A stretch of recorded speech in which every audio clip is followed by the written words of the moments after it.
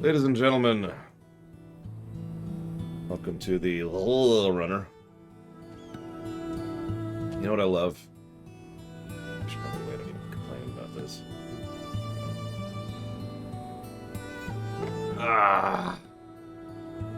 You ever have that thing? So, historically, for those of you watching the VOD, I'm about 12 minutes late here. And I'm usually a little late because, I make sure that I'm good and ready to start before I hit stream. So I try to be there as on the dot as I can, but obviously, if it's between brushing my teeth or hitting stream, I'm gonna go brush my teeth, right? But this morning I woke up at 4. Now for perspective, I usually wake up at about 8. So I'm just sitting like, oh, okay, I'll just go back to sleep. Nope, nope, nope, nope, nope, nope, nope, nope, nope, nope, nope, nope. And so after not getting back to sleep, I do finally get back to sleep. That happens to me semi-infrequently, like it's not a very common thing. Anyone else have that problem where you just like, all right, I'm going to go ahead and, just go back to sleep because, I got work in the morning. And nope, it takes so long to get back to sleep that you're just exhausted when you finally... Yeah, that's what happened this morning. Anyways, story. So, yeah, as you can see, the pit is now filling with bits of debris, very Alexander-y, from the failed escapes that have since been destroyed. Pop off. There we go. I hate this mouse so much. Alright, whatever. I hate that crap, Terra and US and Corp. It's not bathroom for me. Usually it's my dreams that wake me up. Because I think I've mentioned this before, I have extremely vivid and usually lucid dreams. And they're always mundane. And so I happen to be dreaming about something that bothered me enough to wake me up. And I'm like, hey, I'm awake. Crap, I'm awake. Okay. Now, I'm afraid I have to assassinate FM Aylward on behalf of the Roddenberry Institute. So FM Aylward, if you could just surrender, I would make this a lot quicker and easier. I have so much MP, you have no idea. Actually, that's one of those weird questions, isn't it? I know that's a weird way to phrase it, but to try and explain that a little bit. There you are. To try and explain that a little bit. You ever wonder, okay, you're dumped into FF14, and we've talked about battery size and how there's like a finite maximum capacity that most people can do with regards to both battery size and pipe size, and how that affects your overall capacity and power level. We had several discussions about this because it came up several times. You ever wonder, like, what is my battery in FF14 if I was just in? Or how about Warcraft, which has something kind of similar but not really? There's essentially another willpower stat that exists in Warcraft. What would be my soul power stat in Warcraft? And it just questions like that, Anyways, just random thoughts. So anyways, what we're going to do, for those of you who didn't catch this last night, is we're going to continue the Omega chain until we unlock the next fight, which is very appropriate for the day. I would love to say I timed this on purpose, but I didn't. For those of you not getting it, the boss fight we'll be doing today, I'll just go ahead and tell you right now, is Chaos! And Stranger of Paradise came out today, where we have to kill Chaos. And I wish I could say I timed that on purpose, but I didn't. Unless I'm secretly a Time Lord, because Lord knows my videos and streams are often very temporally accurate, so make that what you will. And yeah, we're going to need 7 people to kill Chaos. So, what we're going to do is we're going to go ahead and get up to the point where we're at the fight, because I'm pretty sure there's a solo instance, and there will not be 7 people by then, I'm pretty sure. And we're just going to go and do other stuff while we wait. So. So Jesse wants a full report on what the hell's going on in there. So back to Ralger's Reach. It's just here. Moving forward and back. Forward and back. Forward and back. Forward and back. Hey, Seraphim. I know there's cutscenes, so we're gonna cutscene it up a bit. We'll go forward and back, forward and back. It's I was told you made out with a hole, but nothing beats seeing you with my own 2 eyes. In case you're wondering, Nero was taken straight to the infirmary. Chief should be back with news if you don't mind waiting. I agree. I am using the best mount in the game.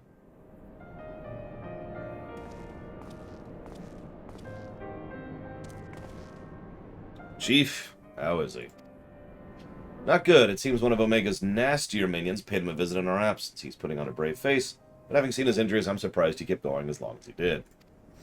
The surgeon confined him to bed. Even should Omega extend its next invitation, Nero will not be coming with us.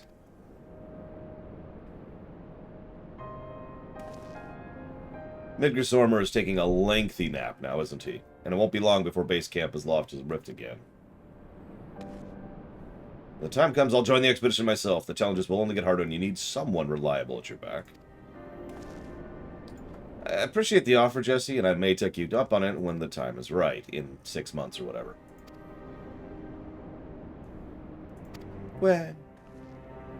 Poor thing, he seems worried.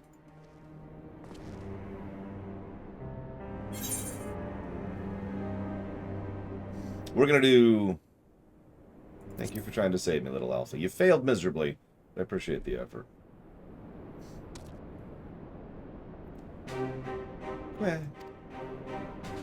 Well, that got a smile out of him. We may not understand what he says, but I think we can understand how he feels.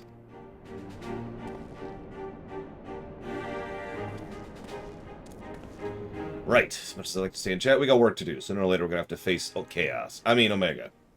So, we need to be stronger. And remember, we can't stream the ending of Stranger in Paradise because we're stupid.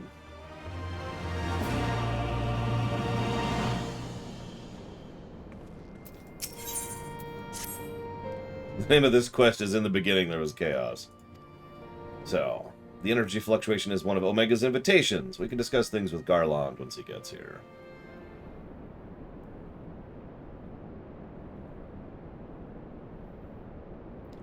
Chief should be here by now.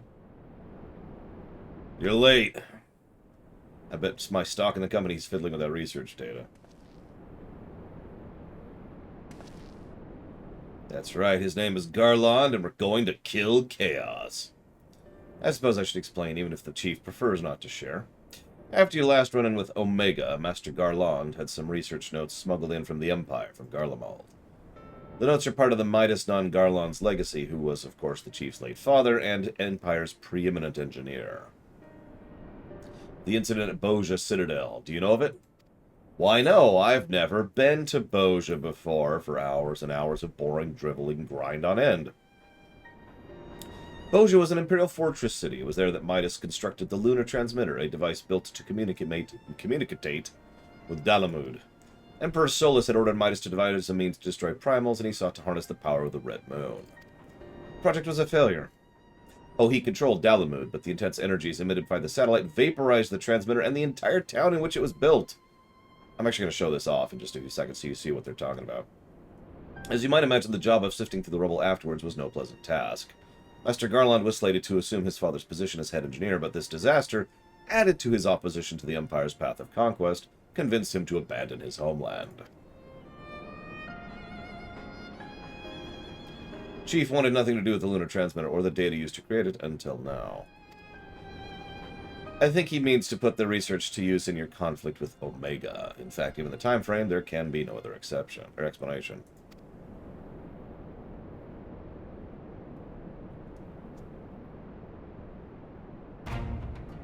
Listen to me. The Chief's genius is plagued by a great deal of apprehension. But even so, once he makes a decision, he doesn't do things by halves. When the time comes, he'll come through it for us. You have to believe that. I mean, he always has. Sorry I'm late. I was too focused on my work. Lost sense of time. That's no excuse. What have I told you about being punctual to staff meetings? In any case, I've shared the situation with at the Yawn with Laurier. Good. You know that Omega's likely to continue with the test. Shall we go knock on the door? But Chief, Biggs and Wedge aren't fit, and the surgeon gave Nero strict orders to stay in bed. And what of Midgar? Still taking a nap, is he? Dude, he's down for years. Dragons heal, but they heal slow. No, Jesse, I need your talent elsewhere. There's a half-built device in the workshop I need you to finish putting together. I think it's the one behind me right there. I've drawn up the design, completed the core mechanisms. The final assembly should pose no problem for an engineer of your abilities. A new device? Does this mean you used the... Whatever you say, Chief. I'll have it ready and waiting for you. Just be safe in there. Right, back to the rift for us. Let's finish these experiments and bring the fight to Omega itself.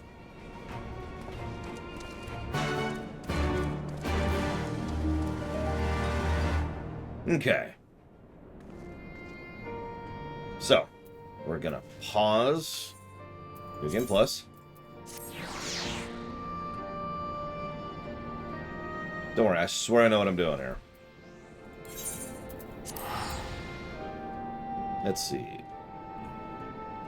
I know, right, Omega Legion? Wait a minute. Omega Legion. Omega. Okay, apparently I can do this. Let's see.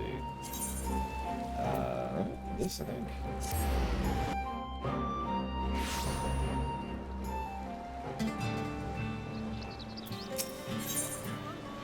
There we go.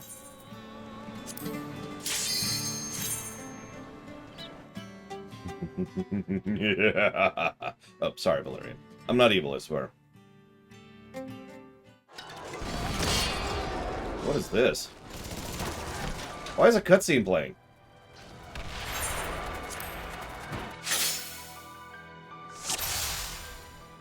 Does that play every time you go in? I don't think I've ever seen that cutscene before.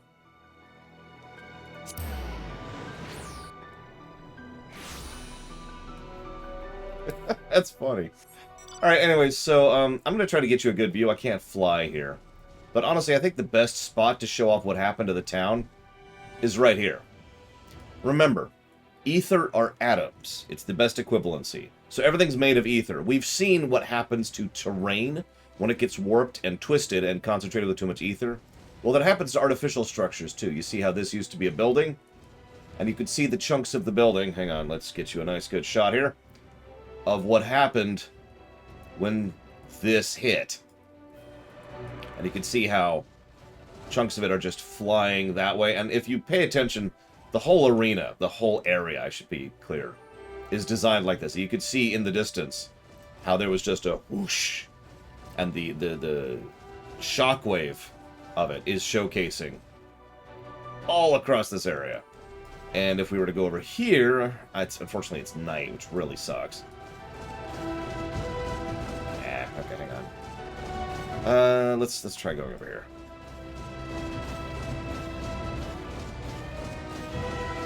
Looks like nobody's doing Bojza tonight, or today, whatever. Now, we'll judge Bojza when we get here, but let me just say that I simultaneously love and hate this place. It's a good idea, but goddamn, it's grindy. Yeah, there you go. It's nighttime. How long is it going to be nighttime? A long time, whatever. /T command. Whatever. You can kind of see it in the distance over there. You can see the impact crater. I want to get as close to it as it'll let me. I would love Bojza if it was about 5 times faster. And I've actually done the math on that. Because I have spent way too many hours in this goddamn place. Okay, you can kind of see it in the distance. Again, it's nighttime, so you don't have a good shot. You can kind of tell, even with the vague, dark look here, just how big of an impact that was. And then, if you look at it from this angle, you can see how chunks of the town just kind of aren't there anymore. And then there's the Imperial spot, which has been plopped down, or rather rebuilt. Oh, yeah, you can also see kind of in the distance, too. Here, let me get up here. I don't think I'm going to be able to get a shot of it. But you can see how the terrain is also warped in that distance, because the crater impact is gargantuan. You can see over there kind of a little bit, too. Good morning, Black Vial. Congrats.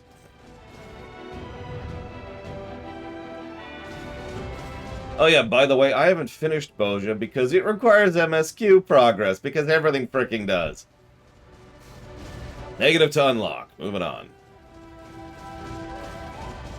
Yeah, if you wonder why I'm only level 17, despite having been in here for quite literally days worth of grinding. That's why.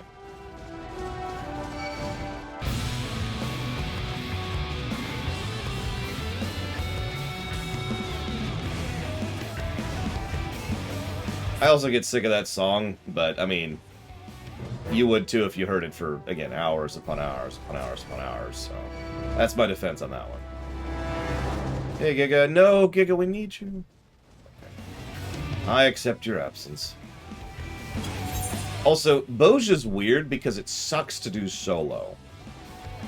Like, you can grind Bojza solo, but it is extraordinarily slower and literally not worth the time involved. So. I can, but it's really slow, Omega Legion. Like, I think I gained something like a sixth, I think is the number, of the amount of metal that I would in the other zone that I don't have access to. Let's resume.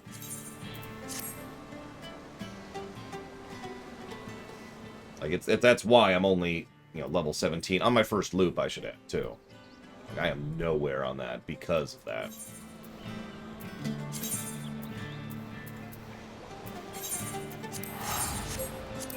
Hell, I got like 3 or 4.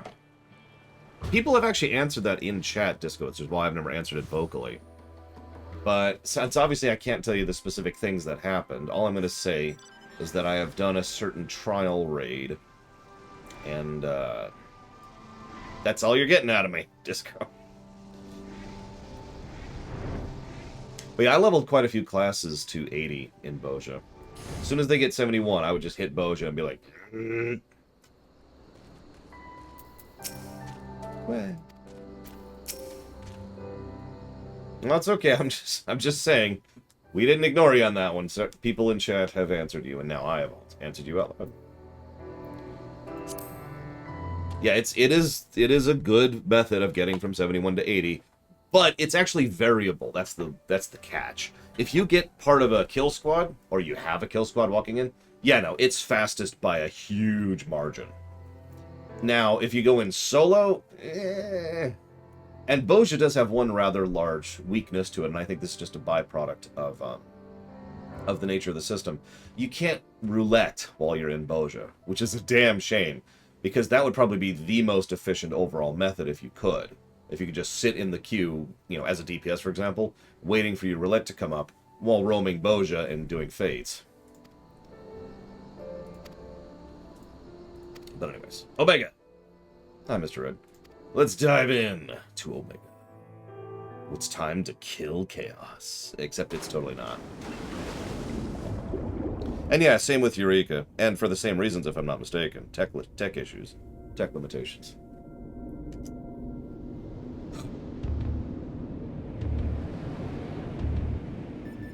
Not much left.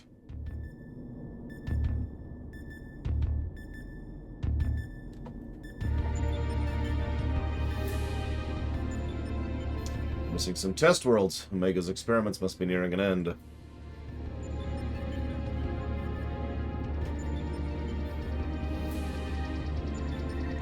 Hover.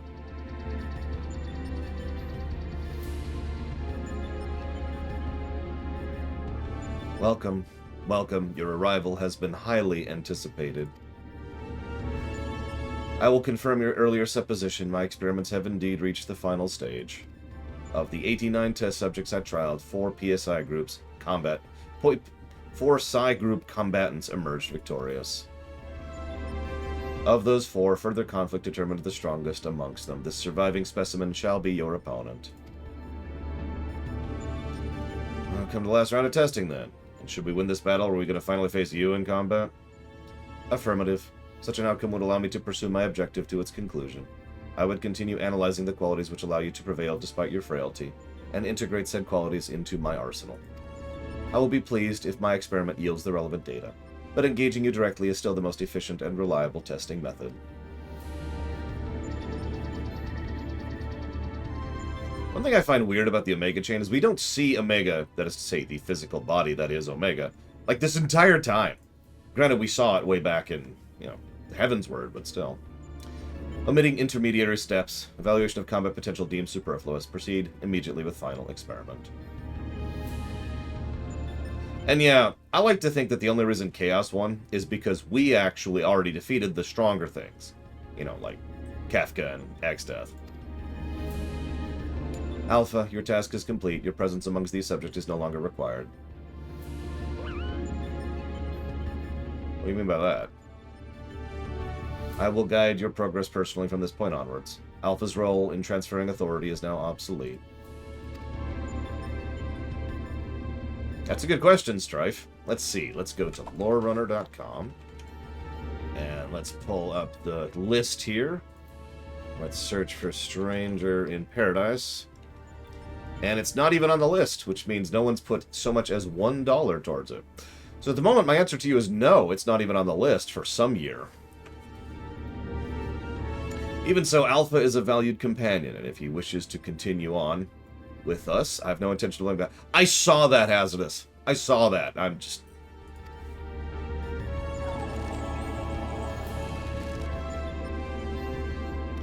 Companion. Companions are those who provide mutual benefit.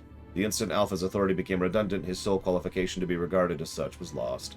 Furthermore, the primary function of Alpha's existence was to lure you two into my domain. He would be more accurately described as bait.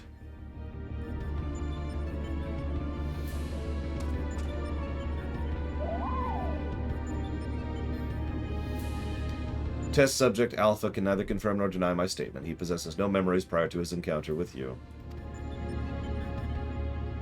He was the first entity I created in this realm, my first and only attempt to create a being who shared your mundane parameters.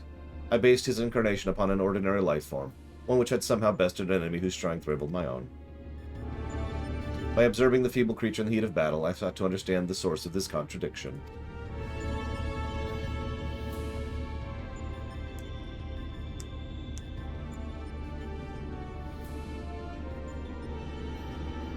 I mean, you see where this is going. I don't mind it. It's cheesy and it's cliche, but I like it. I repeated the experiments once, twice, 1,000 times. Results never deviated from estimated projections. Yes, if you're missing that, Omega generated thousands of alphas and killed them all.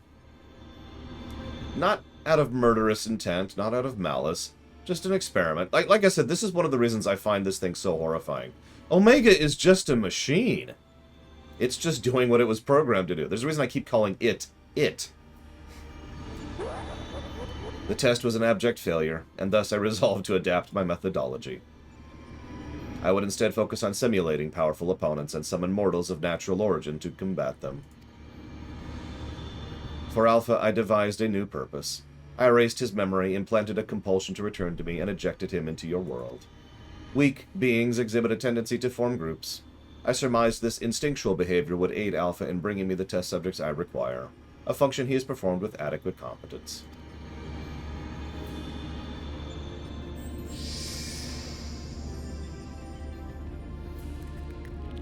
By the way, if you're paying attention, this is Lovecraftian horror. We've talked about the nature of what actually makes Lovecraftian horror before. This is it.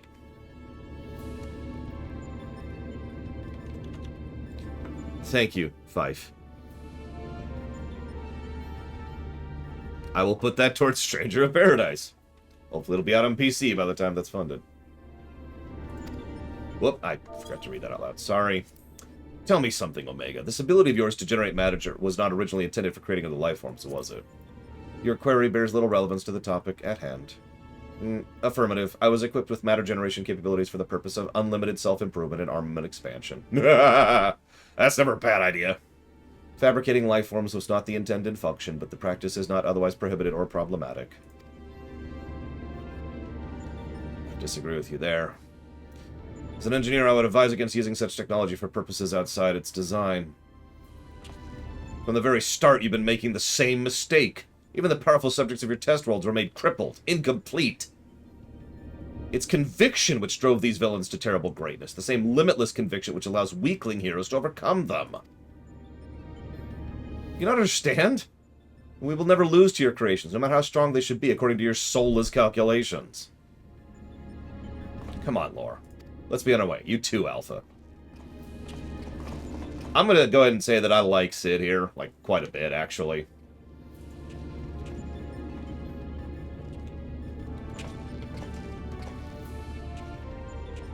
God, I hate that Beckon animation.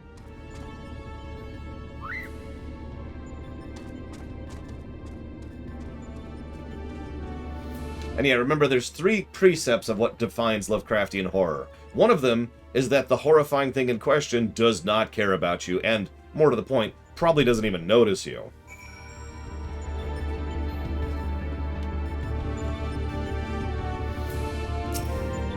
Aw, the kettle's empty. Oh, well. Well.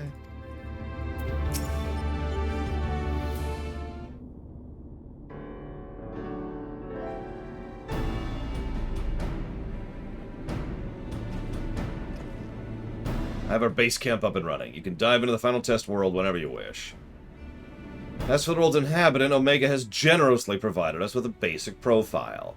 Your opponent's name is Chaos! There you go, Stranger of Paradise reference.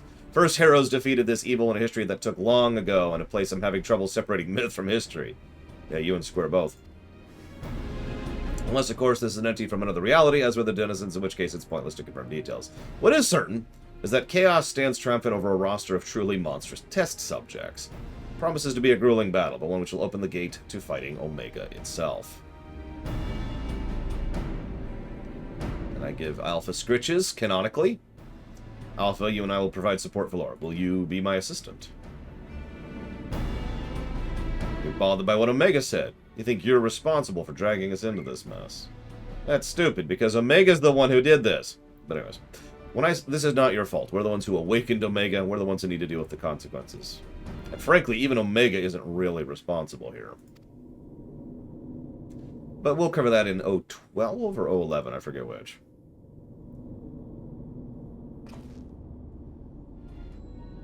By the way, do you still have that card you used to boil water in the kettle? It's been brought to my attention that I'm a spoiled blue blood who can't even refill a pot without constant reminders. So, if you could take charge of that, it would be most helpful. Just don't use salt water this time.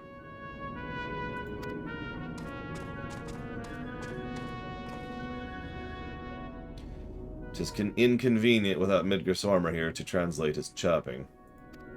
To my knowledge, no, Loner, but I'm not sure.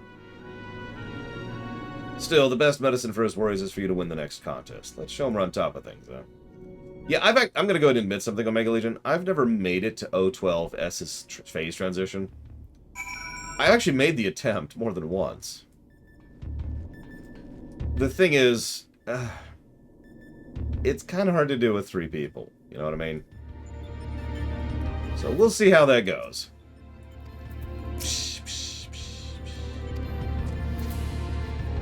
Yeah, no kidding. Omega Legion. Yeah, I think with 8 people we can manage. With 3, it was pretty rough.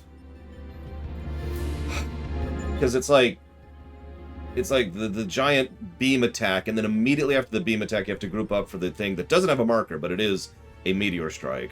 And then you have to be right on the butt of the female, and you have to be away from the male, I think? I'm trying to remember all the specifics, but anyways. And then we'll see the Savage transition. Okay, so now we put Omega down for a bit, because we do not have 7 people on. So that'll be on pause for probably about another hour or 2 or 3, or however long it takes for people to be available. It is, I was right. So you have to be on the female and you have to be away from the male. I actually remembered correctly. Woo, memory. So let's suspend that.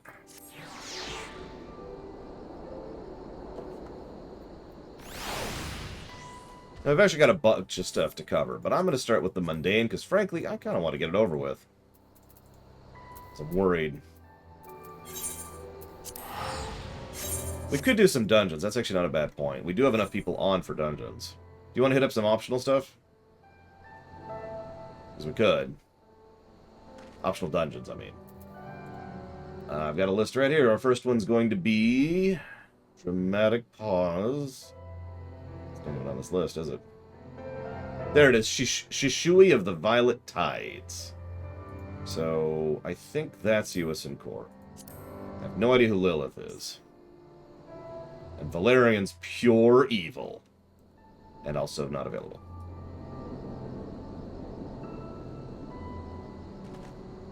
Okay, that's Omega Legion.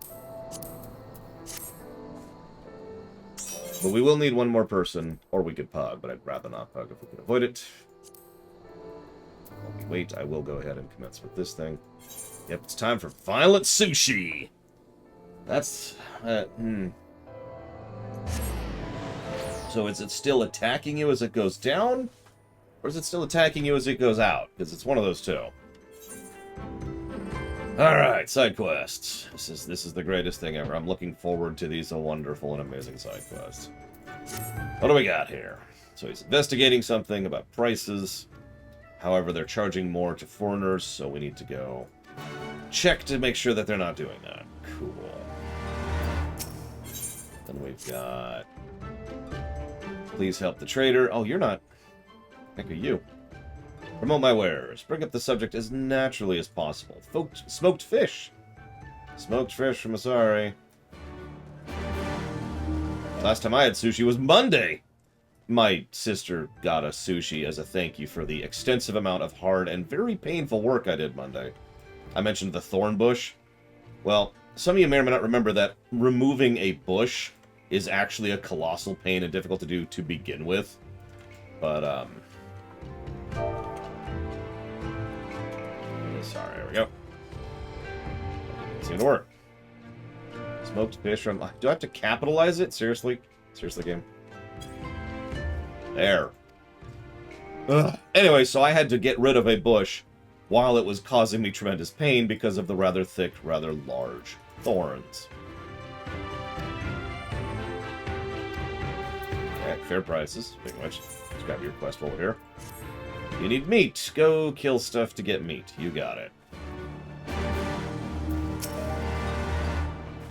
I mean, honestly, trees... And let me walk this back a little second. So, normal-sized trees... So, you know, there's trees, right?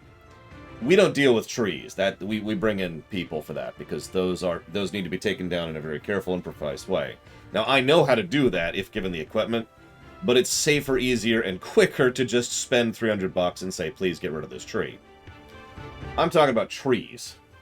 But even a tree like this is substantially easier, in my experience, than getting rid of a bush. Because bush roots suck. Like, a tree usually doesn't have that kind of root system, and you can just chop, chop, chop, and uproot with a shovel or a crowbar, right? A bush is like, oh my god, how far out do you spread? This guy is questioning... What? You... Sure, I'll run your stall in a minute. And yeah, it depends on the trees, but that's been consistently leaning that direction. That's actually happened, hasn't it? I've run into a bush that was actually two bushes. And you'd think, oh lord, duh, but it was actually, like, here, I'll give you an idea. Imagine the one bush is right here, where this person is. The other bush was, like, over here, and their roots were connected. And, yeah, that sucked. I did it! I always do. I have yet to fail at that, but, yikes. Hang on, so I'm gonna read all this crap. This person's selling vegetables too expensively, actually. That's interesting.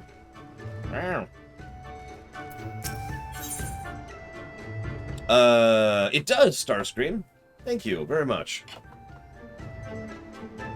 I don't get the same kind of messages for that. So, as weird as it may sound, I kind of rely on you to tell me that that's a real sub.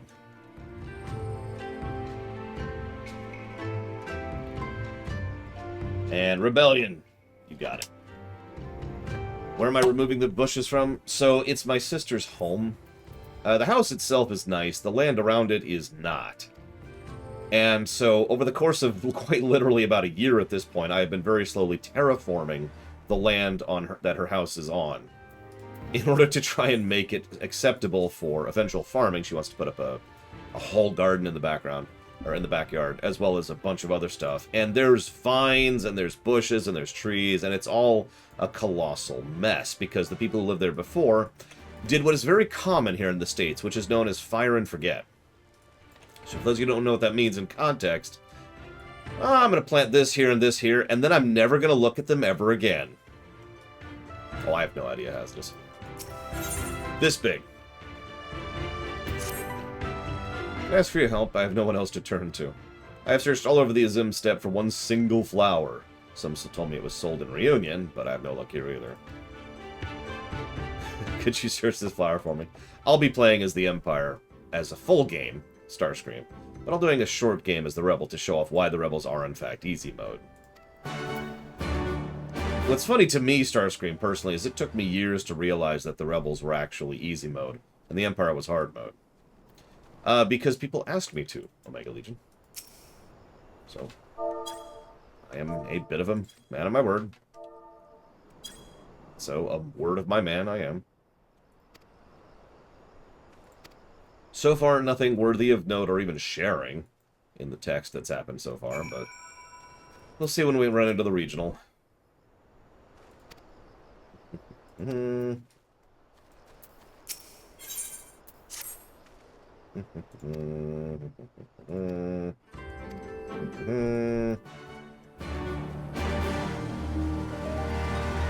Okay.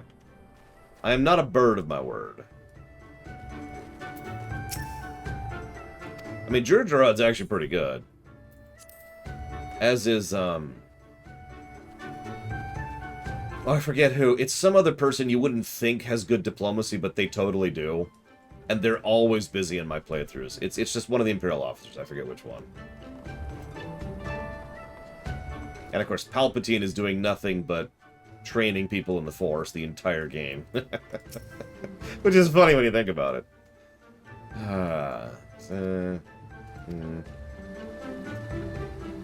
We are DST. We've actually been DST since Sunday, but here in the States. Which, hey! There's a motion currently going through the rounds of paperwork and bureaucracy to finally get rid of all that crap. Here in the States, at least. There's still steps to go, but what happened is actually a fairly big step in making that happen, so woo. Frickin' time. There it is. Alright, so let's see. Questions. I know that Desco's here, so let's poke out. Aha! There's a question. If you could make a custom character for trusts like you can make retainers, ooh, what characters would you make? So, to be completely honest, the kind of characters I would make is what I'd do. I'd be like, alright, Pax, make a character. And then I'd basically, I have no preference and don't care, Blade Travell. And that's the honest answer there. I don't care as long as the shift doesn't happen. The shift is the problem. So, I'd make Pax make a character, and then I'd make Gary make a character, and then I'd make my sister make a character, and then I could actually group with my friends! Oh god, kill me. Obviously, you all are my friends. I don't mean it that way. What I mean is, you know, the whole you can't play with people thing. What's the issue here?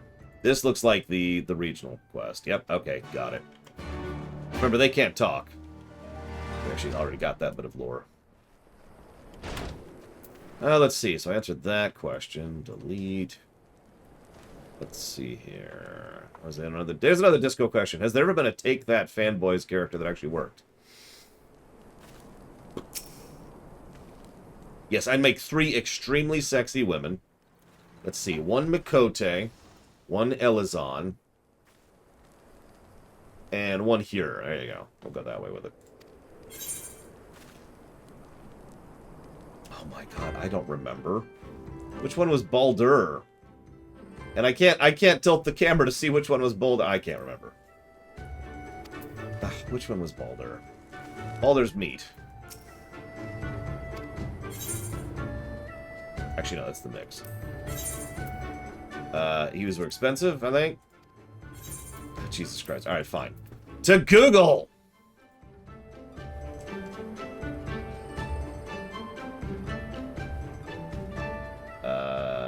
Which quest is this? I don't even know which quest this is. Alright, whatever. Scales, Terra. Nope, I was right about Baldur. But let's go ahead and just do these other quests here.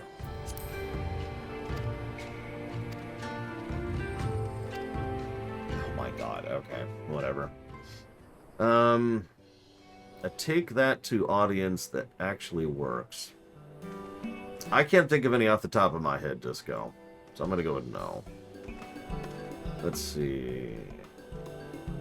Another disco. There's another disco. Assuming the story's physical challenges were warped to their ability and power level, what other game protagonists would you like to see in the Warrior of Light's role? I don't think I understand that question. What would you recommend for growing boys with healthy appetite?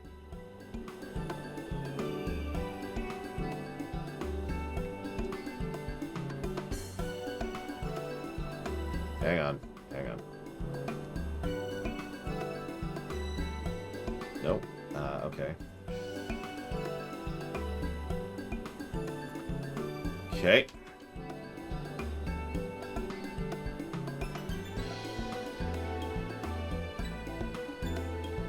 Hang on, hang on.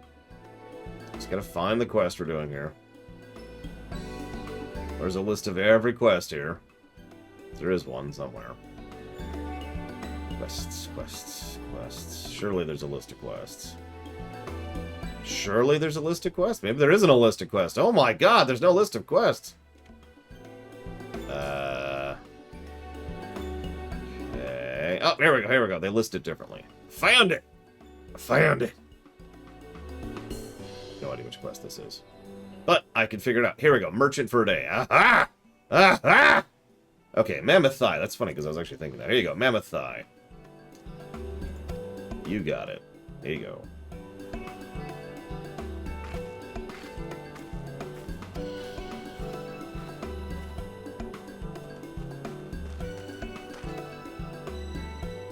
Give me a toy. Mommy said I could buy a toy because I've been good. I don't have much money, so I need something cheap. I'm not going to look. That's a flute. Easy answer. Here you go. I'll look at the next one. Okay. Yay! We made a sale. I don't think that's a customer. Oh my god, I'm getting retail PTSD. Just sitting here waiting. Waiting. Ah! I pine for that buxom maiden, but I don't know how to express my feelings. First of all, don't call her buxom. But I got the book for you. It's called A Beginner's Guide to Child Rearing. Hey, baby. Child rearing book. Love songs. I remember saying she enjoyed music. That's not how that works, but sure. Don't get scale rot.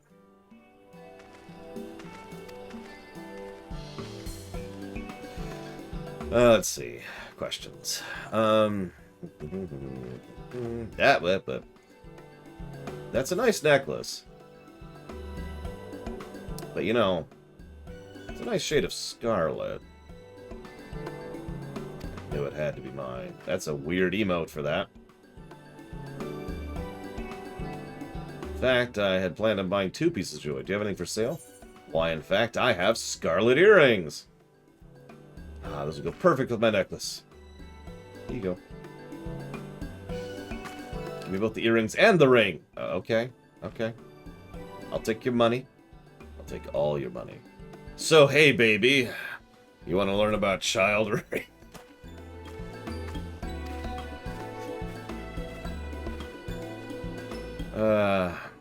Hey, I did your job better than you, mostly because I had a walkthrough. Just have a walkthrough, dude. It's simple.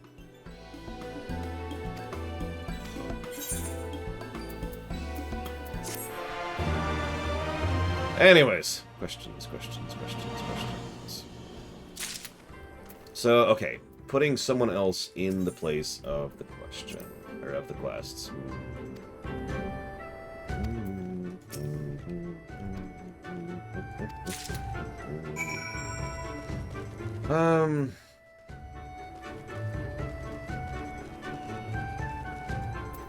I don't think I could think of a legitimate answer to that. So instead I'm going to go with a joke answer.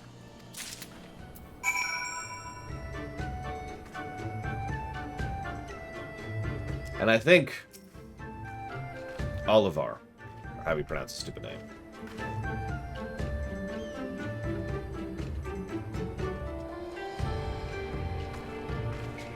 Olimar. It's an M. Olimar. There you go. That's my pick. Alright, it's time to fight Ultima Weapon. Start flinging Pikmin as fast as you can.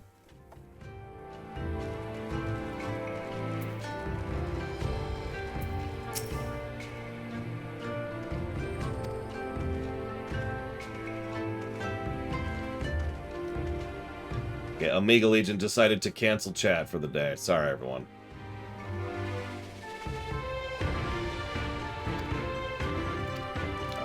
Okay.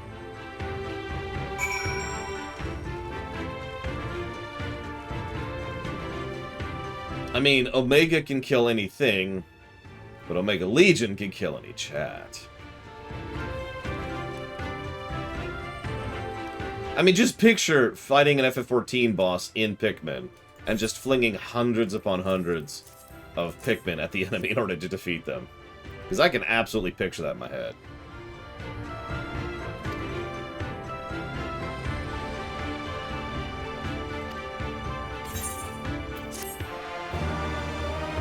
Oh yeah, negative to Larbert, while we're on the subject. Always got to give those negatives to Larbert. It's a rule.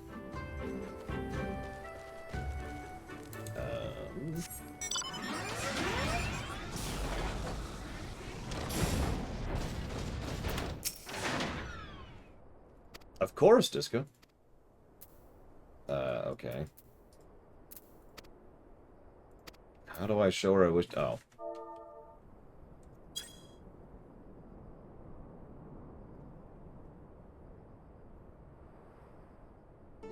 Oh god, I could totally picture that too, Blade Journal. Kill her with kindness. Sure, whatever. I'll be gentle. I'm cool. Nope, that didn't work. Fine. I act as a gentleman should. Slash bow. Dude, I had to look up Larbert, and I've got a bit of a nautical background in my family.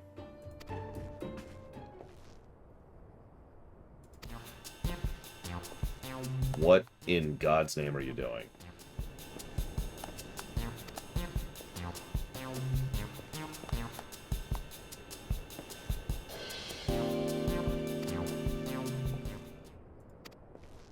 Okay. Sir, now's not the time. Yeah, they literally... It's funny, because they quite literally removed Larbert in real life, specifically for the same reason that we have an issue with Larbert in the freaking 011 fight. God damn it. Go to Larbert. And there's that, at a moment. And yeah, nowadays it's port, because port is the total opposite, linguistically, of starboard. One syllable instead of two, different sounds it makes, can't be, it's got larboard as opposed to port, which is two hard sounds as opposed to two soft consonants, and so forth and so on. Like, pretty much everything about port is, like I said, linguistically the opposite of starboard, so that there can be no further mistakes. Go to B! Oh, the other B! B as in boy.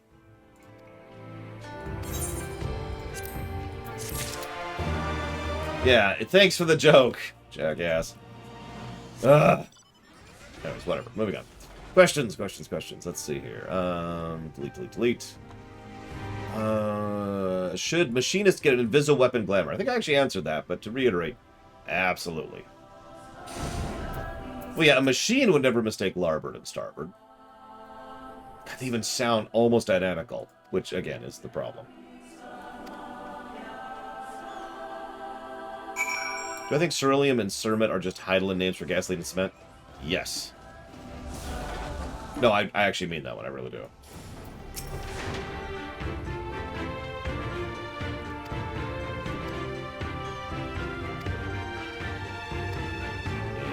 Interesting.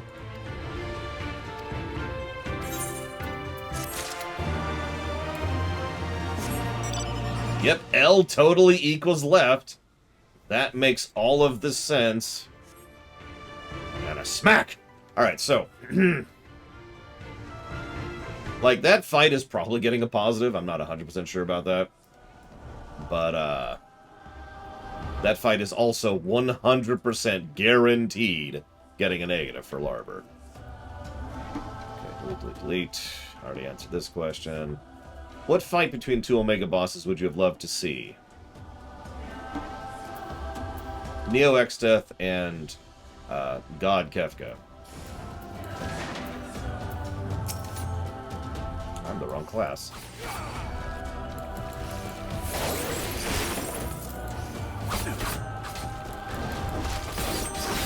That makes sense. The Garleans are like, damn it! Stop using the wrong system. And then they invade. There we go, that's the right class.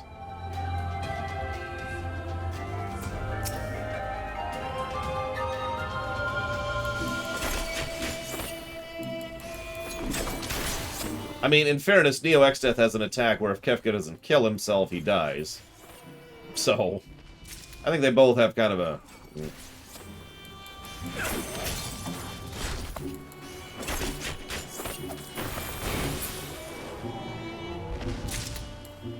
Listen, all I'm saying is the metric system is the stupidest, dumbest system in the known history of the universe. That's all. That's fair, US and Corp. Oh my god, it's... I don't even know what these things are.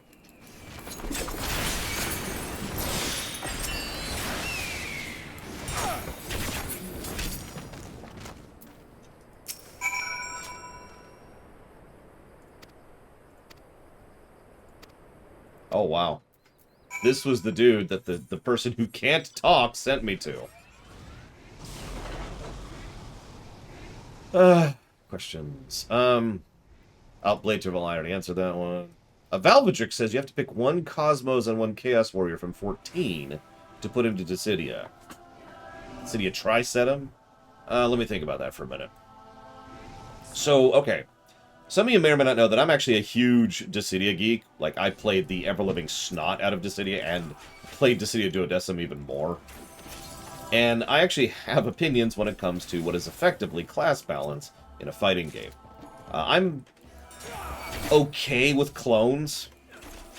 Sorry, terminology. For those of you not aware, a clone in fighting game terms is someone who has either identical move set or identical hitbox or identical rule set when it comes to how they're, how they play, but is otherwise cosmetically different. So back into it. I'm okay with clones as long as it's being done for the sake of cosmetics. Yeah, Dissidia NT can go to frickin' hell. But anyways. But when it comes to adding a new person, yeah, exactly, a reskin. When it comes to adding a new fighter, I have the exact same mentality when it comes to adding a new class when it comes to an MMO. It should be different. If you're going to add something new, if you're going to reach out to that point, you should do so with the intent to make something that plays differently, rather than simply something that is, hey, it's got a different bar, but otherwise plays the same. I don't know how I'm describing that, but you get my point, right? So, having said all that, I would want to add 2 characters to Dissidia, Triodecim, which specifically are different and unique compared to the ones we have right now. So let me think about that for a second.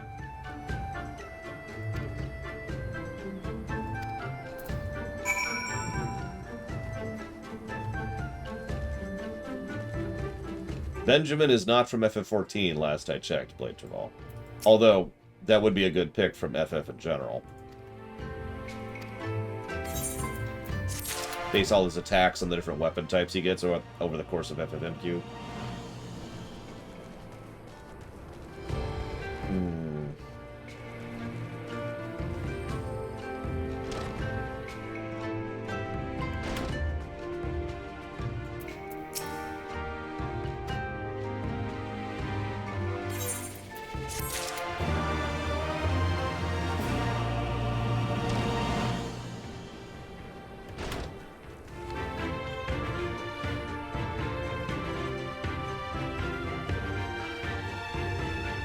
I mean, Vothri does have built-in EX mode, that's true.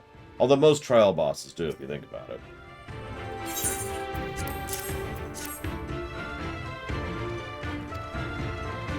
Careful there, buddy.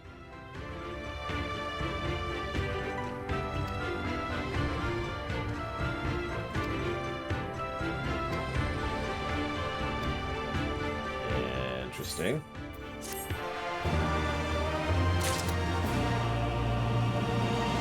Yeah, I'm going to go ahead and admit that I never was good at XDeath, but I actually enjoyed playing him, if that makes any kind of sense.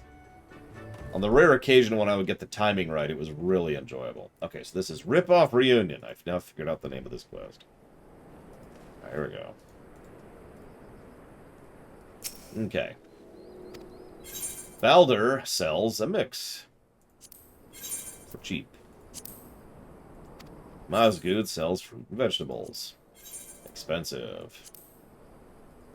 Yasui sells meat.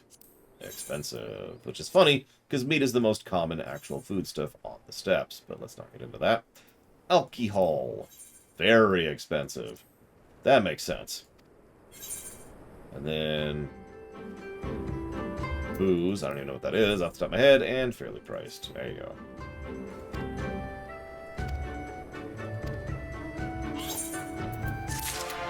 Okay. Now to do the chain.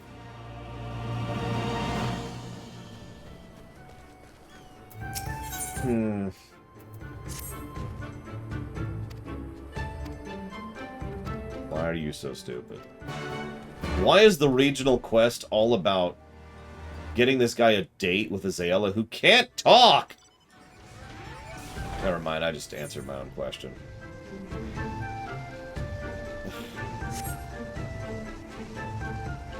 Whatever. What's wrong with Dissidia NT? Literally everything. I think the only things I gave it positives for back in the day were, like, background graphics fidelity, aka brickwork, and controls were reasonably okay, and that's it. The core combat is horrifically unbalanced. The actual mechanics of the fights themselves are made worse. The tri-fight thing doesn't do its entire job properly. The camera's bad. There's no actual enjoyment to the actual progression. There's no campaign mode whatsoever of any significant sort or kind. So it's just random matches, which are occasionally interrupted by absolutely terrible cutscenes. The voice acting was okay, but I think that's literally because it's just the same voice actors who've been doing those characters for however long at that point. Like, you know, some of them were voiced for the first time in Dissidia, but some of them they just pulled from other games. What am I looking for?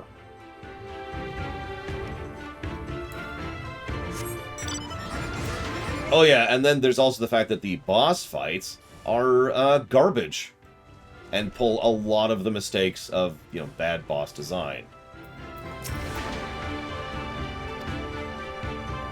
And their story, if you could even call it that, wasn't. Like, it's...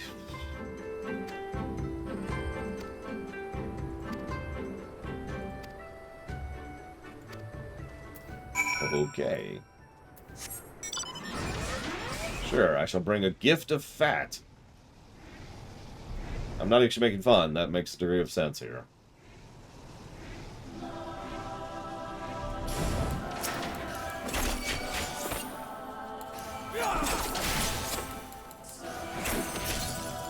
But yeah, Dissidia NT sucked on both the gameplay and the story axis, and that's why that game can go to hell.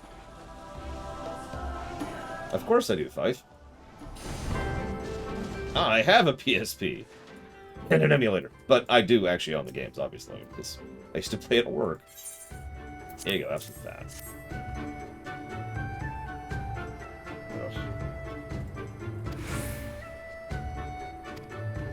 There you go, here's your gift of fat. Hey, they accepted it, woo! You... What? Okay, to clarify, that guy over there gave us the advice of bringing a gift of fat for these people, and the fat is what they use to help keep the lanterns going, and fat has a lot of uses, right? So, cool. So he's like, awesome! Now remember, this whole quest line is about getting this guy laid with that Alra woman who, I remind you, cannot talk. So he decides the best possible gift to give her to get her to like him is... fat. There you are.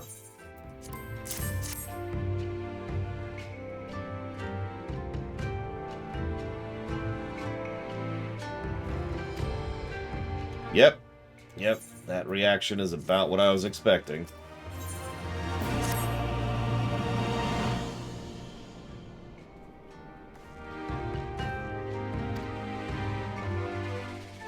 She gives me the fat back. That's actually funny. Here you go, have some fat. Whoa, personal space, buddy.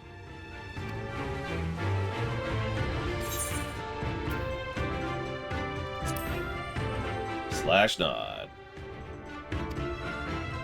Well, I have now earned the trust of 2 of these people.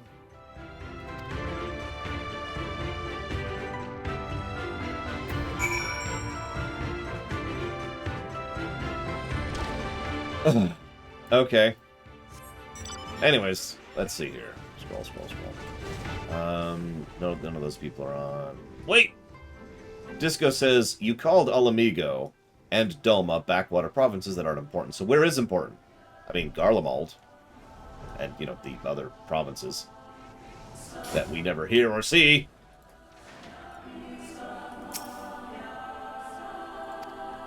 Okay, I'll just wait here. Yeah, we're literally communicating by nodding at this point. It's hysterical that we're the ones who are getting along with the people who can't talk.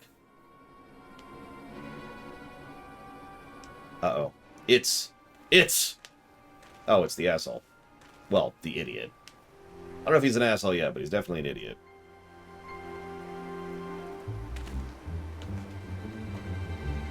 You came after all. Do you have the weapons? Yes. You're certain this will allow me to trade in Reunion? Certainly. Give us the weapons, and you'll have permission to trade in no time. Especially the bombs. Well, I have some, but they're for mining. I don't have that many either. None of that matters. Give me everything you have, you fool. Then go back to your homeland and bring me more. Are you positive you've been telling me the truth this whole time? Of course I have, you blithering idiot. When Lore and I talked to the Aura in Reunion, we were told they are all equal at peace, that you would monopolize all the weapons I have for sale. You also claim the Kestir listen to anything you say, but I know full well they don't listen to anyone. Seems I was wrong to call you a fool. You have a little bit of knowledge in that thick skull. Now that you've caught on to my plan, there's no reason to continue the ruse. We need your bombs to become the dominant tribe. Now die! We're pure evil. It's always about weapons. You ever notice that? Enterprise made that same mistake, and we will use it to make a weapon. Oh my god, it's a dancer! It's a dancer, run! Oh god, it's a dancer. There is no hope. Ugh.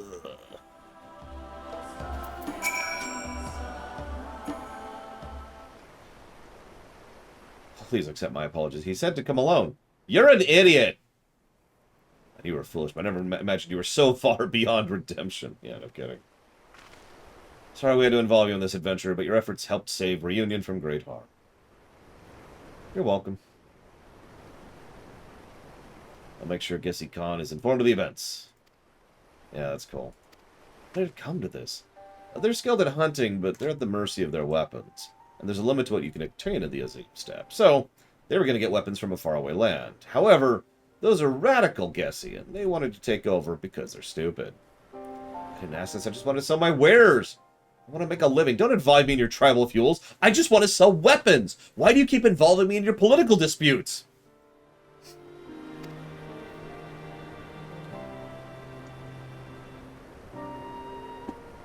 You clearly don't understand why you're hated in Reunion. Think back to the fat. What do you think happens when bombs are set off near oil? My actions are endangering the very lives of the people who live in Reunion. My goodness. I understand her reluctance now. She foresaw this. Yeah! You moron. And go away. Forever and ever and ever and ever. No dates, no trading. Go away.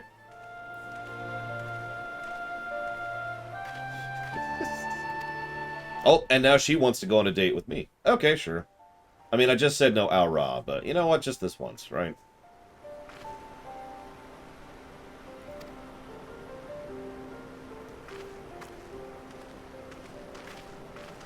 What?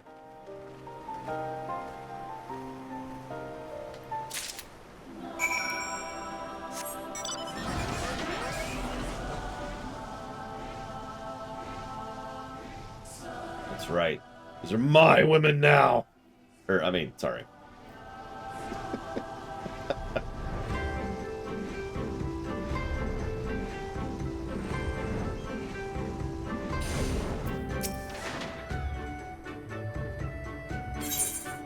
have a vellum, apparently.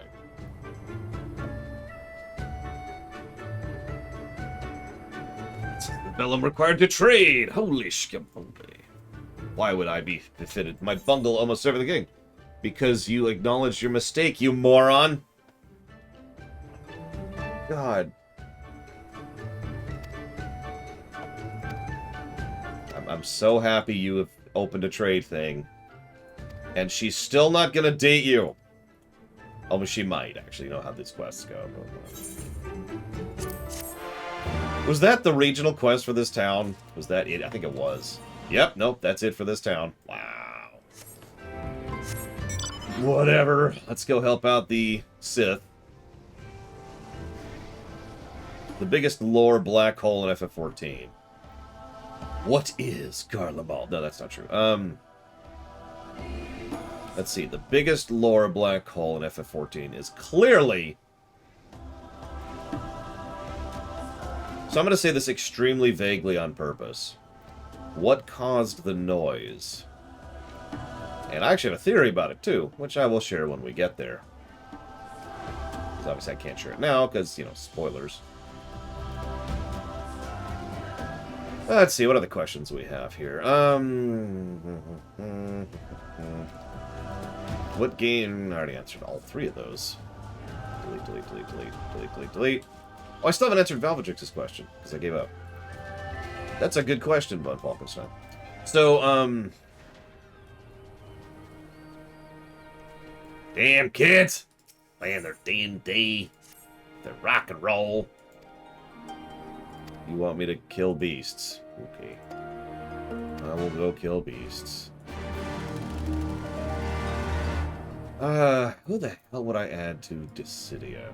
Alright, I'm just gonna pause to think about this for a second. So I gotta run through the whole game in my head really quick.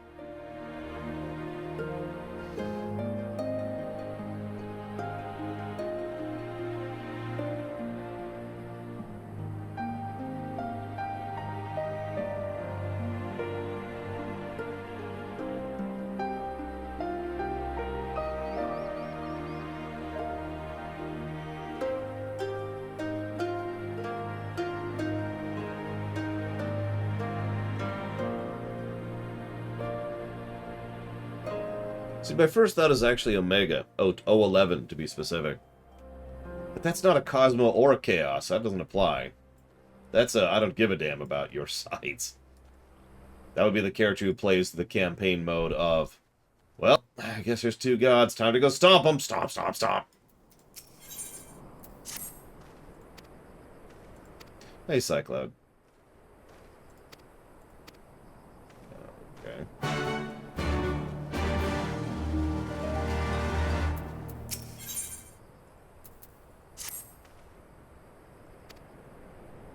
I've got it. The best character in the game, Ranjit. Perfect.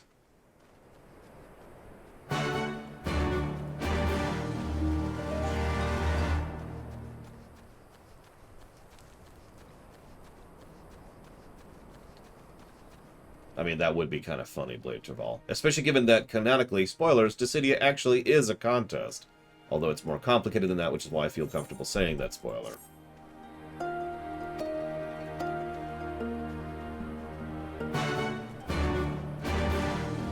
Yeah, I mean, I don't see how Emmett Selk would play differently than any of the existing characters. Which is the third proviso that I have put upon myself as a limitation. Okay. So with all these Al-Ra women hitting on me, God. I'm joking. That's not what that was.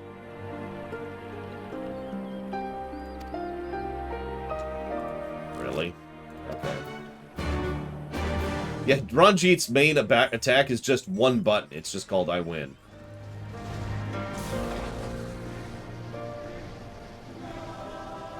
Yeah, I would, Dakota.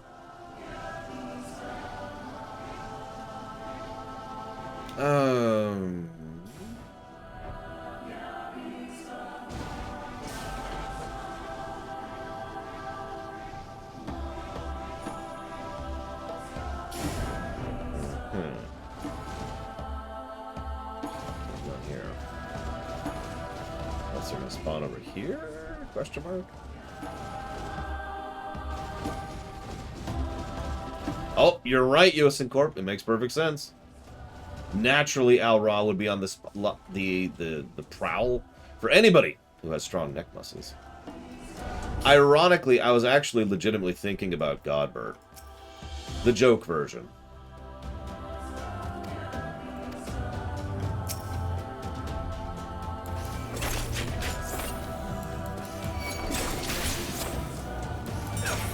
He's just running around in his undies with a goldsmith attack. And you're probably thinking, how do you make a joke character like that work? The same general way that you make XDeath work. The way I would probably do it is I'd make him extremely punishing to play. And if you screw it up, it just falls apart almost immediately. And does very little damage. But yeah, if he successfully manages to land a hit, or successfully hits the input properly, like a very narrow input timing, then yeah, it breaks just like that.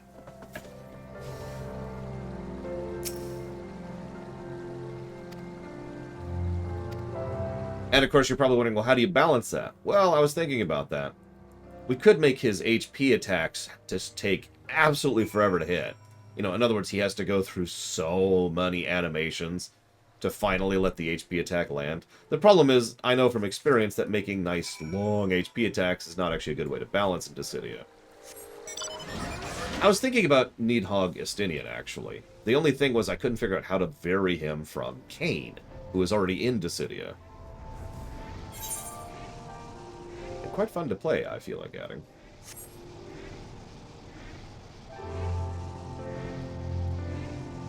Yeah, you have to do the Mandeville dance, but if you successfully get it off, bam! Like, for those of you who've played Dissidia, you know that the Emperor, which is actually one of my favorite mage types to play in that game, has an HP attack which is really slow. I forget what it's actually called, but it's basically Meteor. But if it hits, it's Starfall, that's it, it's Starfall. But if it hits, boom! Just in the face, you know? No, not Flare. Flare's the break attack. Yeah, the more I think about it, the more I'm kind of leaning towards Vothri. So there you go. There's my answers. Not that she's still there anymore. I would probably make it... That was my hip. I would make it Godbert as the Cosmos and make him kind of a joke, ridiculous attack. Make him hit like a truck, but really hard to use. And then for Chaos, I'd go with Vothri. And the way I'd make Vothri is I'd probably pull a little bit of a Cecil and make him have 2 attack styles. Depending on which mode he's in. In fact, no, I'm going to walk that back. Okay.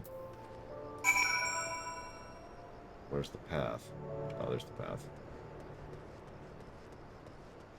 Oh, this whole thing is the path. Okay. Anyways, so I'd make Vothri's initial form.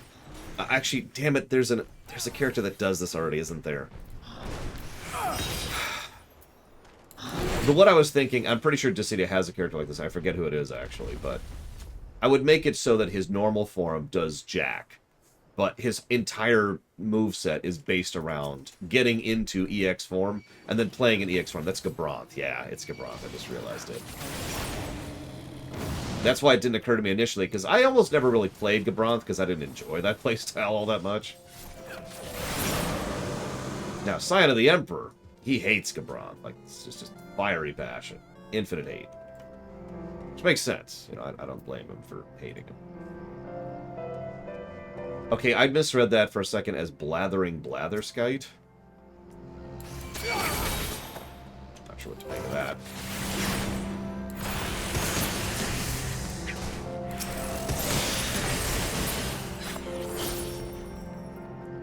Alright, I made it. We're done here.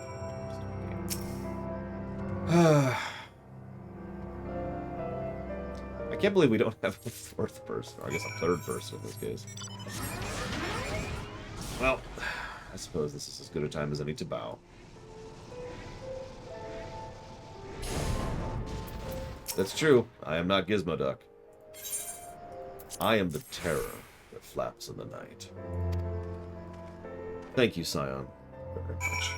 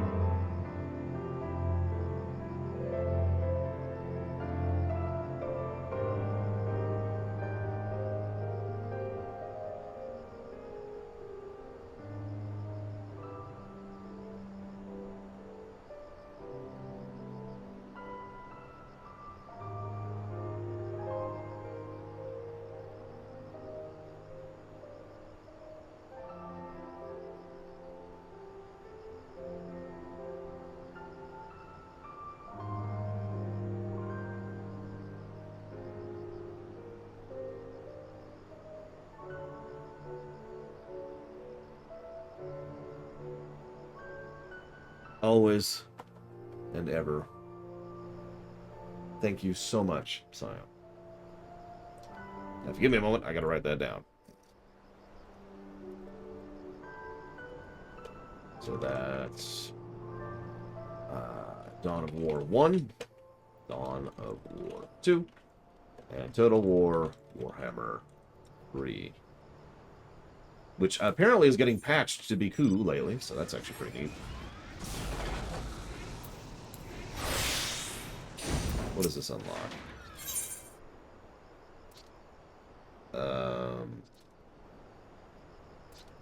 What is this quest? I don't recognize this quest. It's a blue quest, which is part of a chain. Oh! Oh, this unlocks the Namazu. Yep, cool. Namazu, whatever. Listen.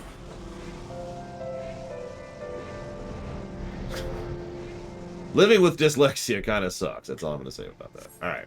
Now let's go to Amdapor. Wait, shoot, I actually said it correctly without being a... Damn it! Ah! Thanks. Weird, but okay. By the way, you see why so far the side quests have been near universal negatives to this game? Like, it's just, I know we've done some of these on camera already, but most of the ones I've shown you are either the extremely boring, ARR, or the extremely awful, Heaven's Word.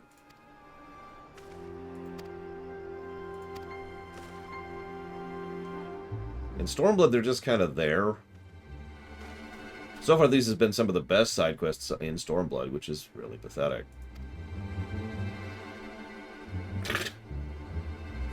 Yeah, it's fine.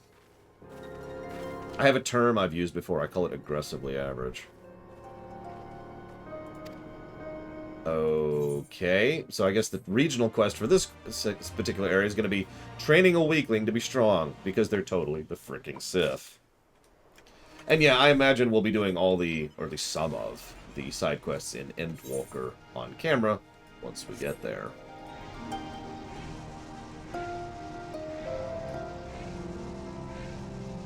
There's seriously nothing over here. Just nothing. There's no enemies here. There are no enemies here. What in the snot hell? We're going to abandon that quest. Ugh. Anyways, questions. Hang on, this is a great time for questions. So let's just scroll all the way up to the top. Let's just go down the thing. Yes, we will be doing the Monster Hunter trial. I have in fact done it once. Unlock it. So, do I have any audiophile leanings? Like, if I had infinite money, if I had infinite money, I'd make a lot of stuff. But, would I have a really good sound equipment?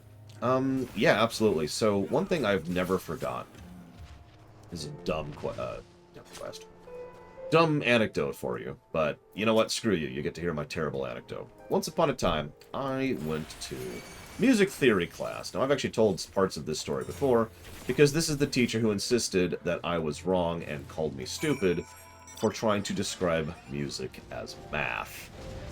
But ignoring the stupid, terrible teacher, you know, the one thing I remember most about that is not him or his idiocy, or the fact that he had rage issues and later got arrested for all that. No, it's the fact that he had an absolutely kick-ass sound setup. No, music isn't math. You're ruining music, Blade Trifall. You're ruining it. No. Bad. I'm not joking. He told me I was ruining music. Anyway, so... it's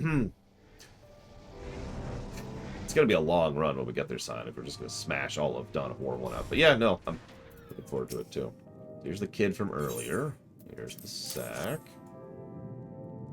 Here's some fruit. It's her name's day.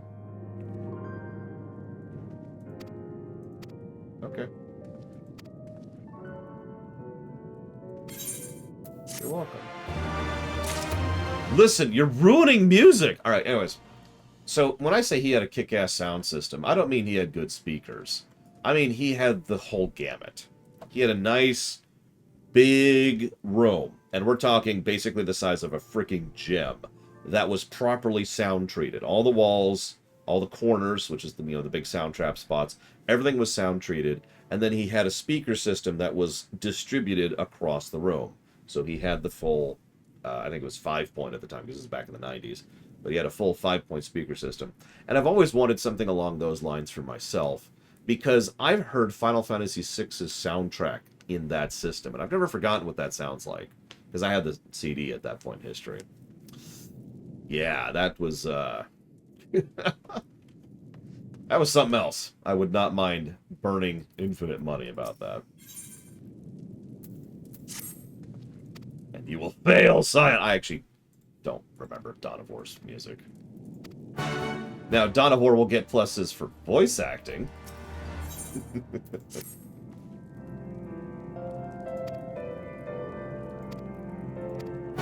Sure.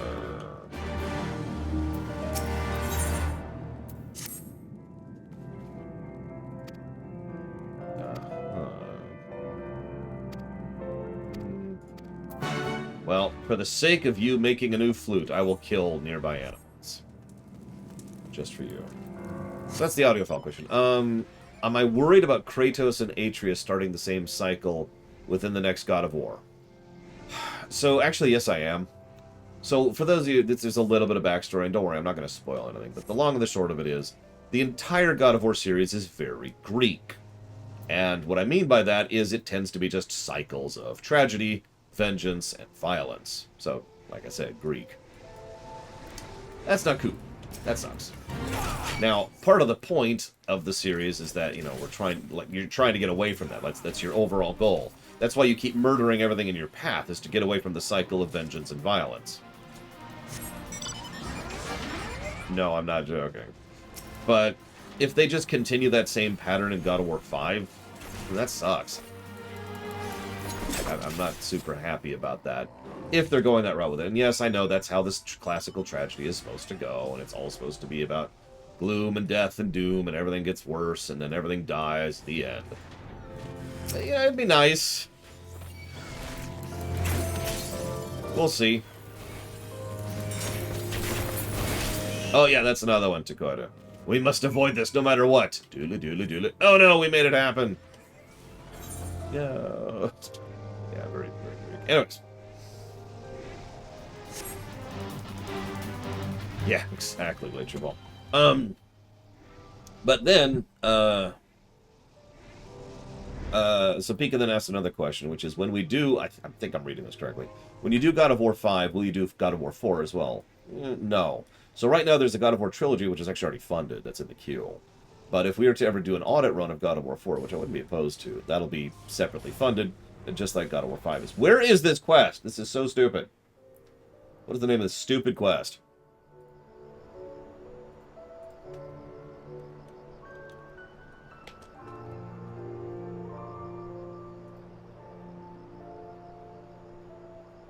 Negatives for everything.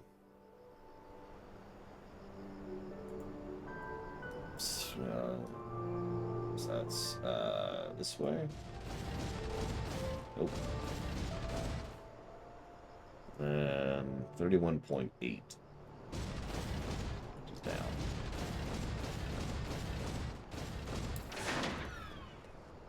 Yeah, exactly, von Falkenstein. No, there's no prophecies here. I don't know what you're talking about.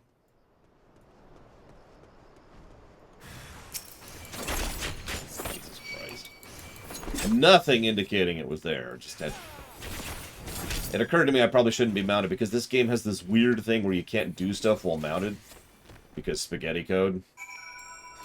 That's probably why it didn't spawn earlier. Whatever. Moving on. Let's see. Questions. Why was the ending of KOTOR 1 terrible? See KOTOR 1 review for a full discussion on why the KOTOR 1 ending was terrible. Spoilers. It was terrible. Alright. Is there a link shell? No. Considering the placement, is this power creep? Unfortunately, I don't remember what Dr. Winter was asking that in relation to. Okay, sure. What's the most powerful feat in comic book story? Honestly, of all the many stupid things that have happened in comic books, is for Mr. Red.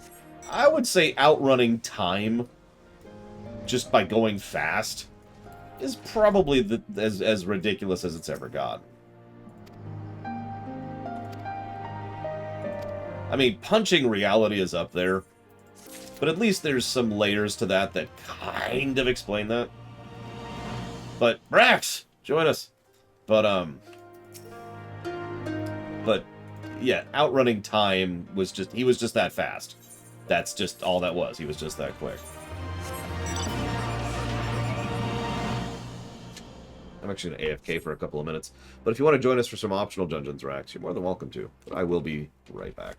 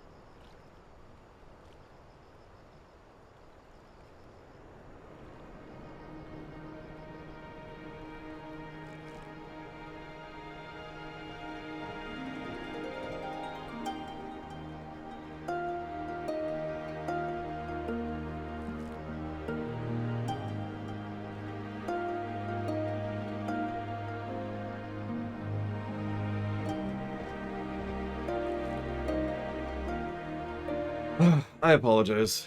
That early wake-up thing I mentioned earlier has been really messing with me today. Okay. You know, Rax is going back to bed. I don't blame him. I don't blame him.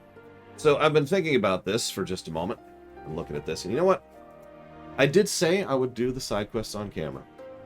Here's the problem. There are occasional gems in these side quests, and there are. But finding them is literally just picking through the sand and figuring out which one of these grains of sand is actually a grain of gold, or equivalents thereof. So, I'm going to stop doing the side quests on camera. And I'm just going to keep not doing the side quests on camera. Like, forever. That's how that is. So, I'll do this off camera, maybe during my lunch break today.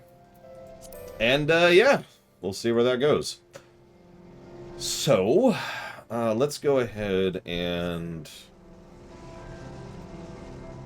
let's get some stuff out of the way. I can't do that yet because I'm stuck on Omega, so that sucks. I'd really prefer to do that next, but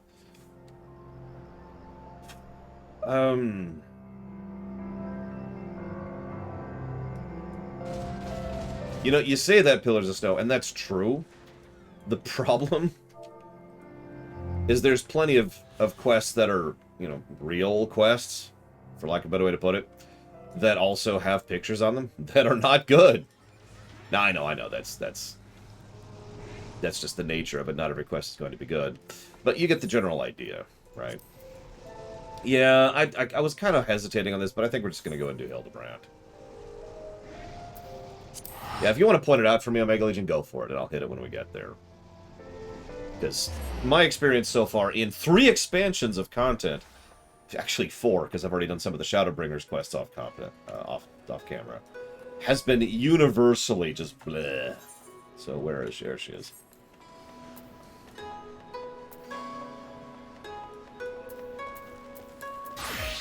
And by she, I mean he.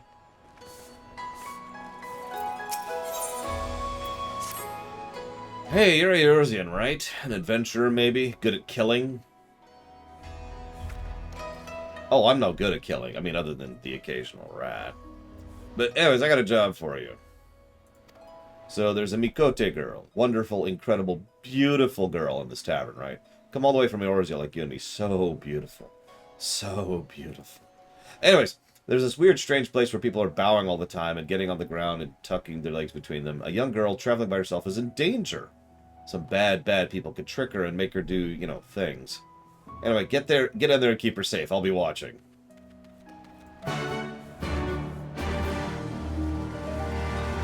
What? Okay, whatever.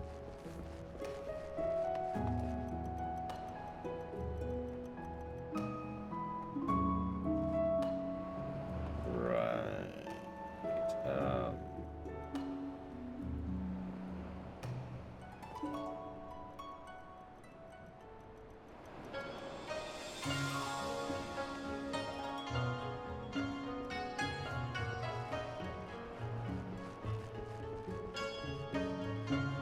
Well, he's not good at killing people, by Falkenstein.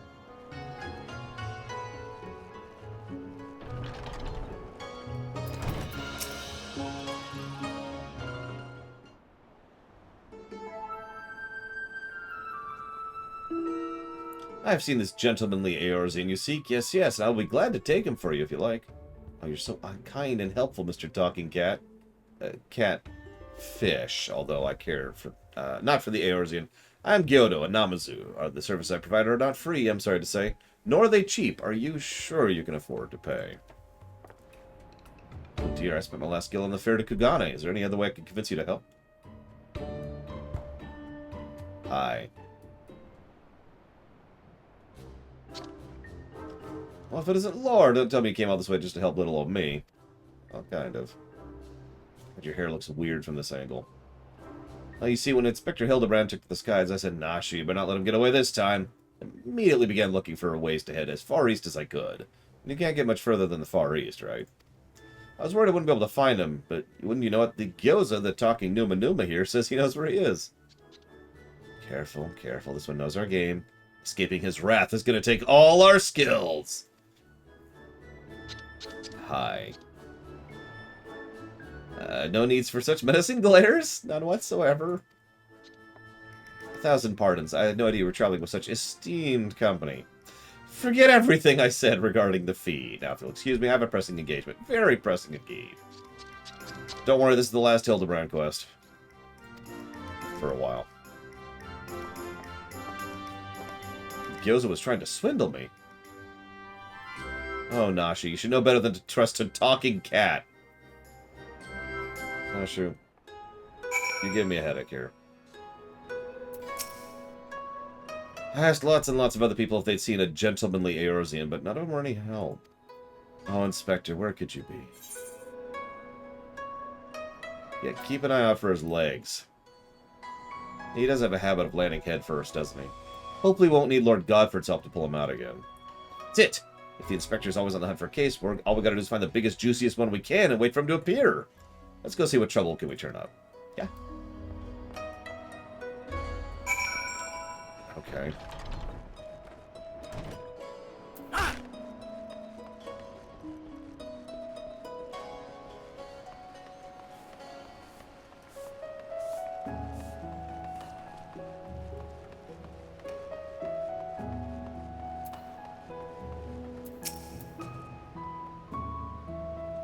I mean, I was just thinking the same thing. It's like, what if I just start a case? Unsolved crimes. It so happens a number of properties owned by wealthy merchants have been pillaged this past fortnight. Master Akebano's shop in the Rakuza district was most recent. But you can be reassured the Sekisegumi will track down the thief in due time.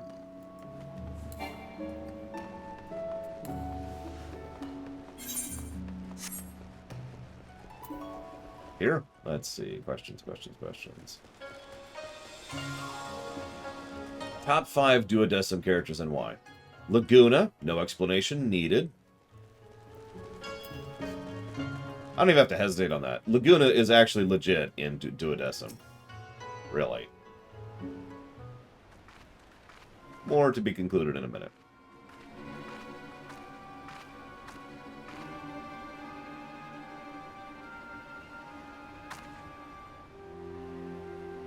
Hey. Dude. Alright, you got me. Before you do anything rash, like arrest or torture or chop me into little bits with that sword of yours. How do you know Does he actually acknowledge your class? Know that I never touched her. I mean, I never even had a chance to. I'm sorry.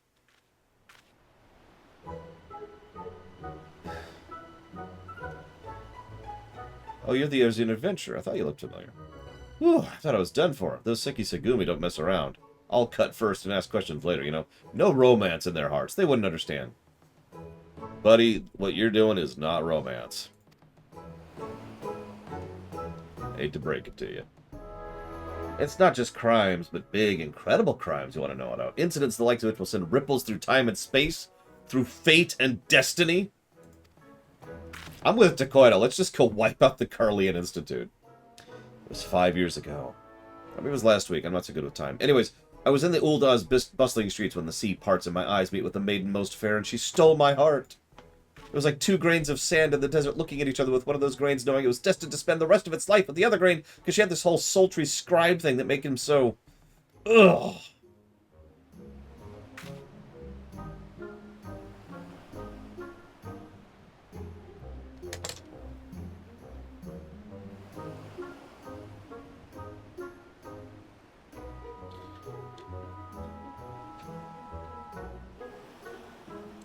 Ever since that day, I've watched her from afar, a silent guardian, a humble protector.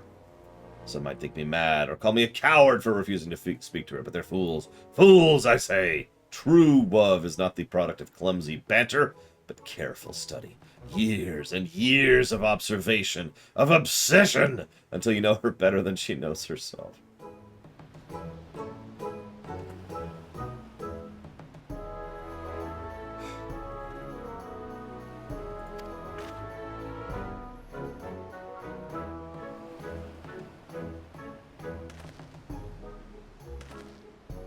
Perhaps when the time is right, I shall reveal myself to her, but until that blessed day, I shall aid her from the shadows, and you will aid her in the light. Yep, the first thing I'm going to do is get rid of her shadow. Strunk. Yep.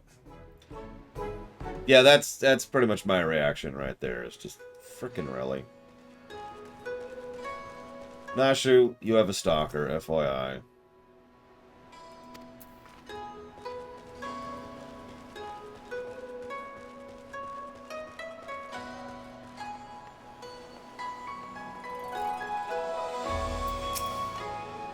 Dastardly doings and purported instances of criminal behavior. This is Kugane. We've no shortage of that. But there's this super thief, which we actually already mentioned earlier. That's a good idea, von Falkenstein. And then her nobody will be able to defend herself, and her heartless, well, her heartless will be a heartless. I won't care about anything. There you are. Learn anything interesting?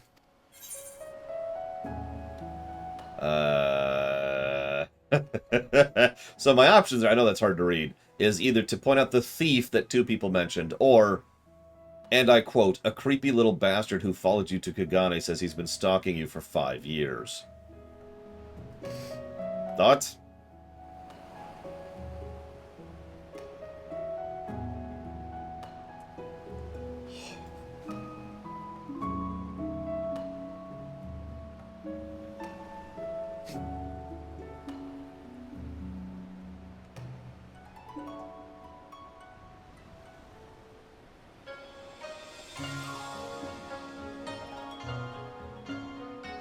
I'm seeing a lot of people pick this one, so sure. You have a stalker.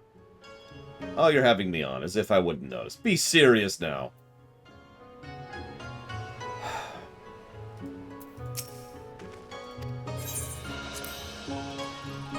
Fine. Next order of business is to track down Akebono and ask about the latest thief incident. Okay, I haven't finished answering Pillars of Snow's question, so top 5 duodecim characters. Obviously, you know, Laguna's right up top. I'm also going to go with Golbez. They do a really good job with Golbez. And frankly, Emperor Mateus, who was turned into a character in Dissidia. Let's also go with...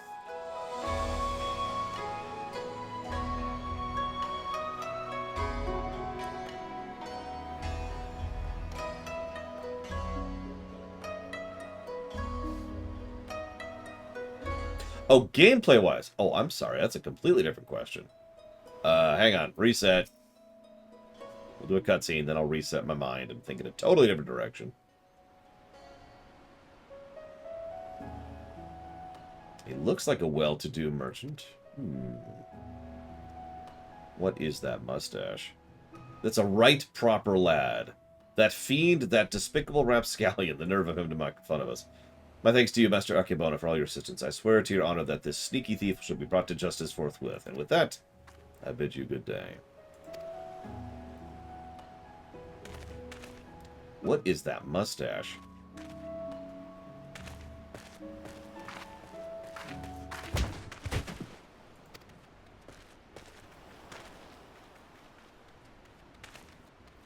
See the Lalafell. Forgive me, my lady, in my haste I've not see you. Are you right? Shall I summon a healer? No, she's fine. I've taken bigger knocks to the knocking than that. Hey, you're one of them samurai, aren't you? No. Shigure, at your service, my lady. You have my sincerest apologies for this incident. Much as I'd like to make amends for my reckless behavior, I fear duty compels me to take my leave. A nefarious criminal is at large, and I must bring him to justice.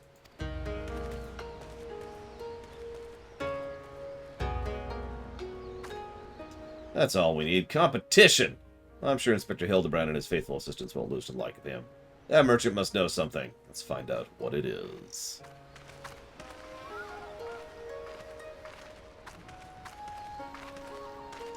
Greetings and salutations, Master Akebono. My name is Nashu, Agent of Inquiries. Inspector Extraordinaire. Extraordinary Inspector? This is Lore. He's got a knack for it. Can you tell us about the robbery? Inspectors, I heard rumors that one such as you from here from the west. You seem an honest sort, so I will oblige your request. This very morning, one of my assistants found my establishment unlocked, and when he went inside to investigate, he discovered my most prized possessions had been stolen. To make matters worse, in this place he found this message. You have been robbed by the Kugane Wolf Burglar. Wolf Burglar? Surely you've heard... Oh my god, is this Lone Wolf? Similar calling cards have been found at the scene of the robberies, and I, too, have become a victim. A series of robberies committed by a thief with a calling card. There's no way Hildebrand's going to be able to resist the lure of this case. I thought you two were the inspectors, but it makes no difference to me who catches the criminal, and since the Seki Segumi seems to be at a loss, you'll be generously rewarded for information that leads to the recovery of my stolen property. I bid you well. Yeah, sure. But yeah, in answer to your question very quickly, Cronin FM, the answer is yes. At least until PS4 support is dropped, probably in a couple years. At which point we'll have PS5 support, hopefully. Alright. Yep, your keen sense is going to lead us to finding Hildebrand. Cool. What is this nonsense? Really? Okay. Apparently you already have PS5 support.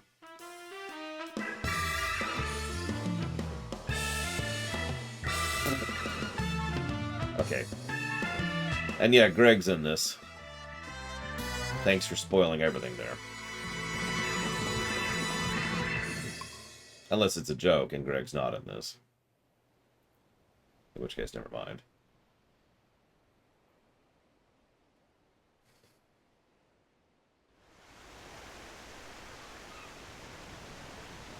What? Why do you have bombs, like, impaled on a skewer? It's been too long since I've had a chance to whip up a batch of Nashu's delights. You can be sure I'll be putting these darlings to good use next time. Good thing I've got more stashed away.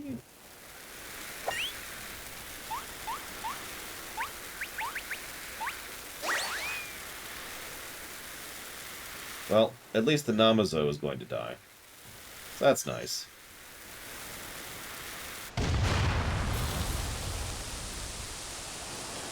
Okay, that makes absolutely no sense.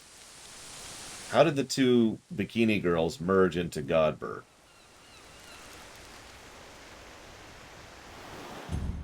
See you around, Josie Ward.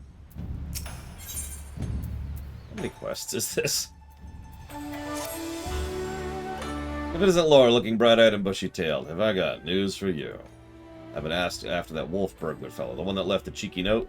Seems he's not as sneaky as he thinks he is. Oh, he's robbed plenty of merchants blind, but he never fails to leave a calling card. Too proud to leave people wondering, even for a moment.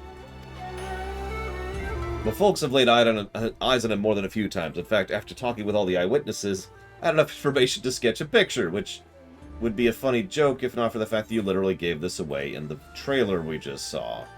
So, ha-ha. You're terrible, Nashu. Not hearing a lot of support for the sketch. Right, back to the drawing board, the metaphorical one. Alright, so, rich and famous. Let's go check out the tea house and the hostelry. Do we have to?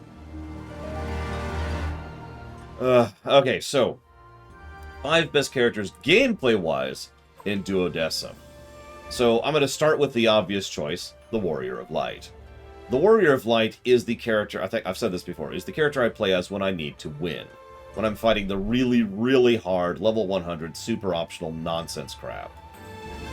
I don't enjoy it that much, but I am extremely good at it. The Warrior of Light also has an absolutely insane combo. So the Warrior of Light has, the way I have it set up, is you have an attack downwards in the air. So an attack downwards in the air, which is a brave attack, which you can change into an HP attack, and an attack upwards in the air, which you can chain into an HP attack. If you don't understand the significance of that, one of the hardest things to do in the truly highest difficulty stuff in that game is land an HP attack. Most HP attacks are hard to just hit. Even if you've already broken them 3 minutes ago, you could spend forever trying to actually land it, right? So, with the Warrior of Light, it's a much, much smaller issue, because all you have to do is land a brave attack, and those are much quicker and harder to dodge. So, there's other reasons. The Warrior of Light has a lot of good kit, but that's the big thing. My second pick would be Sephiroth. Now, Sephiroth is fun. He has reach. His attack range is something like... You see that umbrella over there? His attack range is something like this. He can just... the Masamune, or Mazmune if you prefer, is absolutely ludicrously long. And I think it's actually the longest it's ever been in any of the portrayals thus far. And it really just goes whoosh. And a lot of his attacks have this cool thing where the tempo of which you attack changes how many hits it does and how the attacks combo. So just button mashing isn't going to work on Sephiroth. Third pick is going to be, I know I'm going to get some hackles for this, XIV, by sheer virtue of being probably one of the most unique people to play as, and honestly quite fun if you can actually manage it. And for those of you who know where XIV is the counterattack person. He's just sitting there, waiting for you to do something, and he has multiple counterattacks, and each one counters different types of attacks, and each one has its own timing for it to actually work properly. But if you do it, XIV is doom. He is arguably the strongest character in the entire game because of how he can counter everything. Number 4, getting a little bit into the weeds here, but I'm going to go ahead and pick Jecht. So Jecht is a straight-up monk. He doesn't even use that damn sword he has. He's just... Oh yeah, XIV also moves, and I'm not joking, slower than this. This is faster than XIV moves. That's not a joke. Anyways, Jecht is a straight-up monk. He's fluid as hell, and almost all of his attacks chain into almost all of his other attacks. So Jecht is pure berserker. Just bam, bam, bam, bam, bam, and you just keep going and going and going and going, and you could juggle someone forever with Jecht. Now my 5th pick I was debating for a while, because I was going to go with Kuja, but the problem is Kuja has a huge flaw to him. Every time you dodge as Kuja, he says, well now, and that single flaw makes Kuja suck, because you dodge all the time in Dissidia. It is literally audio spam. It's one of the worst audio spams in the game. So I can't give it to Kuja, despite the fact that he's got a good moveset and a good flow to him. He's basically the mage version, the aerial version of Jecht, in terms of gameplay. So I can't give it to him. So for my 5th pick... I'm actually still debating this now that I'm thinking about it. Hang on. Let me pull up a list really quick. It's much worse than Sloppe. Because, again, you're usually dodging more than once at a time. Like, you dodge, and then you dodge the other way to get behind them, or you dodge back and dodge forwards, and so forth and so on. So imagine hearing Sloppe twice in a row, almost every time you do it. As for Von Falkenstein's question, it's kind of like Sekiro. It's a pure timing thing, and it takes some work. Especially since each counter has a different timing to it. Like, I had fun as every character. That's one of the reasons I have trouble picking a specific one. Yeah, no, I'm gonna go with... So I was leaning between 2. And I think I'm gonna go with my gut and say Emperor Mateus. So Mateus is interesting. Mateus is traps. You have magic abilities which put down, like, runes. Those runes can stun the enemy, or they can just shoot when the enemy gets nearby. And one of your HP attacks is really slow, but homing. And one of the HP attacks is slow and homing infinitely. It'll just keep homing in forever until it hits something, whether it's them or the wall. But Mateus is so enjoyable for me, mostly because if you manage to get the combos off, it's really satisfying to successfully have 3 traps layered, which the enemy falls into, breaks in the middle of, while you're already channeling Starfall, which is like a 12-second cast. And as they finally get out of the trap, the meteor smashes into their face and kills them. That being said, I would never use Mateus on something hard because of the aforementioned problem I just mentioned. So, infamous thief, for mercy is not seen fit to trouble the lesser men like me and my associates. Perhaps you thought me wealthy because I patronized the tea house. On the contrary, this is my sole indulgence. Were I a stronger man, I would forgo it, but alas, the heart will not be denied. I feel you, buddy. I still buy seltzer water even though it's way too expensive. It's like $3 for a thing of 12. And yes, Mateus was, in every way that matters, the leader of the Chaos Forces.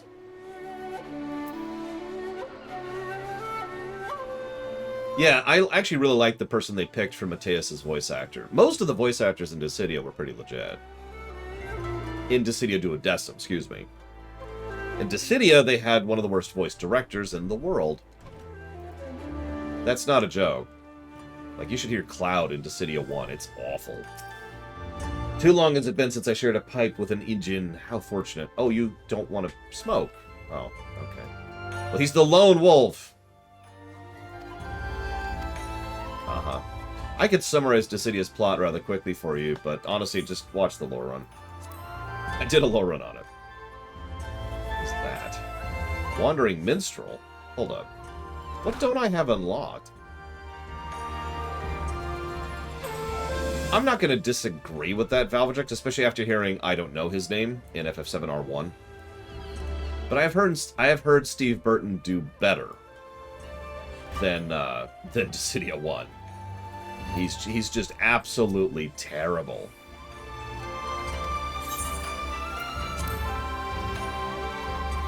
Is this because we beat Kefka? Hi, OCP. Yep, the ultimate weapon. Okay. Yeah, exactly. Pillars of Snow. That's bad actors and bad voice director.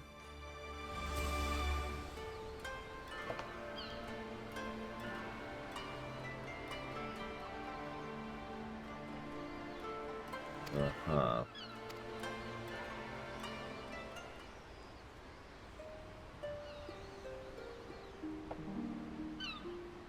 Right. Just gonna not read that.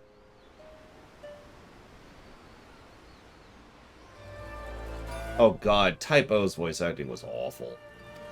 I'm not sure if ARR is worse than Dissidia 1, though. Dissidia 1's really bad. Dissidia 1 isn't just bad voice acting, it's bad tempo. Like, they didn't think about how to speak in English, if that makes any sense. So they kind of don't, you know? Except for this.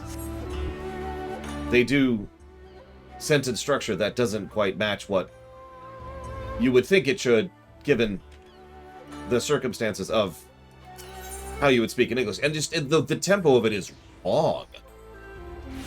And unlike FF10, they don't have the timing excuse. It's just bad. So anyways, you sully my ears with that rapscallion's name. The moment is ruined. I, too, fell victim to the wolf's villainy. Oh, if you'd seen the vase before he took it. If there's any justice in the world, he'll be paraded through the streets and boiled alive. Boiling alive was something they did to people in the steppes. I don't know if they did that in Japan. I'm sorry for even sharing that. Moving along, that never happened. Don't worry about it. Don't worry about it.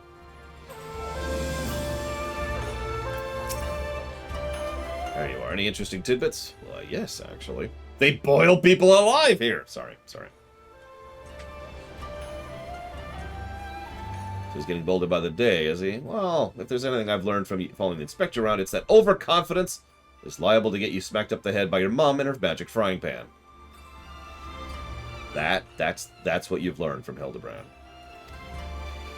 I mean, I'm taking the Moogle, I'm just saying. But, well, that said, we have a better chance of guessing the wolf if we knew who he was eyeing next.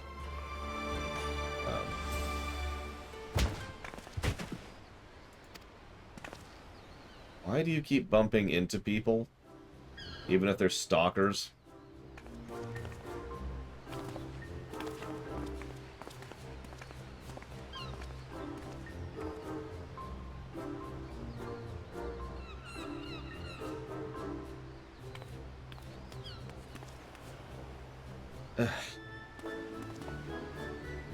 Hi, Nemesis.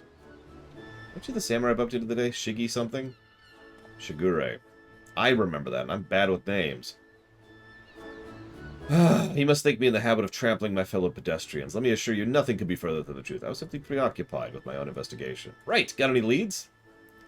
I do, but I recently learned of a private auction in which many foreign wares are to be featured.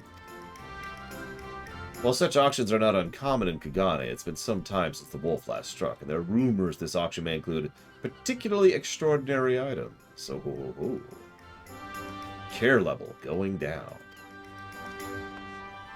Wait, can we come too? Mr. Shiggy. The auction? If you like, but I doubt you'll be able to afford any of the items. Oh, don't worry about that. Laura's got enough money to buy and sell you 1,000 times over.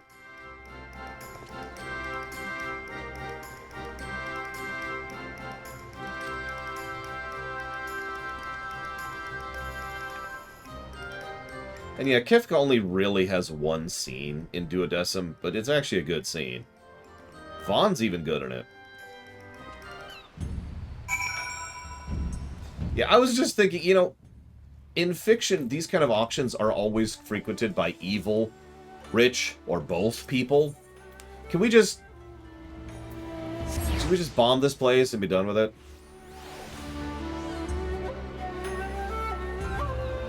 Yeah, exactly, Takota. It's always just a bunch of nutcases. Oh, yes, I would love to buy a dinosaur that kills something that you point at with a gun.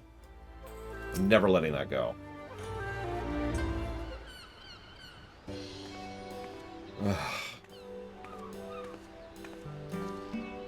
No. We use special bombs that cook them while they're being exploded.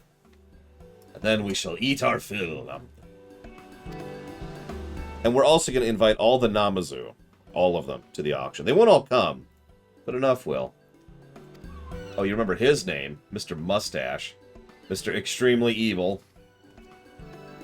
I presume you are come to keep watch for the wolf, but you should you see anything you like, know that we have money changers on hand to assist those who wish to spend foreign currency. I must warn you that should we desire the same item, I am not wont to surrender without a fight. I'm telling you, just bomb the place. Takoida's got the right idea here.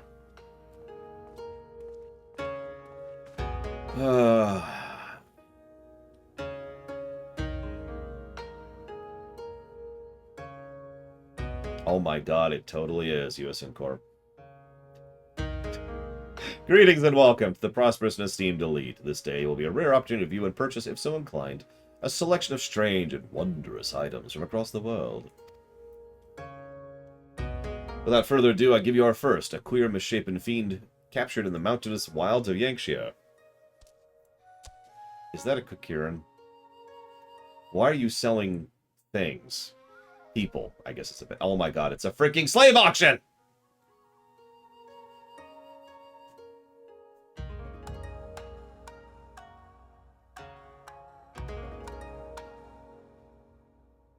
It is none other than the fabled Rat Man, an unholy union of man and beast, a demon of legend whose flesh, when consumed, bestows life everlasting. Eternal life can be yours, so we start the bidding at 500,000 Kaban. 600. 700. I like how she's the pretentious heiress. She doesn't even have money. It's just her parents were rich, which I'm going to stop talking about. Ho, ho, ho, there's nothing I can't buy. He went 800, by the way. 800,000 Kaban. Going once. Going twice. Sold! Enjoy your slave of a living, sentient, sapient being which you claim you can eat. Yep, he's gonna eat him. Why are we not doing anything about this? I know this is the joke section, but the statue you're about to see was brought to Kugane from the west. The statue of Eorzea, to be precise, that's spelled wrong. But let me tell you, ladies and gentlemen, statue doesn't even begin to describe this extraordinary work of art.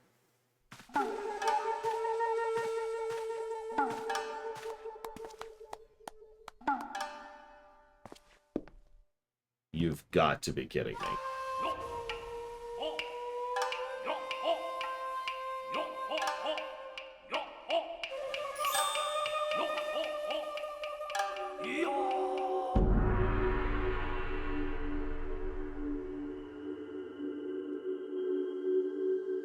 Yeah, honestly, all yours.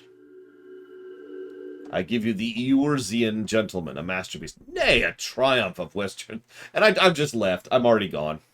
Marvel at the intricate details, the feature so expertly realized that some have likened it to a living, breathing man frozen in time.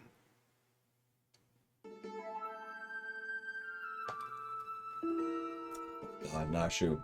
Would you look at that? The statue's the spitting image of Inspector Hildebrand. Could it have been sculpted by a fan? Nashu. Was that a trick of the light, or did the statue just twitch? You mean to say, you think it might actually be the Inspector frozen by temporal magics? I've got just the thing. Yeah, please bomb this place. Please bomb this place. And bomb all these people. Just bomb them. Just bomb. Just bomb!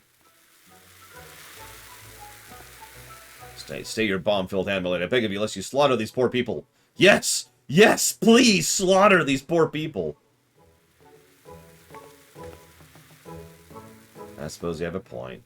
Wouldn't be very Inspector-like to blow innocents to kingdom come. They're not innocent! They just bid on a slave to eat it! Bomb them! God damn it!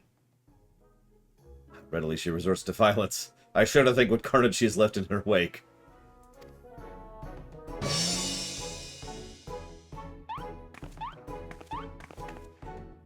I knew it. That's no statue. It's the genuine article. That's not what you... Probably hit his head when he fell from the sky, or maybe he's gone into hibernation again or something. The bizarre sculpture is in truth a man. Is such a thing even possible?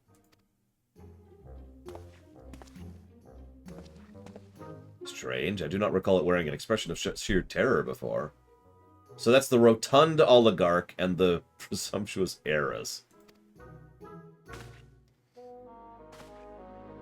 How very perceptive of you. This is no ordinary statue. It's a heretofore unforeseen hybrid of sculpture and automaton. That's just an automaton. You just ask the automaton to not move, and then it doesn't move, and it's a statue. You frickin' moron.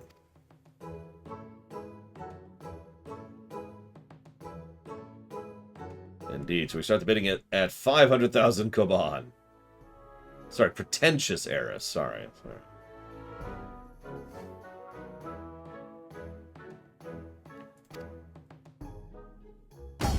800,000 koban to be paid in full here and now.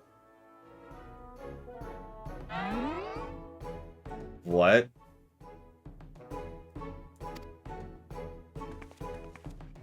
Gotta do something, Lord. These people are gonna buy the Inspector. So use your bomb!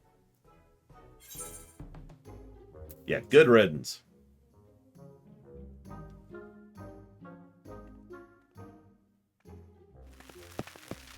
Oh, thank you, God.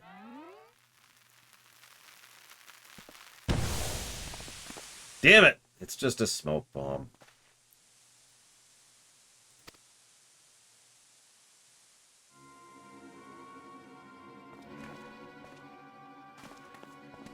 By the Kami, the Eorzean gentleman has vanished. And there's a note. You've been robbed. You've been robbed by the Kugane wolf burglar. Yeah, I know, right, Disco? I think the dialogue has finally gotten to the fact that we're just like, oh my god, really? That thrice-damned Oni, he struck again. I saw him, the fiend with the wolfish features. He took the statue and ran to the short pier. That's... Oh, I'm ruined. I've only made hundreds of thousands of money today. Wait, I'm sorry. I'm going to read that part out loud. We've got to get that wolf burglar. For all we know, he might want to eat him like that poor Kakirin. And we can't have that.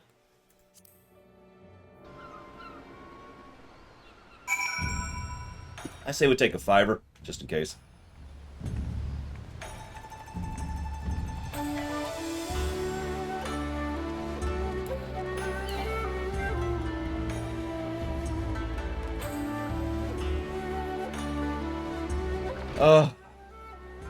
Don't make me so... Oh, right!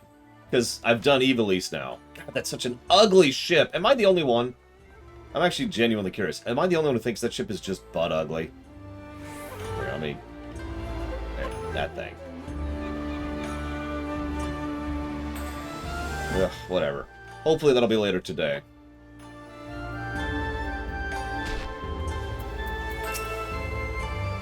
still can't believe Inspector Hildebrand was stolen! Yeah, the sailing vessel's alright. That thing is just... whatever. Yeah, that's the Hildegard up there. Or not the Hildegard, the, I can't remember the name of the damn thing. You followed me, I presume? Have a mind to pursue the wolf burglar as well? Exactly, Final Cut. The Prima Vista, thank you. I couldn't remember. I was like, no, wrong ship. Yeah, it's the Prima Vista. Of course we are. He's got Inspector Hildebrand, and I'll be damned if I'm going to let some two-gill thief eat him. You, perchance, referring to the Eurasian gentleman, that hideous statue? No one would try to eat it, but nonsensical fears notwithstanding, I will be honored to work with you. Yeah. Never before have I seen a lupin carrying a twisted mockery of a man on his back. Too bold was this fiend this day.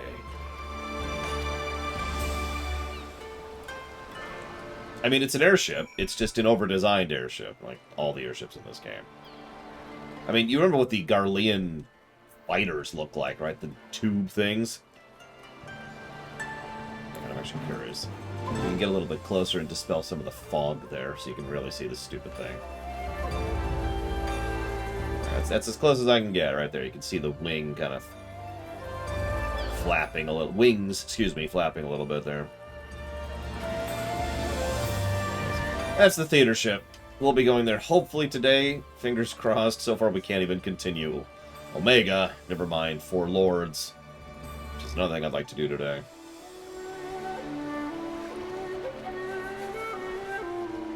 Hopefully people will be on soon. And by soon, I mean at some point today. Oh, apparently this is the Ruby Sea. Duh. Really, game? Okay, fine, whatever. Questions! Let's see. Who is the cute chocobo with you in this pocket reality? I should already answered that one. Worst thing Sony has done. Oh, that's tough. That's tough. Okay, so let's start by saying that obviously I don't know the worst thing that all these companies have done, because the worst things they have done are probably not a matter of public record.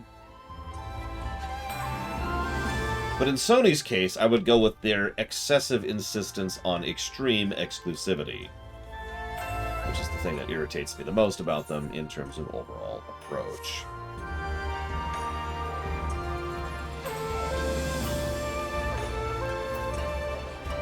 I do like the Pridwin, actually. That's a decent ship, so I'm with you on that one. Yeah, exactly, USN Corp. Like, I get exclusives to an extent, I do. But I actually started doing a little bit... Oh, yeah, we're going to check that out today, too. I want a group for that, though. I started doing a little bit of research on the financial side of things when it comes to exclusivity. And while exclusives do absolutely increase sales figure, this is actually a demonstrable fact, they only do so within about a month of the release of the game in question. In other words, initial sales. So, you already see where I'm going with this. Now, this is still a hypothesis. I don't know this for certainty. But I posit the theory that timed exclusives would maintain the benefit of both worlds. You know, we get the initial sales, which help boost the companies, and then we get the fact that it can go on other systems so that people can enjoy it elsewise. And by the way, I count Nintendo in that crap, too. Nintendo doesn't get a free pass either. Yes, the tower just keeps going and going. Yeah, we'll go there later. Surely one of the watchmen will have seen the Wolfman and his statue. Alas, I cannot say to have seen such a thing. Since the withdrawal of Garlean forces from Doma and the Ruby Sea, there's been a significant increase in domestic traffic. Accordingly, we've been instructed to wave through smaller vessels, absent cause. The lupin you seek probably received no more than a cursory glance. I see. Thank you for taking the time to explain. Pray forgive me the interruption. We shall continue our search elsewhere. Dude, my favorite airships are actually in space. I'm not actually joking. Homeworld ships are still, to this day, some of my favorite ships in terms of visual design, and I've actually based the airships in my own setting entirely off of the Homeworld aesthetic. But anyways. Well, not entirely. Like, you get the point, though. How silly of me. The Confederacy has every reason to note the comings and goings. Their very survival relies on their ability to extract payments for safe passage. The Ruby Tide. So, we must go.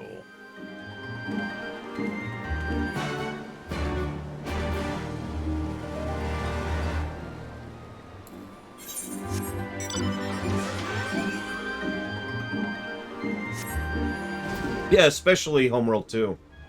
Very much so. Homeworld 2 may be a game that has many, many problems with it, but the visual design is not one of them. Forgive me. Ooh. Oh yeah, Vagrant Battlecruiser. I think the Higaran Battlecruiser is probably like my absolute favorite ship. I'm not sure if that's what it is. I'd have to see a picture, but I think that's it.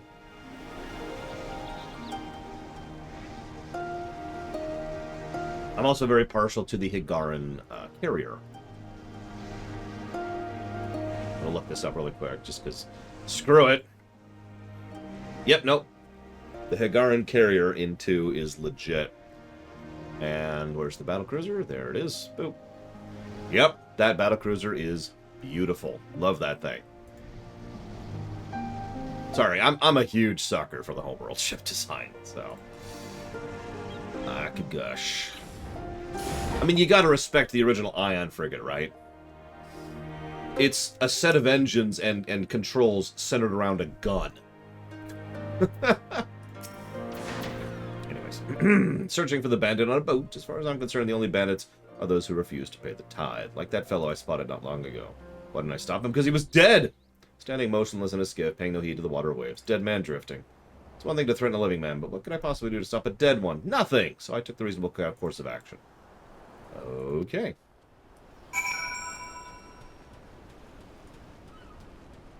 Like I said, von Falkenstein. A gun. Actually, hang on. I'm going to look up the Vagar battlecruiser here. How do I switch to Vagar ships? Vagar. Here we go. Although the Vagar carrier looks really cool, too, actually, now that I'm looking at it. But the Vagar battlecruiser... Oh, yeah, that's an awesome looking ship, too. That is legit. Absolutely. Love it. A dead man? Aha! That's the stupidest thing I ever heard, unless he mistook the Eorzean gentleman for a corpse. What luck. We must go on the hunt. Offwards. Listen, I'm sorry you have to deal with these people. Whoever you are.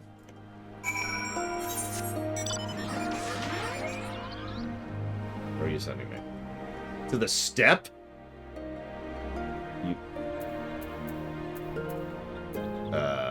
No, hang on. Where's the setting? There it is.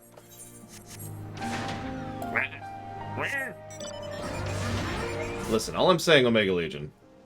That's awesome. Alright, so questions, right. Question. So how's the worst thing Sony's done?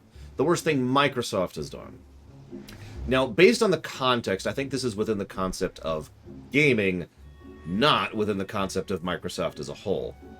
So, that actually sounds really cool, Tara.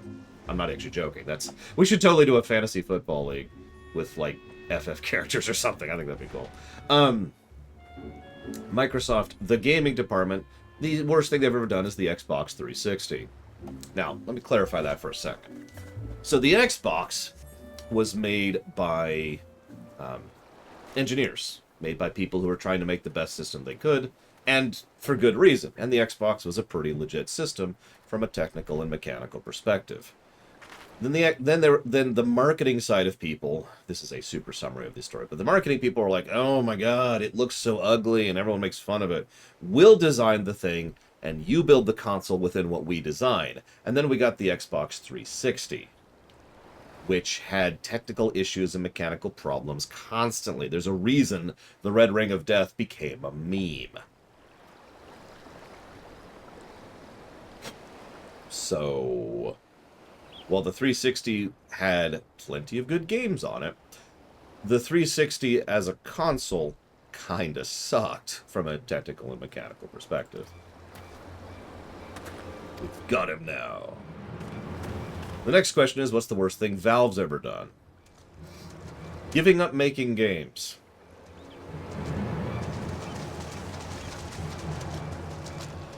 Also making lots and lots of money off of gambling. So it seems the Wolf Burglar was caught by the very people who were trying to catch him. That's...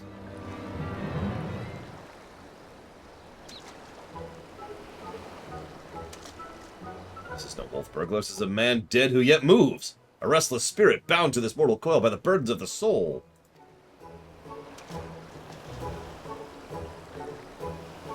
I beg your pardon, good sir. My soul carries no such burdens. Indeed, in death I have found more liberation than I had in life. More purpose, meaning, brotherhood! That's what we offer here at the Lich King. I mean, wait a minute, you're one of the gentle dead men, but what are you doing so far from Eorzea and the others? As I live and breathe, and in even further reaches, I find myself reunited with Master Zombabrand's compatriots. I must confess some curiosity as how you came to this place, but since you act first... As unbelievable as it sounds, we heard rumors of an island deep in the Siren Song Sea said to be host of undead individuals, not unlike myself. Ours being a rather lonely existence, we resolved to dispatch an emissary to the isle, myself being the logical choice once again. So why are you dressed like that? Truly, well, that would explain why the myriad skeletons we found were devoid of unlife, as it were. That said, even if they were disagreeable as you lot claim, I should thank you to stop killing every last undead you encounter in your travels. No.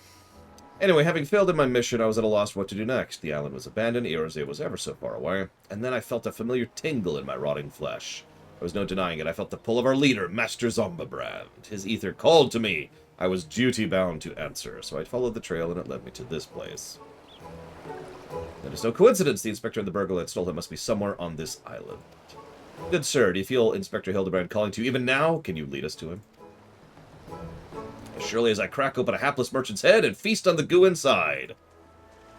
I think we might need to kill this guy. By the way, I've been meaning to ask, what's with the wolf getup? It's not the thing gentle dead men usually wear, though it's quite fetching. It warms my dead heart to hear you say so. It was a gift from a traveling artist. When I explained how difficult it was to converse with common man, he fashioned it for me, believing it would serve to soften my otherwise terrifying features. And so it has.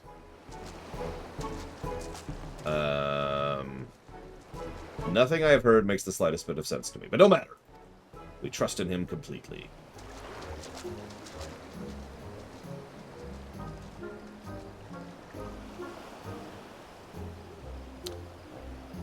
The worst thing, so to be clear, the worst thing Valve has done is the gambling thing. The worst thing Nintendo has done.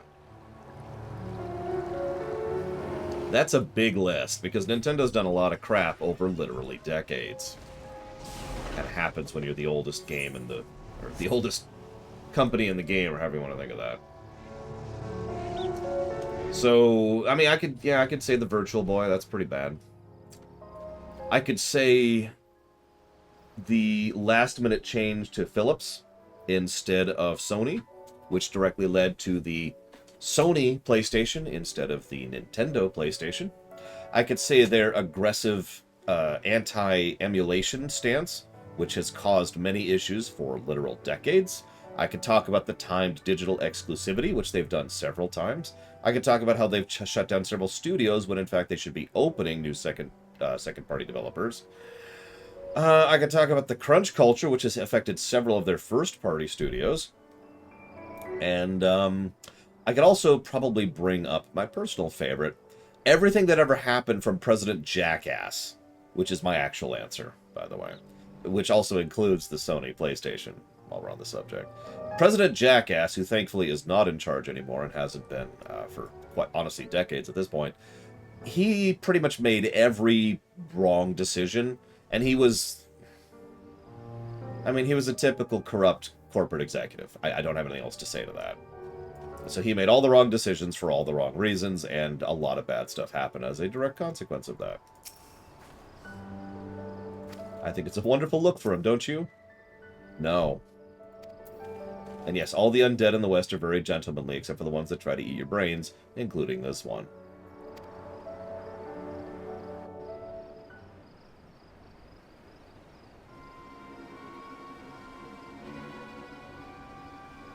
I do believe that was President Jackass as well.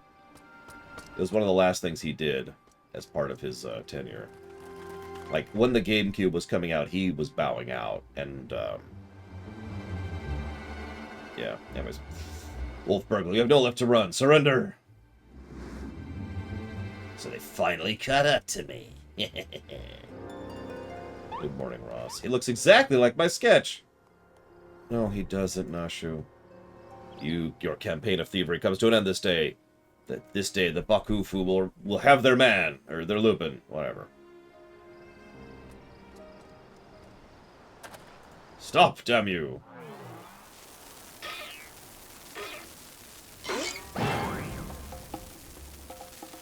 The inspector's not snapped out of it, which means it's time for a triple serving of Nashu's Delight.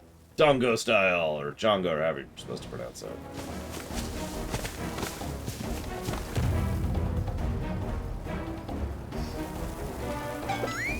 I'm okay with this, really.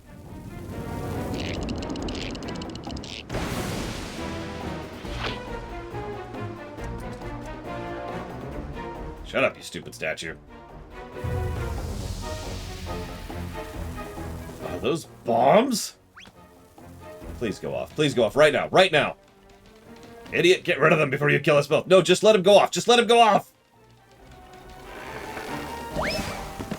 Perfect.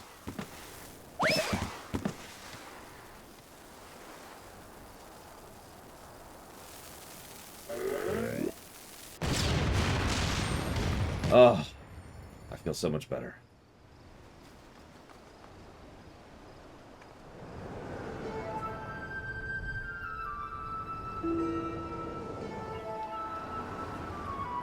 I swear to God, if we find that stick on the moon in Endwalker... Oh, I have to choose between Lone Wolf and Hildebrand. Man, I'm taking Lone Wolf. Screw this nonsense. Help.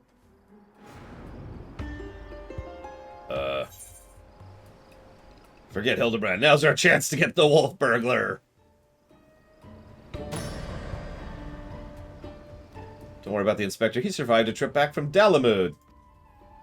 This is nothing. And he just lets go.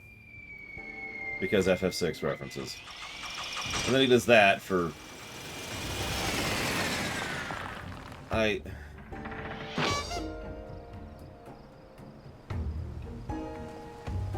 What? I told you before, Wolf Bloke, we have nowhere left to run. Fall, on the other hand. That's how it's going to be, then fall it is! Which is funny, because that's what he does in FF6 as well. And then, you know, apparently that's his big thing, is committing suicide, but whatever. If the statue ain't even a statue, no reason for me to stick around. Better luck next time, thief takers. Excuse me, that's Thief Taker General? See the cat? Got the feather and everything. Listen, Valvajic, he's dead! He's dead. Give me this, at least. I say, Lore, I've come to expect such cold, calculating behavior from dear Nashu, but not you. Be my sword! That actually sounds really cool. And you're right, no, you're right, Tara. We should totally make it out of lore walkers instead of FF characters. That's a much better idea. Hooray, he's back. Nothing like a brush with certain death to get you back in the game. What manner of sorcery is this? The Eorzean gentleman. The statue stands before me, speaking and gesticulating as if a living, breathing being. I trust I needn't remind you I, too, am incapable of motion, despite neither living nor breathing. But to the point, Master Hildebrand is no statue. He's an agent of inquiry, an inspector. He's the dumbest character in this game. I don't mean that as an insult. I mean, he is literally the stupidest character in this game, and that is saying something.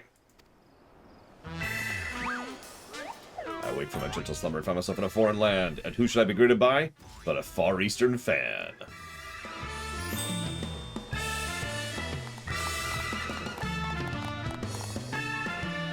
But oh, what is this? Already my keen investigator senses alerted me to the presence of a petitioner in need. A way for a hard-boiled... What? Did I misread that? A way for honor, justice, and a hard-boiled egg. Nope, I didn't misread that.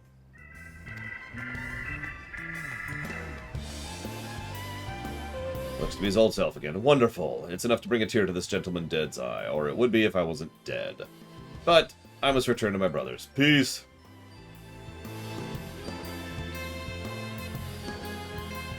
Don't worry, there is no Hildebrand in Shadowbringers.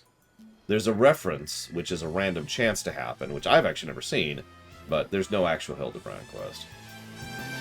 Yep. Ours is a land of mysteries and strange customs you will never comprehend.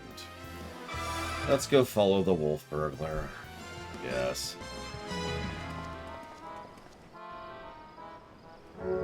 Meanwhile, there's apparently 3 companies that are fighting. I will freely admit I don't find the Hildebrand quests funny, with a couple of exceptions. There are occasional jokes that get me. I will probably continue to give them positives, if nothing else, for their continued good usage of camera work and animation, which is definitely a hallmark of the Hildebrand quest, even going all the way back to ARR. Oh hey, the Kikirin, which isn't getting eaten. Hopefully. It's like, hey, we found a Kikirin. Kikirin? God, I don't know how to pronounce that. Did I not tell you I had caught the scent of a case? And here it is, the case of the kidnapped Kikirin. Kikirin. Whatever. Simply put, this adorable little fellow's dearest friend was abducted by a dastardly fellow in Kugane. We sail on ships as sailors. Hello. Oh, hi. Docked at Kugane docks to unload goodly goods, and when goodly merchant comes and offers tasty feast to me and friendly friend. By the kami, did the Ratman just speak? You have wolf people. Kikirin, not Ratman, rude man. Why does no one here know Kikirin? Always demon, lucky flash. Ugh. Oh yeah, we're hopefully doing the trial, which we might have to pause another quest arc if we don't have 8 people again. I do not, final thought. I've never actually been a big fan of Looney Tunes in general, or the style of humor Looney Tunes employs. We do goodly merchant. All alone, many turns, left, right, left. Very confusing. Then Badman grab friendly friend, put gag in mouth and bag on head. I fight back and run, and they run too, and I jump into water. You don't want to know, Loke. It would seem the currents carried him to the shores of the island, but I've yet to ascertain the motive for why someone would want to kidnap a helpless Kikirin. Because they do not know or care that he's a Kikirin, he passes for a rat man of Far Eastern folklore, the flesh of whom some believe bestows everlasting life. An Eorzean sailor with unusual features, an incredible, albeit hideous statue of Eorzean make that was a truth a man. I dare say we've already met our goodly merchant.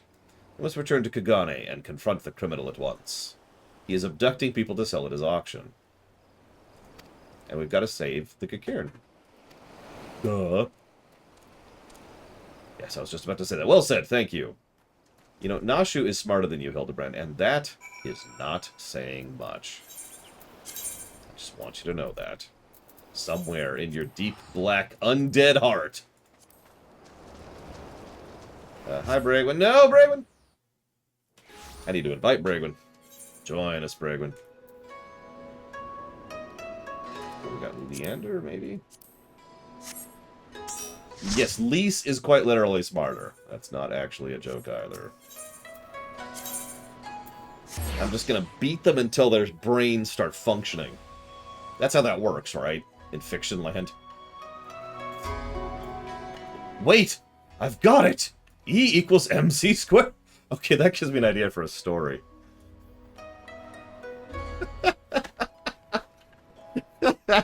That's a terrible idea for a story. I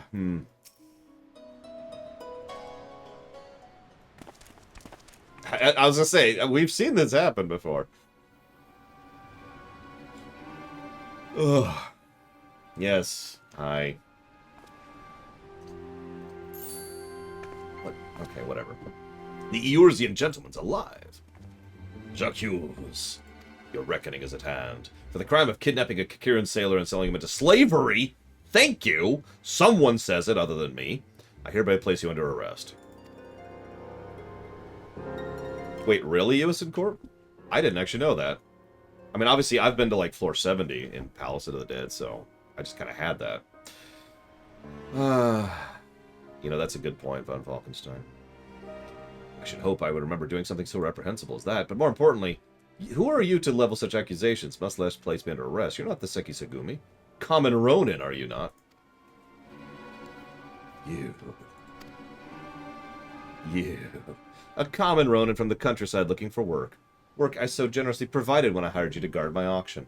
An auction you failed to defend against a thief who stole a priceless piece. I say, what audacity. The same piece stands before you, with the Kikirin who escaped your kidnapping attempt as incontrovertible proof of your deeds. You're dumb. Yeah, so anybody wants to join us for Heaven on High, which I do want to show off today, please go unlock that. Or don't. I don't blame you because it takes like 3 hours to get to level 50. I should know. We did it on camera.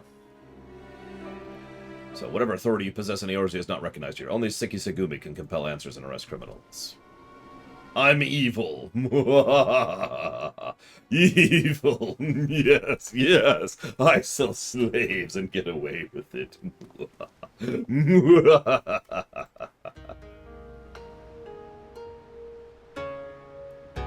Hello? We've had our eye on you for some time, my friend, but alas, all things must come to an end. The wolf burglar's meddling merely delayed the inevitable. We all have the proof we need. Now do yourself a favor and come quietly. Or don't, and do me a favor.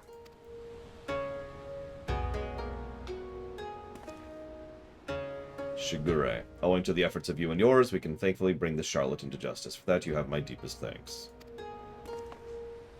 Thank you, sir. That you would favor me with such kind words is a great honor. I hope this goes some way towards... However, that you failed to inform the Seki Segumi of the wolf burglar's crime, despite being present, and instead pursued the thief on your own is inexcusable. I cannot in good conscience admit you to the Seki Segumi at this time. Such reckless disregard for thirst for personal glory are traits I do not suffer in our samurai.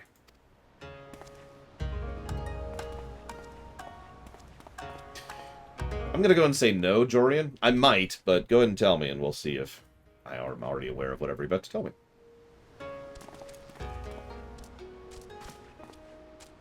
I'll say, if you're going to talk about the tech demo thing with the facial animations, then I do know that. In fact, we brought that up when we were doing the ARR stuff. 1,000 thanks for saving friendly friend. Warier and warier we will be next time. No more following goodly merchants into dark alleys.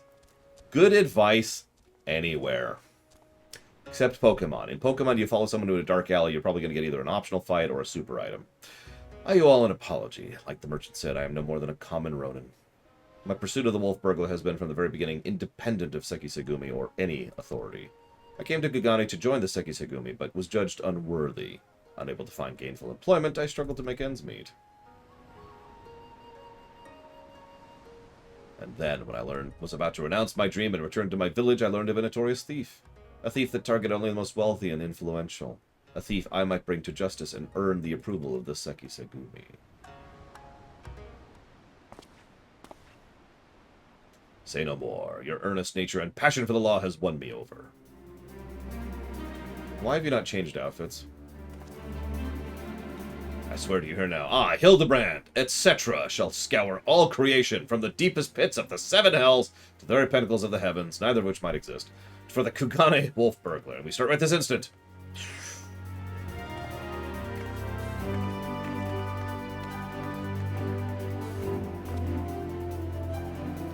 Not sure what to make of that, man, but I suppose I should be grateful. I wouldn't be.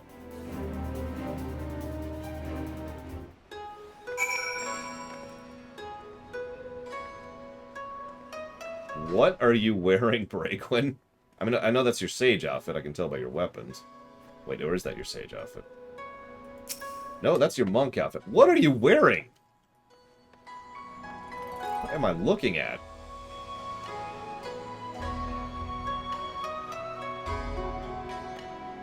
Okay. I'm gonna just go over here and pretend I didn't see Dr. Claw's latest villain try to attack me there. I think I should thank you for joining me and yeah. Blah, blah, blah, blah, blah.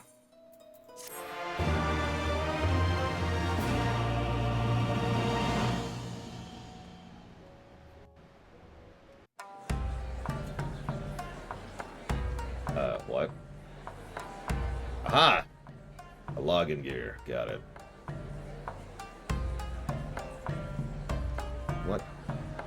What is going on here? What am I looking at? I mean, I know those are Namazu. Lunch, in short. Oh, thank God I'm not on stage with them.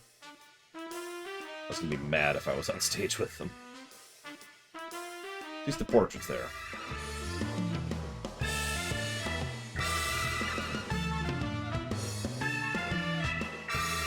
Oh, you know what? That's a better reference. It looks like a Warframe thing.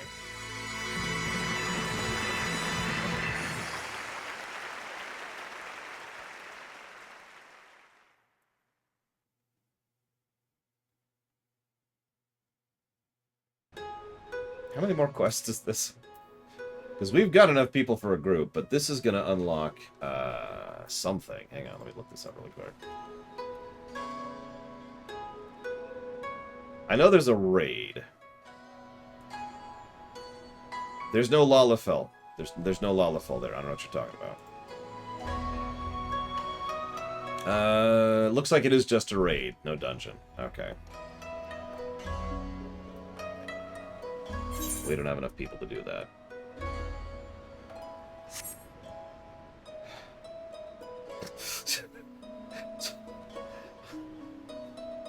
Okay, whatever. 2, 3, 4. Yeah, it's 5 quests to the raid, and you know how long these quests are, so. Okay, we've got word. Oh, save me, Giga Pudding. Save me from the The ears are what terrify me the most, if I'm just being honest. Like, you've just got, you know, that going on there. Can't quite show them off, whatever. Yeah, I was just saying, I feel like there's a dungeon connect to Hildebrand, but I'm probably misremembering, because you'll notice I'm getting into stuff I haven't done once we get to the Stormblood stuff, because this is when I started realizing I was someday going to do a stream of this game, and New Game Plus didn't even exist when I started realizing that, so I started saving quests from this point onwards for the stream. Alright, now to answer Lord Harrimon's question. Let's see. What evil group could Fluttershy redeem? Could she redeem Organization 13? Yes, except for one person. Just the one. Xehanort himself, obviously. And now that I've answered his question...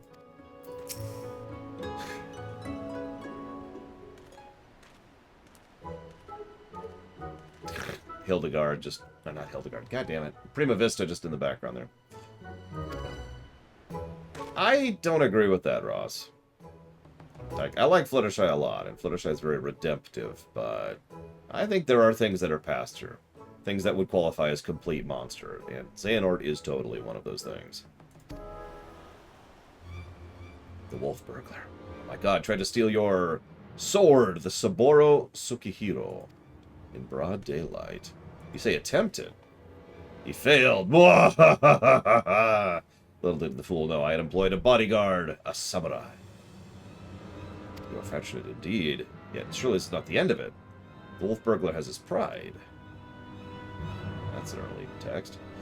I pray permit you to aid your men in protecting this dead treasure. Yeah, I don't think Fluttershy could help Xenos either. Well, on the subject. I know, right, Omega Legion? It's hysterical. Now, I agree with that, Ross. One moment, it is my beloved mother. Saying hello. Sounds like my night, exclamation mark. I ended up waking up at 4, comma. So I'm kind of running on fumes here, period.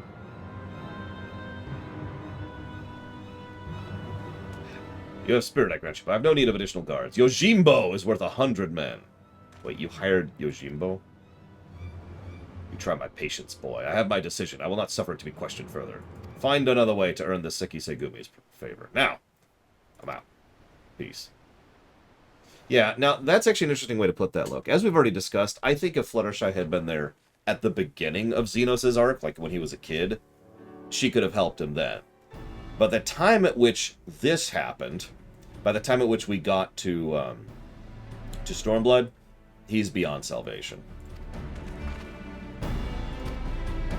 Now, Kagane is just one of the generic optionals, right? Let me double check this here.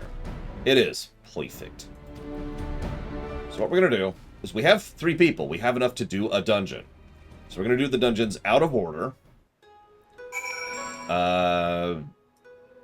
Hey, Omega Legion, do you want to tank? Or should I tank? I don't mind, really.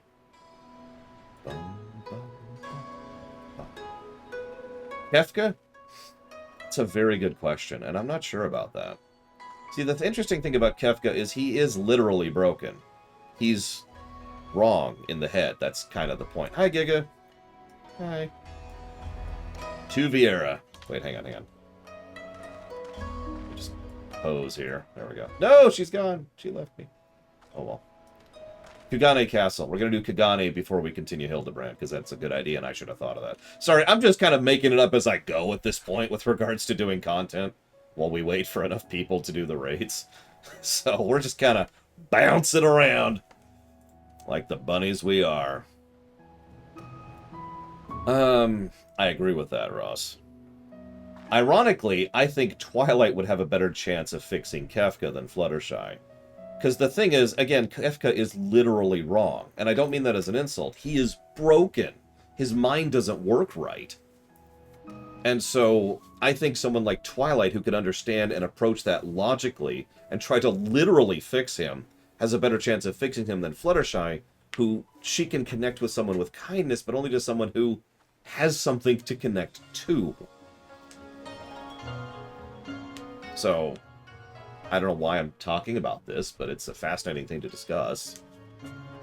Because if you think about it, a lot of FF villains could probably be redeemed if you put the time and effort into it. Okay, let's do this. We'll do a ready check, make sure everyone's ready.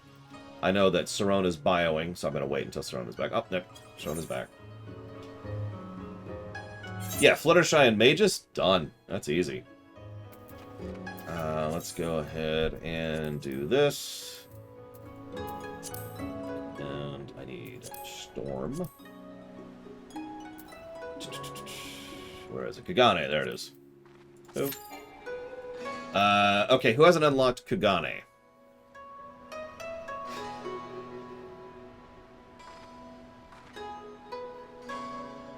So yeah, let's see here.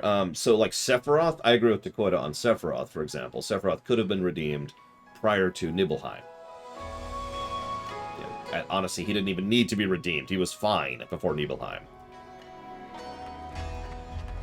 Alright. All eyes turn towards Braegwyn and Omega Legion. Who doesn't have Kugane unlocked? Here, I'll look up what the requirement is. Give me a second here.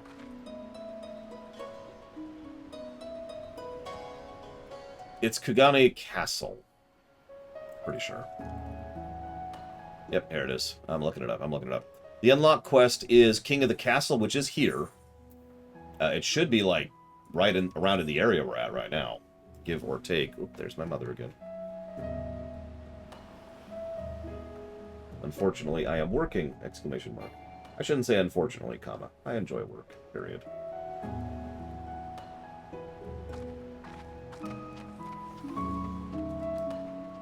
Yeah, exactly. How to fix Sephiroth. Don't send him to Nibelheim. Let's see. So then we've got, like, Zemus? I don't think Zemus was ever redeemable. Yeah, it'll be really quick, Braegwyn. Just let me know when you got it. So Zemus, I don't think there's any salvation there, or ever was.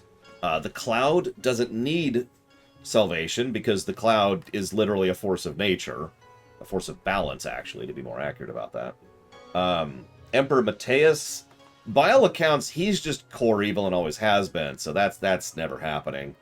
Garland is kind of a tricky one, especially now that we have 3 Garlands to judge from, but I'm not going to get into that right now.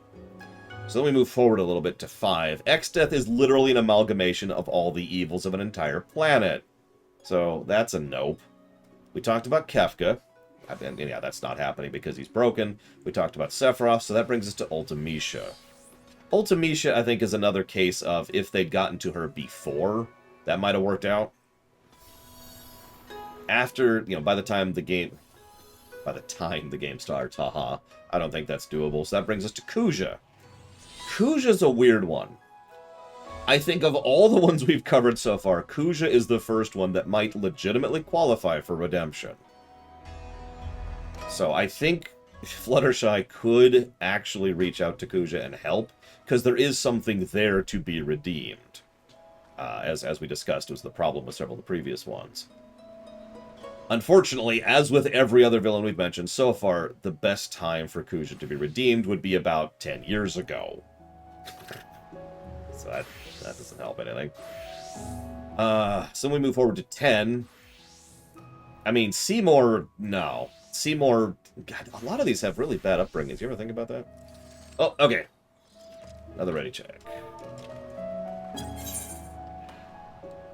Yeah, raise Seymour somewhere other than Spira, and that might actually work out for him. There we go. Yay. We move forward to Shuyin, who is a freaking ghost, so that's whatever.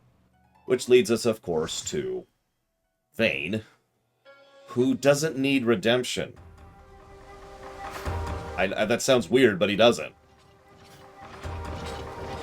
That being said, if you wanted Vayne to work for the good guy side, you don't need someone like Fluttershy to convince him of that. You would need someone more like, honestly, Starlight. Yevon was never a villain, and there's a complicated thing to talk about anyways.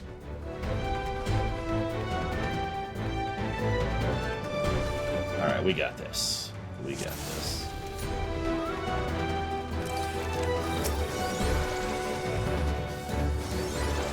Oh yeah, I should read the thing here. Upon the western coast of Hingashi, caressing the Ruby Sea, there lies the city-state of Kugane, the nation's sole open port. Dominating the vibrant cityscape is... I like how you said, I suck at tanking, and you immediately double pull. While we're minimum eye leveled.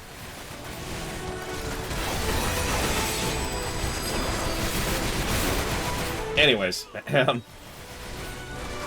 Wait, do I have 3 bunnies in this party?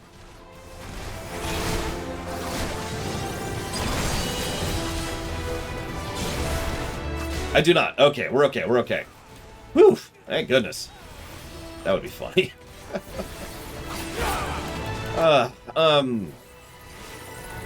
Dominating the vibrant cityscape is the majestic Kugane Castle, within whose halls a performance was unfolding, a spectacle to entertain visiting dignitaries. But comedy quickly turned to tragedy when a band of lawless shinobi stormed the castle, ardently opposed to the influence of foreign nations. Oh my god. Sorry. I hate that mentality so much in everything. Ardently opposed to the influence of foreign nations, these interlopers took all present captive, the Lord Bugyo of Kugane included. The country now sits on a knife's edge, leaning perilously towards an international incident. Who will see what falls on the other side? That's why we're here.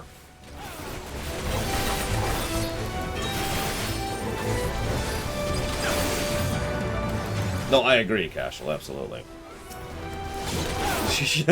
Damn it, Rex! Alright, Serana. You know what you must do. I'll buy the Fantasia. No,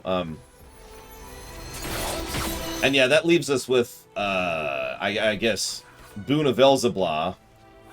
Okay, as weird as this may sound, and I actually do mean this as an insult, I think Boon of Elzebla would actually be redeemable by Fluttershy, because he's such a nothing burger that any argument from anybody could convince him to not be an evil, stupid moron.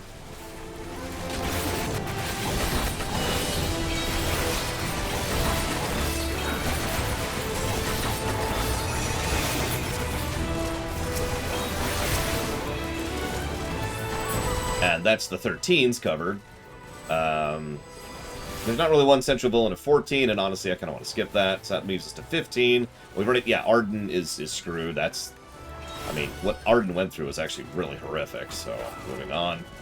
And that leaves us with 16. Now, I think 16's villain, whose name is Bob, could have been salvaged, but, you know... Bob never had the chance, unfortunately.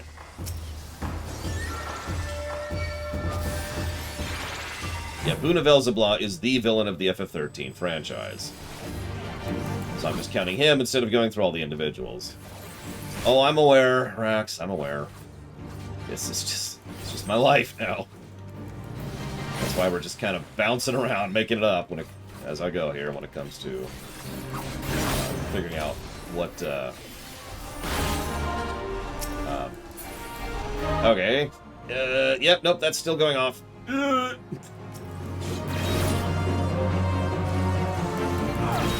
It's gonna be over here, don't mind me. Appreciate you, Giga.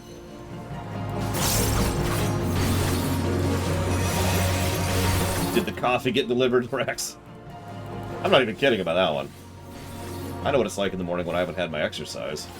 I just go blue.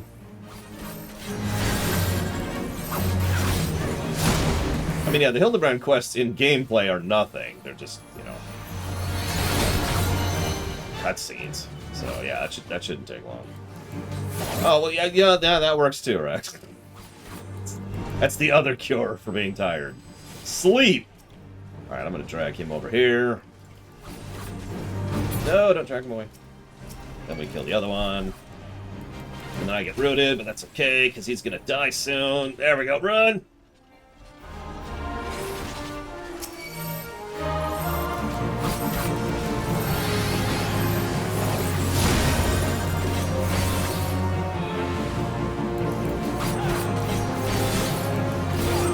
Now I have to kill Loner. Wait, why am I killing Loner?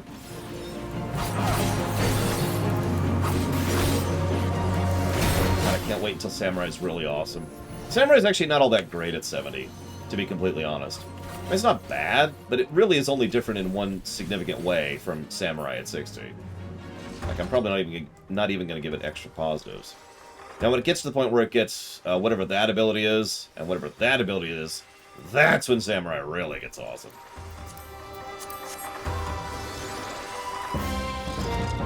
Oh, I hate that Final Thought. I tend to dream mundane stuff myself, period. Just last night I dreamed about taking the kiddos out to the pool and teaching them how to swim, exclamation mark, for example, period. Why is that guy super tall?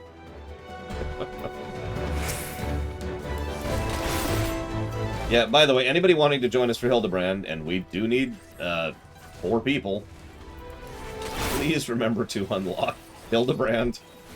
It is a separate trial, which I actually don't have unlocked. It's one of the only things in this entire game that isn't Endwalker that I don't have unlocked. Oh yeah, Sam gets really fun later on. Like, so this ability is 76, and that one's 90. That one's 82, so that's another Endwalker ability. Oh, Jesus, Dakota.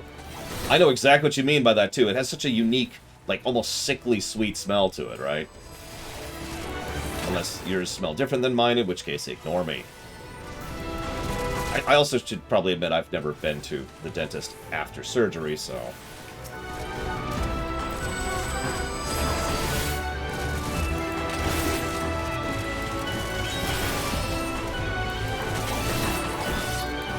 I'm doing terrible DPS here. Let's do better. Pay attention more. I should answer some questions. Let's knock out the question queue. What do we got here? What do we got here? Favorite member of the Voyager crew? I'm gonna go with the Doctor? I'm actually a little hesitant on that because I actually like several members of the Voyager crew. I like Tuvok, I like Tom, I like the Doctor, and I like Seven. So, you know.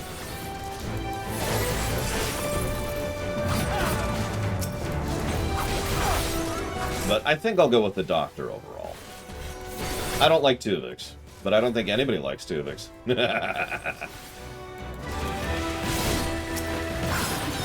Especially not Janeway. Anyways, so if somebody actually threatened Nashu, and I mean actually threatened her, do you think Hildibrand would get serious about protecting her? That's a good question. No. And I know that sounds harsh, but I think, and I mean this with total sincerity, I don't think he would recognize that she's being threatened. Oh yeah, I also need to get this ability, which is 72, apparently. It's another part of my rotation I'm missing out here.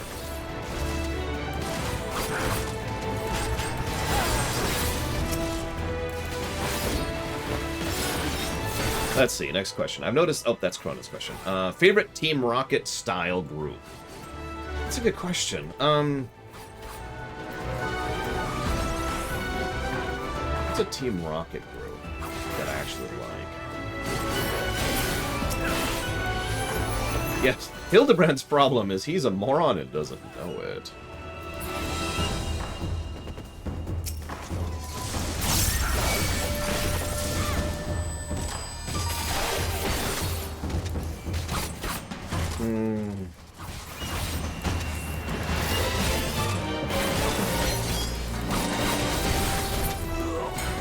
Wow. Couldn't quite manage it. Ah, suck it. A Trek All-Star crew? Put it in the queue really quick, Ross. I'll think about it when I get caught up to it. Oops. Best Team Rocket. You know, I'm gonna go ahead and just call it the dumb answer. The Mystic Trio from Chrono Trigger. Oh my god, it really is. You're right. Those are some lobes right there. The Ferengi could take some lessons from these guys.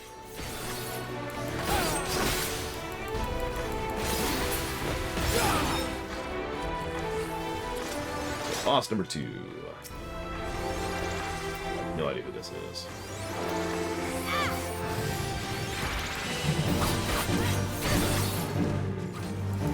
Yeah, no, I'm gonna stick with that. And then we've got, let's see, next question is, hit this button. This one. This one. This one. This one. And then this one. Die in a fire. Okay.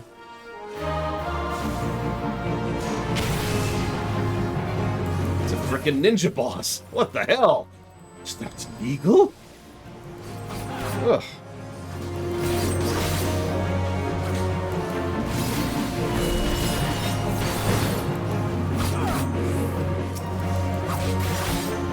How often do I update the list?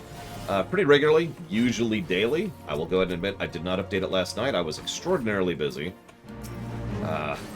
I don't have a good reason for being busy last night, if you want to be technical about it. I was hanging out with a friend of mine in Guild Wars 2, trying and failing to do the final raid. And that's all I'm going to say about that, for fear of spoilers. The final event raid, I should be more clear about that. The one in the Jade Sea, that one. So yes, more questions. What do we got here? Blah, blah, blah, blah, blah, blah, blah. Is there anyone in Duodecim you didn't like the way they were portrayed?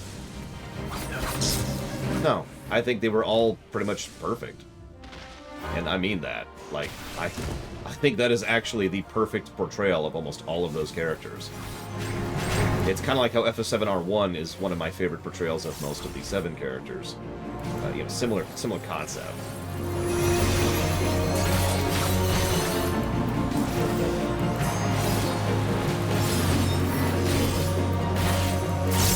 Concentrate for just a second. Look at this.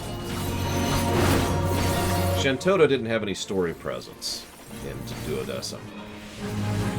So I guess, you know, based on just her dialogue, yeah, she's kind of irritating, but that's also just Shantota.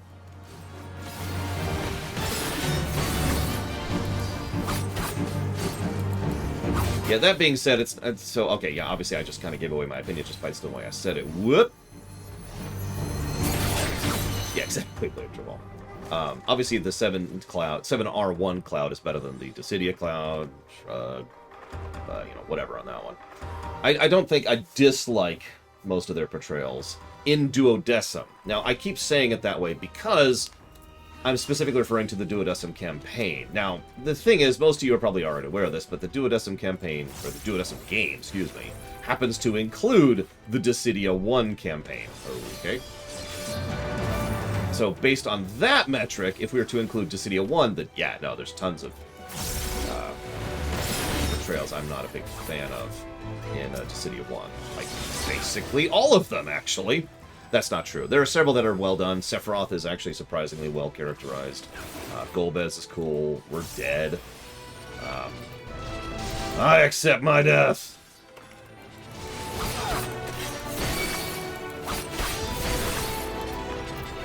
Let's see, what else? Golbez is legit. Mateus is legit. I like what they did with Cloud. Although Cloud was done better. Sorry, the Cloud was done better in Duodecim. Squall was okay. Yeah, I kind of like how Squall was done.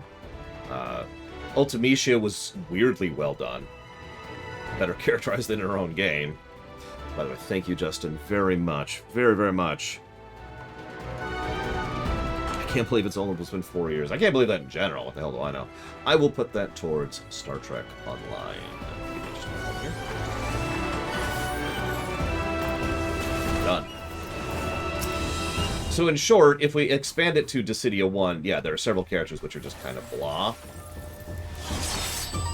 Everything to do with Tidus is weird. Villian has no character other than the Wild Rose, which is just dumb. Hi, Death Eagle. Cloud, as we've already presented, is just kind of dull as dishwater. And stupid, honestly.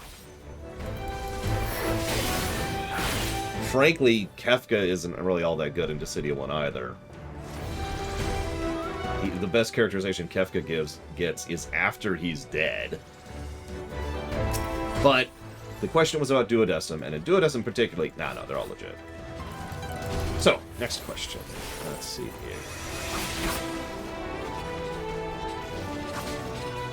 If Square Enix had issues such that they were going to be bought out by a larger company, like is currently attempting to be happening with Blizzard, which would you rather, and I'm going to open this up for everyone, who would you rather buy Square Enix, Nintendo or Sony? Now, I know my answer to that, but what do y'all think?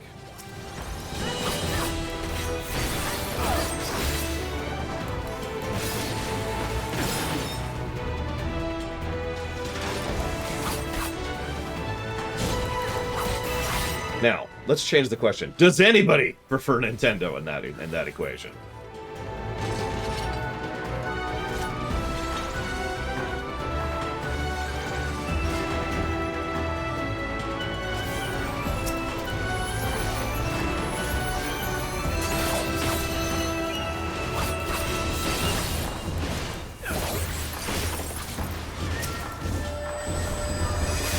So, if this was about 10 years ago, I'd pick Nintendo without hesitation. By the way, the name of those mobs is Harikari. Get it? The ones that are exploding on our faces. But I would have to agree with the consensus. I agree with Sony. Now, I don't like Sony that much as a company. I'm just going to be honest about that. But honestly, Sony is a lot better with their second-party developers than Nintendo is. And frankly, Sony tends to do a better job of managing, which is the side of this that matters. Nintendo, the way they continue to be legit is their game developers. Nintendo's core developers have never stopped being good.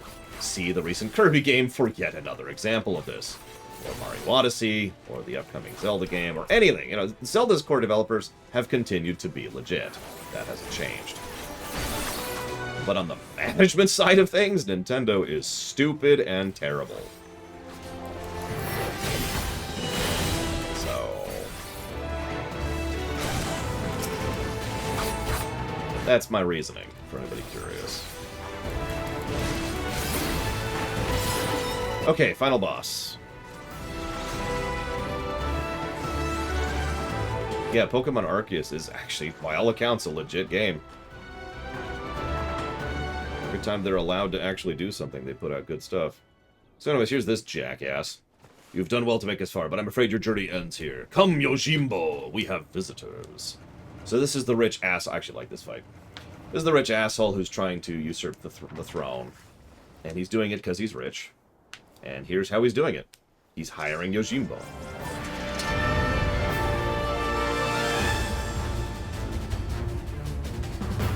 Okay. So, make sure to get all the gold, Bragwin, if you've never done this fight. Which you haven't. So,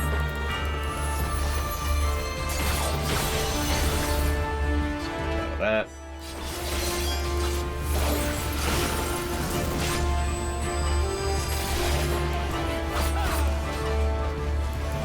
I want them dead. I want them dead. If you desire my strength, you must pay my price. More gold? Fine. So...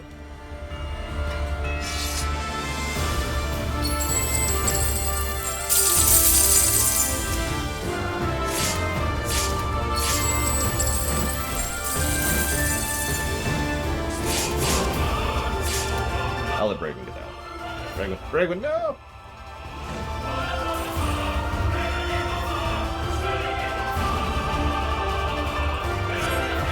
So the amount, so you know how there's the bar DPS check, which we've been seeing for quite some time at this point. Similar concept, except in this case, the more gold you pick up, the weaker the attack he does on you is.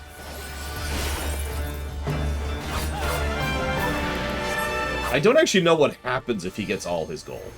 Like, if we fail to grab all the gold.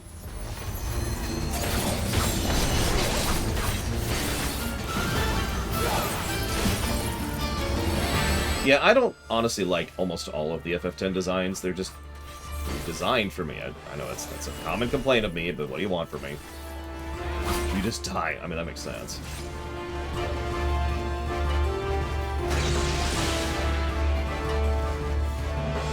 There's the butterflies attack, as they would. I know, right, Blade Javal? Of course, then people just farm this place a bunch.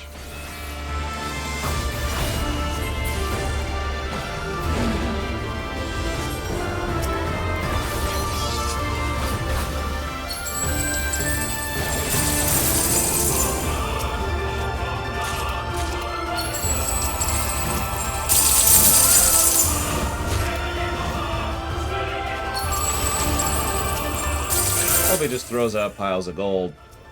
Typical rich person, right? I'll just pay my problems away.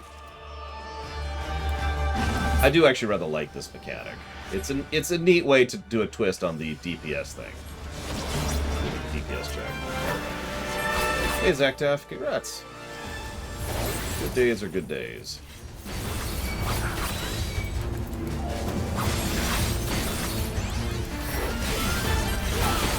Time for this. I paid for the heads, and I shall have them.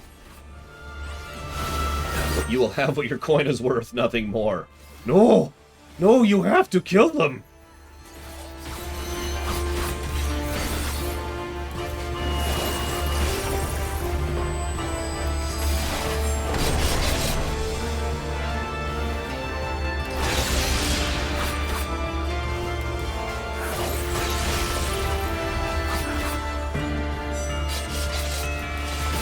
About 50s-ish in terms of temperatures, Actaft.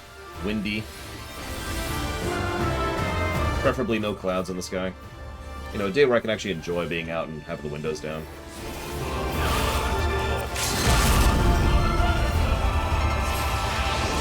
Worth it!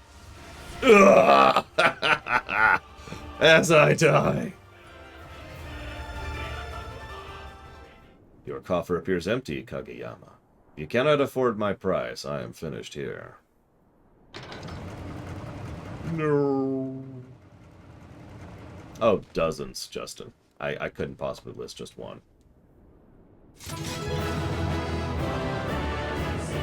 The bunny girl. Well, I just realized we have 2 bunnies and 2 Elizon. Excuse me. Please have mercy. This is all I have left. Stomp. Stomp. Stomp. So I actually rather enjoy that dungeon. If it's not obvious. I know I wasn't talking about it a lot. I do apologize, but it's a nice one. It's a fun one. They did some... most of the bosses are, you know, simple but enjoyable, but I actually rather enjoy that last one quite a bit. Get rid of this, though, speaking of which. Yeah, the unfortunate thing is there's not much to say about it, so it's definitely a positive, but that's kind of it, you know. County Castle.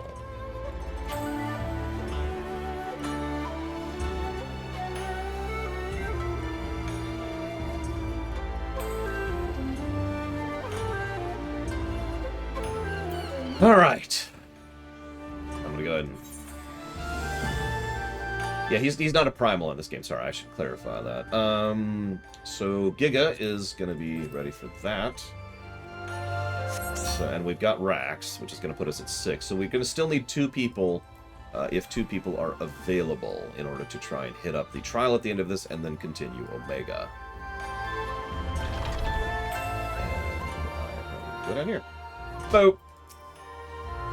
As you like. Ask all you like. The answer is no. There's a very short list of people who get to pass, and none of you are on it.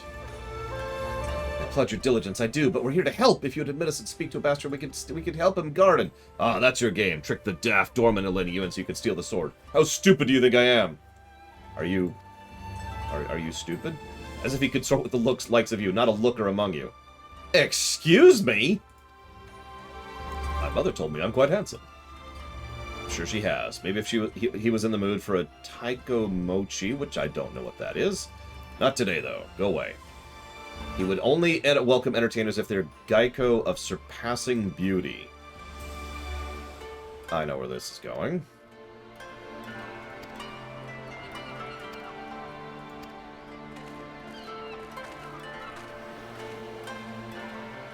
We totally showed a final cloud. It's too late now. This is the last one. Questions. Worst thing Sega ever did. Oh my god. Okay.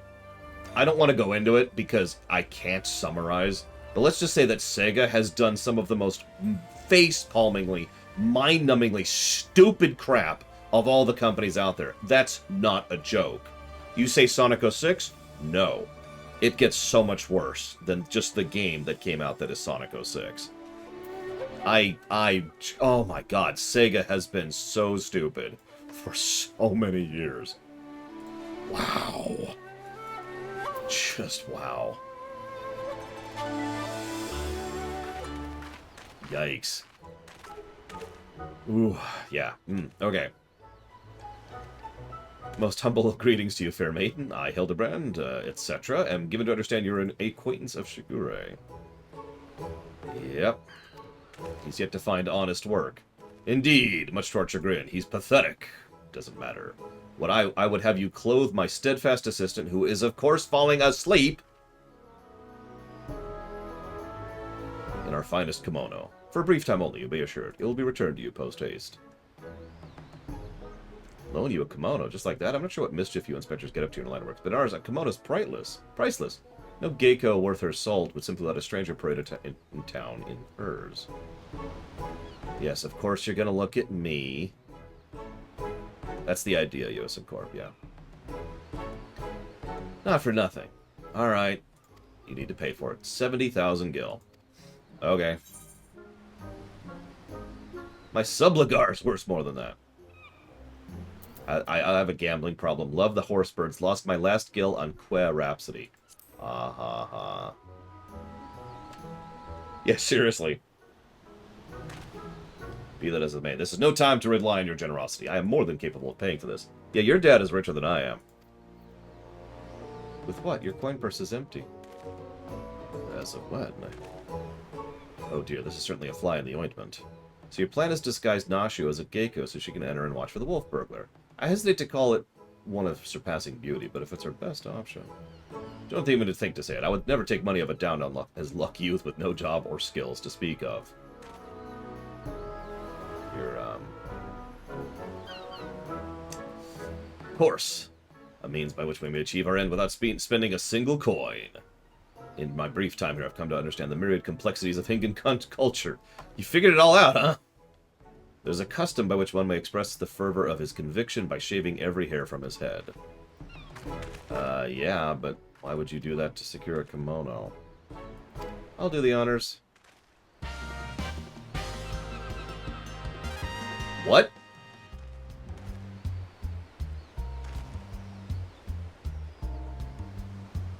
Wait. You touch my hair, I'll kill you. I will kill you. Just saying. There will be no mercy if you touch this hair. The only one who can shave my head is me. A beauty reborn. Wah, wah.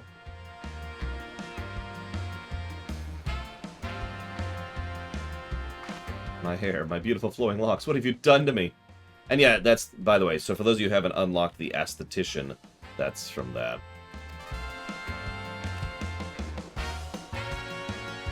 That's brilliant, utterly brilliant. I don't think I've laughed so hard in ages.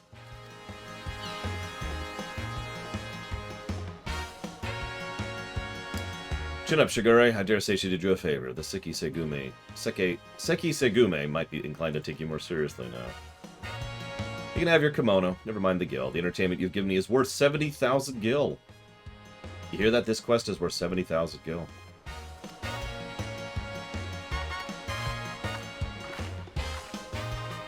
I like how she just said, it won't take long to put on a kimono. Raise eyebrow.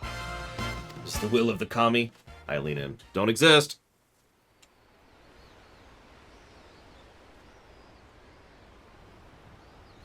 Apparently to go out. I believe I hear them coming. Ta-da!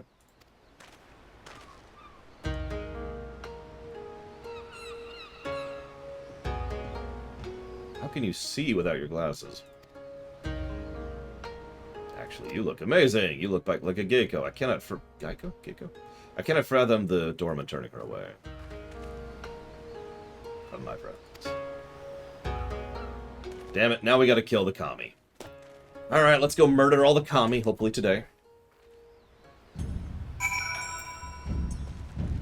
Yep, the whole chain was just an excuse to put a different outfit on her, which you notice they've done twice.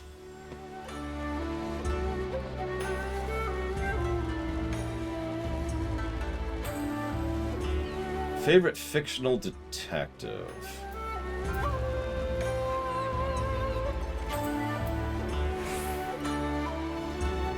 A good cop.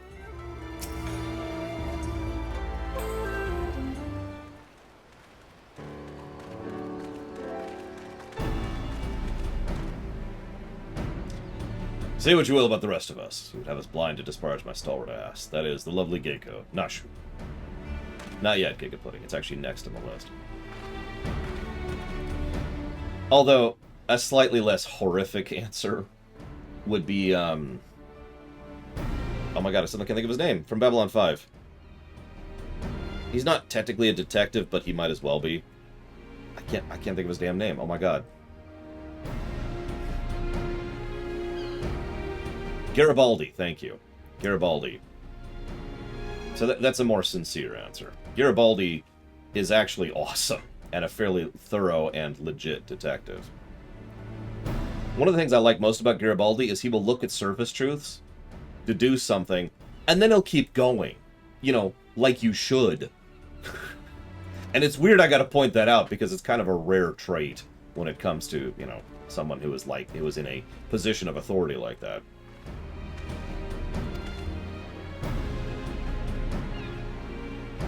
Yeah, he's awesome. Garibaldi's legit. You know, Ross was talking about an all-star Trek cast. I would probably pick Garibaldi over any of the Trek people as my security chief. Odo would qualify, absolutely. Is it wise to let her go alone? Ideally, Laura myself should have accompanied her, no? Oh, did I not tell you there was a plan of surpassing beauty? Eh?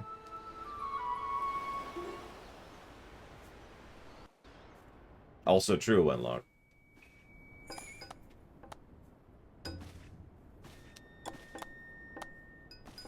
Oh my god, I want sushi right now. Alright. Hi. I'm a recovering sushi addict.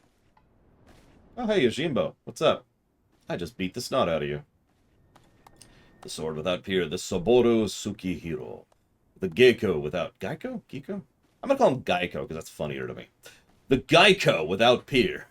Chiome. What fortune that I may enjoy the company of the finest treasures the world has to offer. Their very presence makes the wine taste sweeter. Does rice wine, that is to say, sake, taste sweet? Dead-eyed miscreant. I cannot agree more, my lad, my lord. Alas, whereas you may lay hands on your magnificent plate at a whim, I in vain struggle to navigate the endless labyrinth that is a woman's fickle heart. That which I desire, I take, as will you when my little project is complete. Chiome, come have a drink with us. Come, come. If you insist, I shall be glad to partake. Oh man, a good teriyaki bowl is legit. I can't eat too much rice or anything that blooms up because I actually have a pretty small stomach. But I actually really love flavored rice. I know that's such a pathetic thing to admit, but I'm a huge fan. Like, there's so many things I've tried with rice over the years. And it's just, oh. Anyways, such a beautiful girl you are, and so skilled a dancer. You deserve only the best.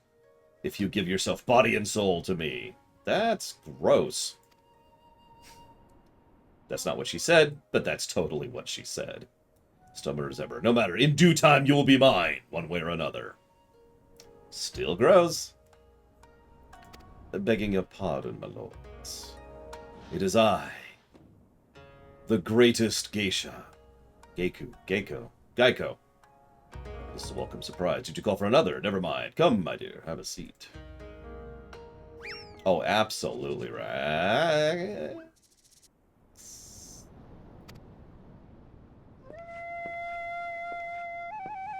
No. No. I explicitly said I would receive no Taiko Mochi this day. Far be it for me to judge a man for his pleasures, my lord, but I fear this is a bridge too far for me.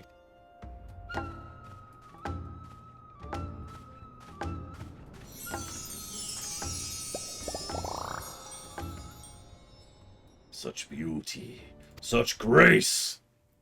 Be that as may, now's not the time. The day after tomorrow, perhaps, after I've had time to recover.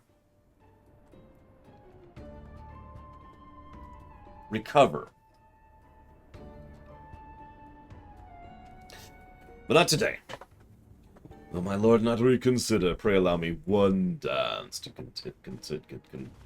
convince you.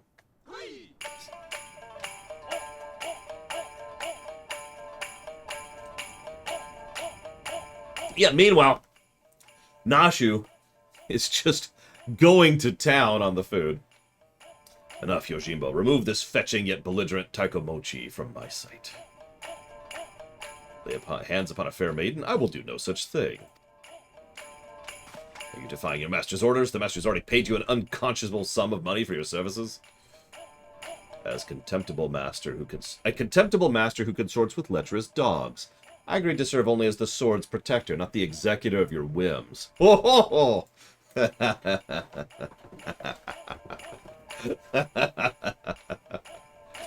Meanwhile, there he is, the wolf burglar. Da-na-na-na.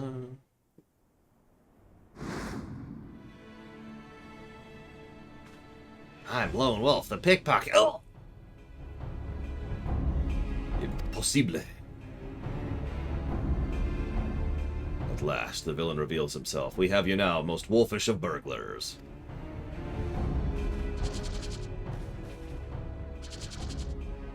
Wait, why are you running off? Why did you feel the need to change and also not get rid of the makeup? That does not match your eyes at all, just so you know. Feel so conflicted. Why? So you're not a Taikomochi. Pity that. Why? Bugger me, it's the talking statue. Come here to watch me seal the Saburo Tsukihiro. Hey, do whatever, but watch the frickin' food, okay? Don't let him get away. Halt, fiend! I'm just standing back watching them all. No, not the shrimp. Not the sake. Not the salad. Not the shrimp again. Of course, she's going for the shrimp. What?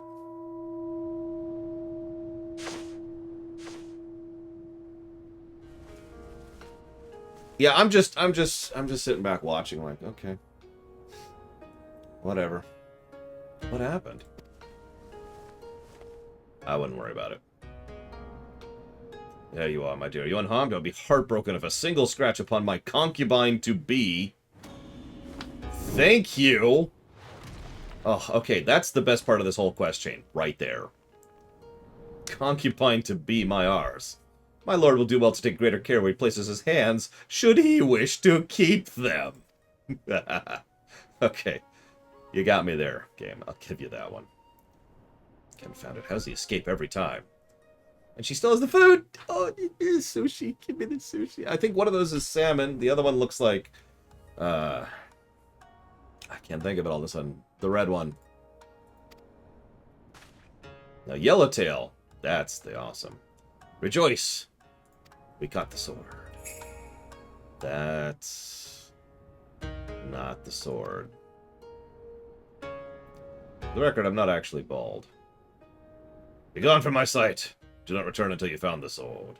Tuna, thank you, God. Usually fatty tuna. She's got another... sushi. How much is sushi? Let's see here. Just pull this up here. Oh, okay. That's a little expensive. Okay.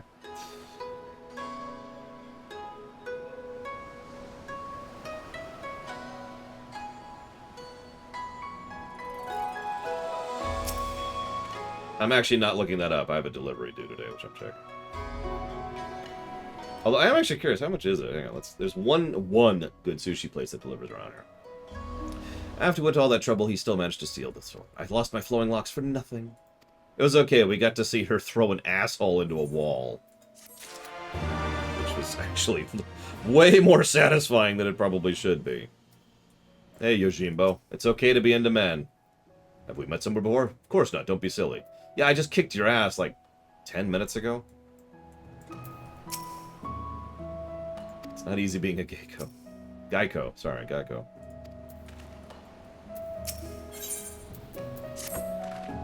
I believe the wolf burglars fled to Yanxia. Okay. What an amazing coincidence. You have the makings of an inspector. I'll endeavor to take that as a compliment.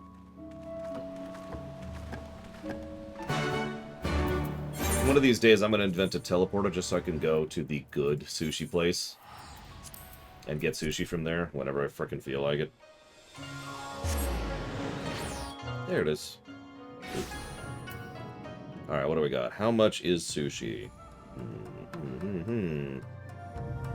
They've got a spicy tuna and unagi, which is quite good. A little expensive. And they've got their California rolls, which I always get at least a couple of those. That's $6 each. That's a little pricey.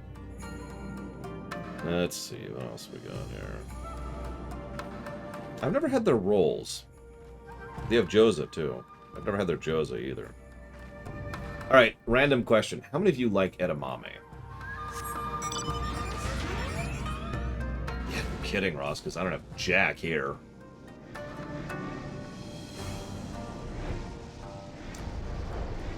My niece is so in love with edamame that every time we order any kind of place that has it, which is a lot of places have it, we have to get a separate order of edamame just for her.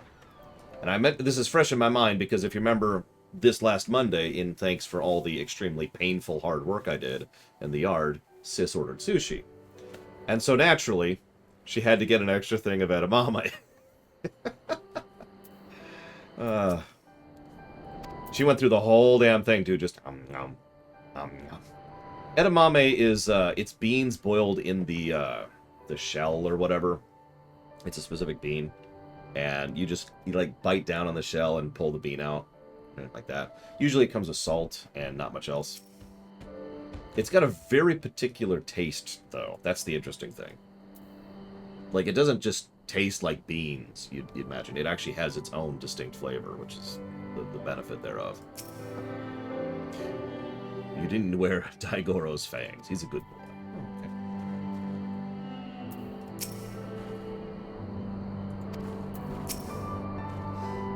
My word, this is so powerful and amazing and splendorful. How do we keep going? I don't know what to do, but I do.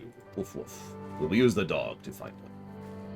Daigoro is more than a mere traveling companion. His sense of smell is unparalleled. Oh, okay. Got an idea, Jim? You're gonna call Yojimbo Jim? Yeah, edamame is also a good appetizer because it doesn't fill you up.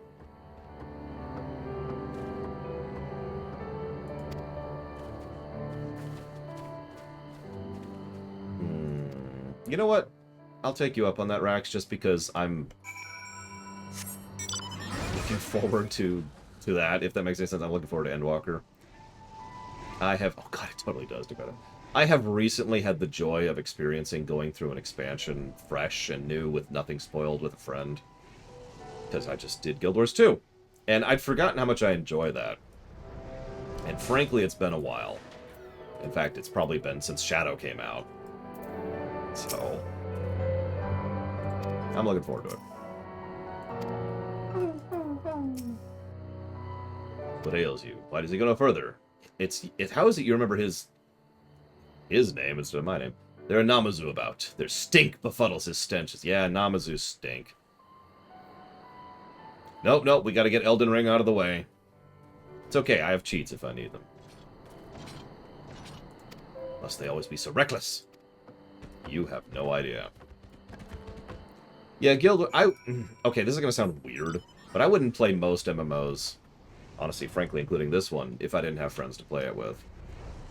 I was going to save that story from when we get to the part where I quit. I actually identified the exact quest, by the way. I did a little reading up, and I found the exact moment I quit the game. So it's not too long into 4.1.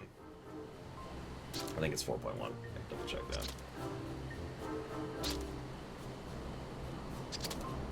Yep. Drunk Namazu.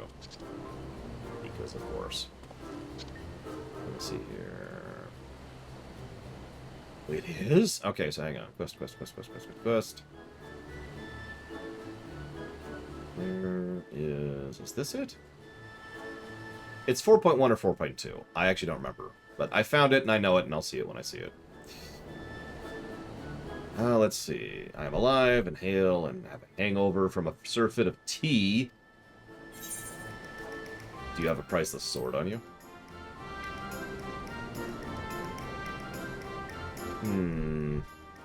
No, I have nothing of value whatsoever. A drunken Namazu? What is his part in all this? He's a Namazu who's drunk. So have you ever had ale-soaked fish? Because you're about to.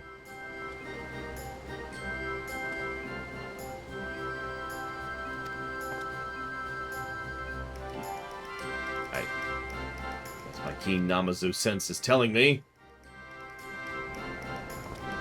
The wolf burglar. What are you doing, Hildebrand? Went that way! Yes, that way. I mean, I'd take the drunk Namazu over Hildebrand, so...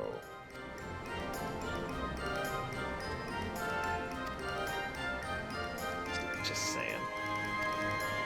Bye-bye, friends.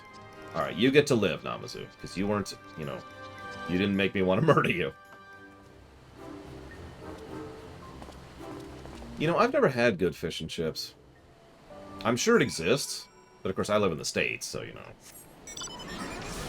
No joke, and you can make fun of me for this if you want, but there's several specific dishes I want to, you know, have if I ever actually get to visit other countries, and fish and chips is actually on the list. Hey, look, it's plot-relevant gloves. They're literally called plot-relevant gloves. Wow. Okay. I shouldn't have to mention the kind of food I want to have in, you know, Japan. But there's several dishes that I'd like to try out in various places.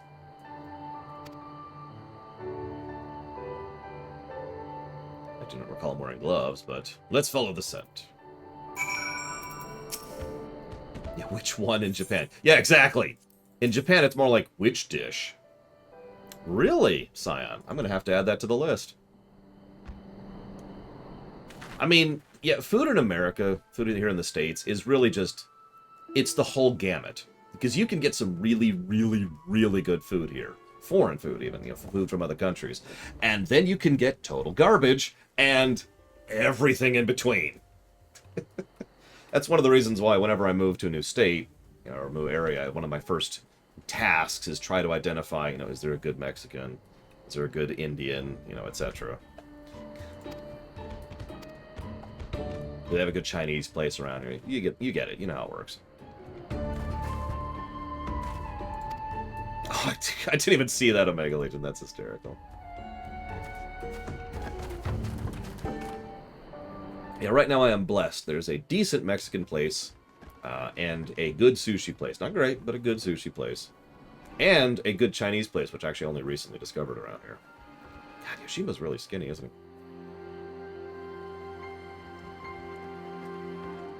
I make better burgers than anywhere around here, though. There's also a really good Thai place that was by where I used to live. I'm sad to lose out on that one. That was really good Thai. Bold, Rhoda. You know how quick he can be. Leave this pursuit to the one he cannot outrun. Me? Oh, right. No. Gotcha. Dude, good ramen for $5? What the crap?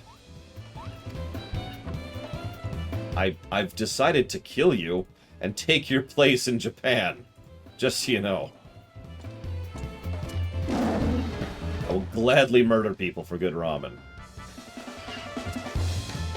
Uh-oh, he's got money.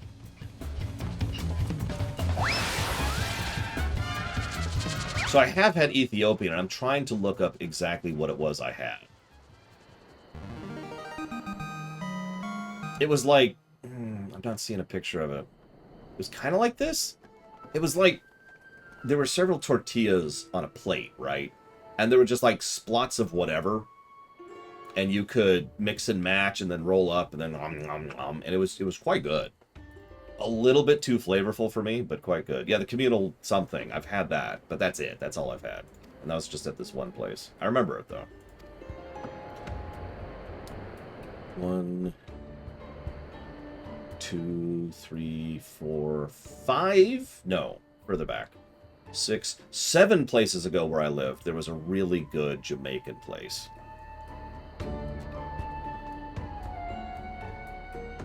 You lot really have thought. You should have thought this through. Have you already forgotten I've got friends in high places?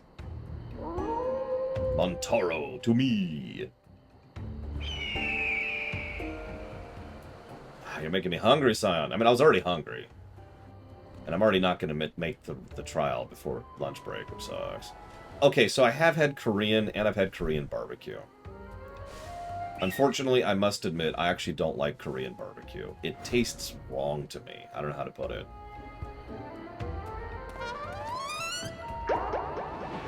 Why?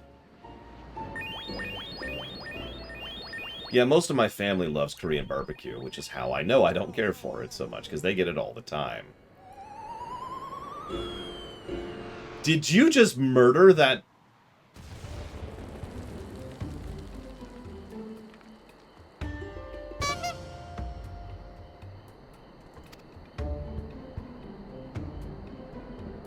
By the way, there's a good ramen place around here. Would anyone care to guess how much it is per bowl? Just random guess.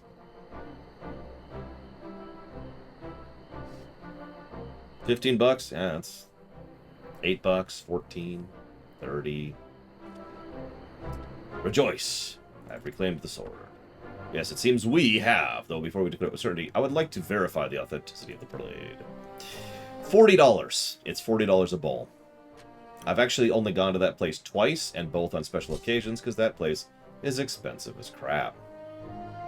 No fake. A work of art, a masterpiece that can only be the treasured sword.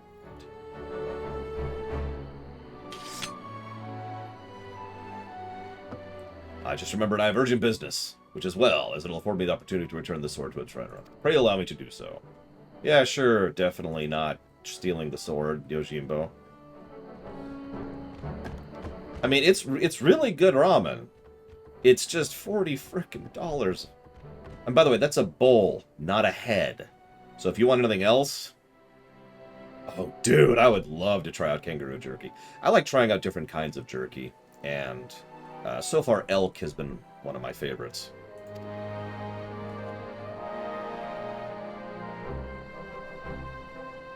I'm telling you, Dakota, and by I'm telling you, you're telling me, Jim and Greg, we got to make that happen. We got to make that happen. I'm just getting hungrier the more I sit here and talk about this. All right, hang on. Back to Kagane. Yep. I mean, it's a decent-sized bowl. It's about this big. But, yeah, $40. You want some edamame? That's more. You want some gyoza? That's more, too.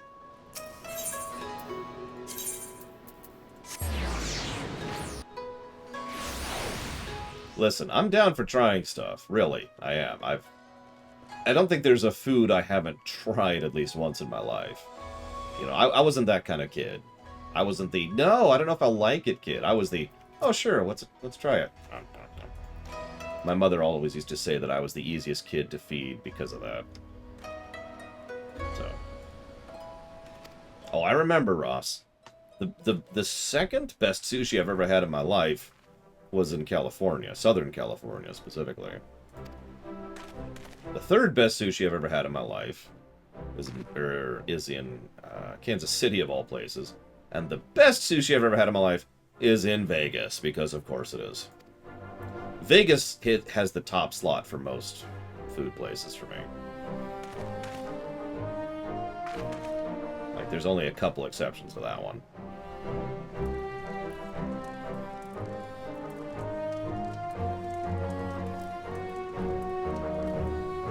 So there's this one sushi place that my friend Gary stumbled into, Ross.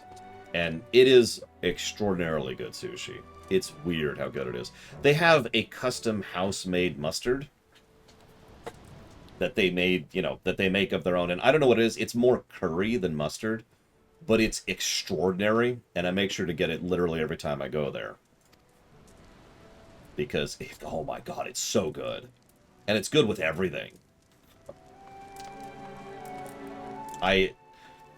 So I literally brought this up Monday.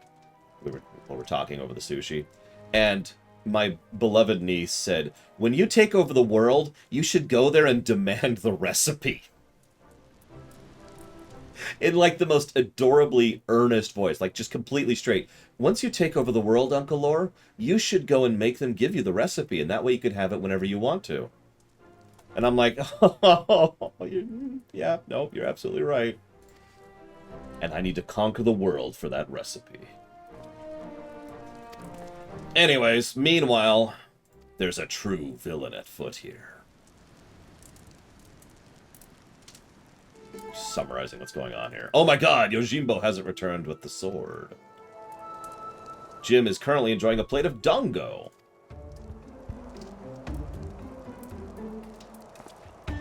Maybe he absconded with the sword. This is a joke to you people, isn't it? Yes. Yes, this is. I have not, I'm afraid, Scion. I think he's angry. Of all the stupid, inexplicable, utterly unjustified... What reason could you possibly have for even a moment considering it wise to let a single man, a man I just expelled from my service... Mark me, Ronan, if you fail to deliver that sword, I'll make it the focus of my remaining years that your dreams go unfulfilled. Good camera usage. As they say.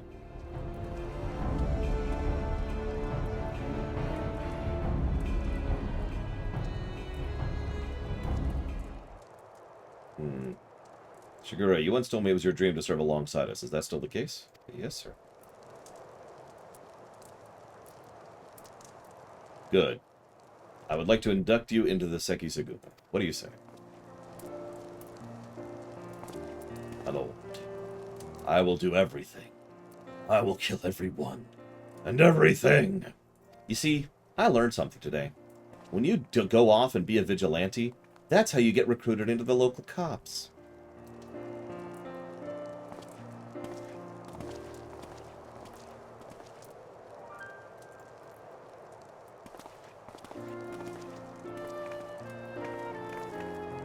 Congratulations, Shigure.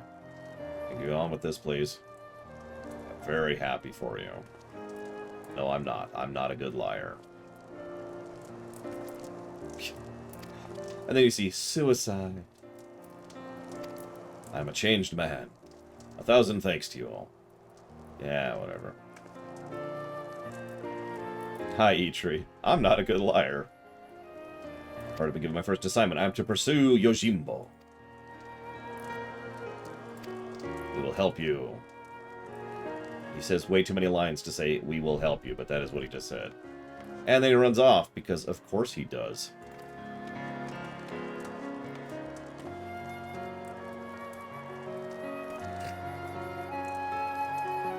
Ha ha ha ha ha ha ha. Ha ha ha ha ha.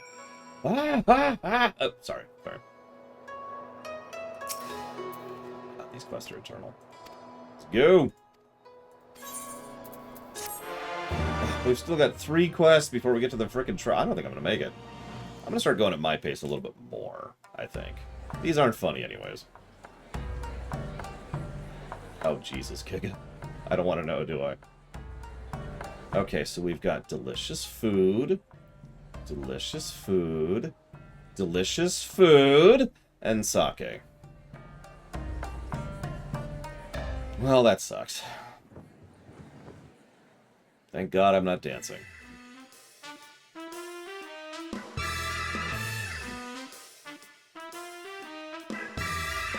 Must order sushi. No, I'm not going to do it. Although, actually, how much is their hibachi? Probably going to be way overpriced. That's actually less than I thought. It's only $16 for hibachi. Unfortunately, I still spot the perv. I mean, the stalker. Yeah, that's surprisingly low for hibachi. I'm a little surprised by that. Yeah, their sushi is way overpriced. Yeah, welcome to hell, Eitri. Okay. Hi.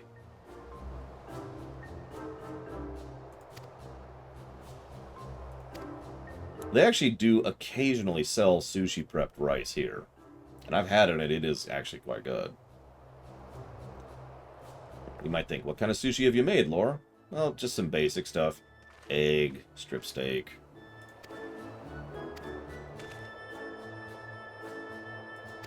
So, have you had any word? No. We should get you this hair tonic. That's a considerate gesture, thank you. Try it right now. Okay.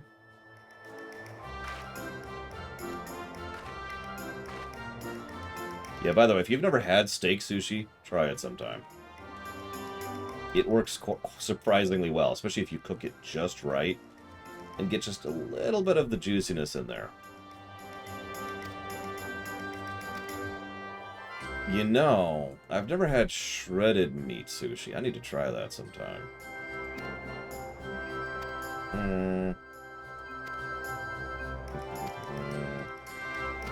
The Undead guy's here.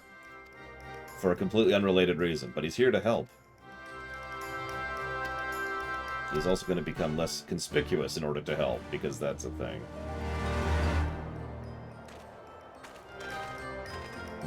What other things could we make sushi out of that we haven't? Help me out here. What's some ideas? Oh, no. Oh, there actually is raw chicken sushi, which I really want to try someday. I've actually had cucumber sushi. Cucumber sushi is legit.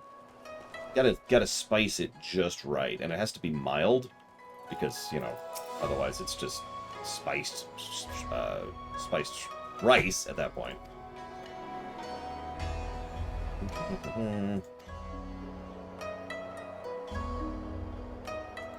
Okay. So, Lone Wolf is secretly giving money to the poor and helping out people.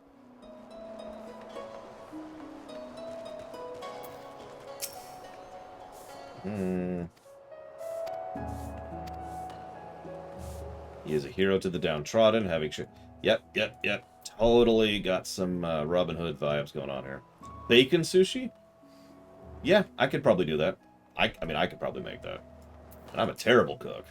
That's not true. I'm actually a really good cook. But the point is, I could totally make bacon sushi. The thing is, I think bacon is not enough. We need to add something instead of just bacon. Now, ironically, I think a bacon and egg sushi would actually work out quite well.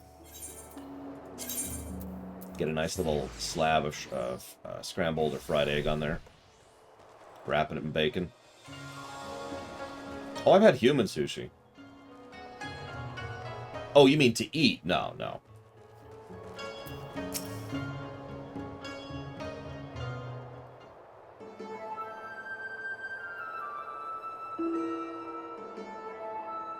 Listen, what Bragwin and I do on our time off is our business, okay? That's bacon-wrapped scallops. I've actually had that several times.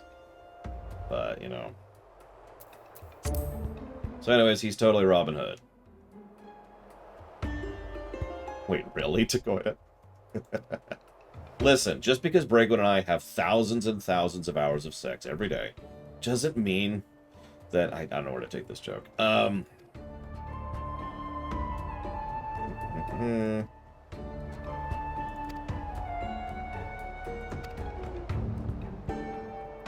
mean, yeah, there is such a thing as crispy sushi.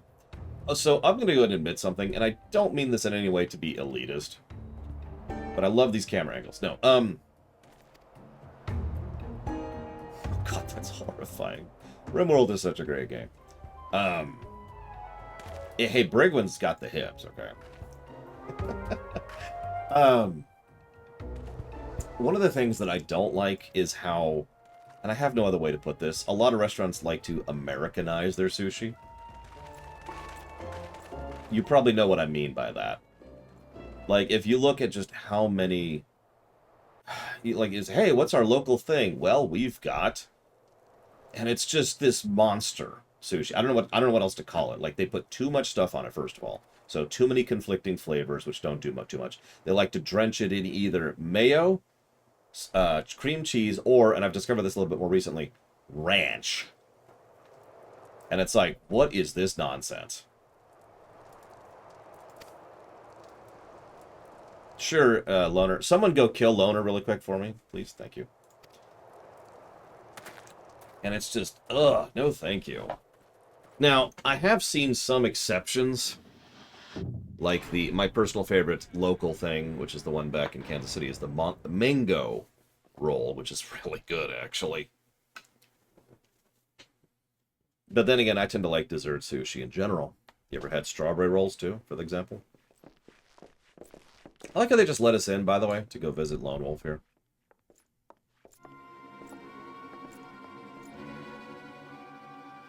Like, seriously, this group. So what's up? Questions for little old me. I'm pure evil. I mean, hi. We have reason to believe the sword was his objective all along, given that it was yours as well. We thought you might know something about him. And everyone knows, that's actually a good point to go to. Everyone knows that sword's worth a bloody fortune in that, so. Exactly, Jorian. Go ahead, Loner, hit me with the technically, I'm ready. I'm still gonna kill you for it, but, you know. Die brave, you know. Die being yourself. Finding a buyer for a master thief that famous, especially after word of its theft, has spread. Good luck with that, says I. He'd surely have to avail himself of the services of disreputable folk, with whom I happen to be intimately acquainted. I'd be happy to introduce you as soon as you'll set me free. Absolutely not. That's out of the question. And we've got nothing more to discuss. Bye. Now, let's not be too quick to judge. If the goodly men and women are willing to trust in his good intentions, maybe we should as well. Oh, I know, Loner. I mean, it's like saying barbecue. How many different types of dishes, which have nothing to do with each other, all fit under the umbrella term of barbecue? I propose that you be released into my custody as an early parole kind of a thing. He says, cool. But how will we convince them? We must have the hair tonic, which we have right here for some... Why do you have that in your pocket? Yeah, exactly. Consequently, I've had good ribs. In fact, I've had really good ribs. Remember to use the whole bottle. Of course, he's got his shades on, and she's got her shades on. Do I have shades on? Tell me I have shades on. I have shades on, right? Or are my eyes more powerful? I've made good ribs, too. Legit.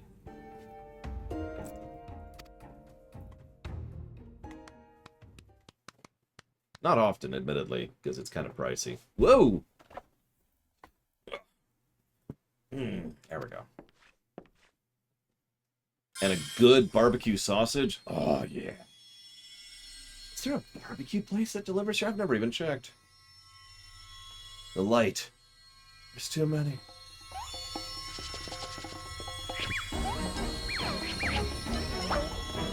Got the key. Okay, this is actually pretty good animation work. I'm actually happy with this. Surprisingly. Like, look at this. This probably took, like, a week for them to set up and do, you know?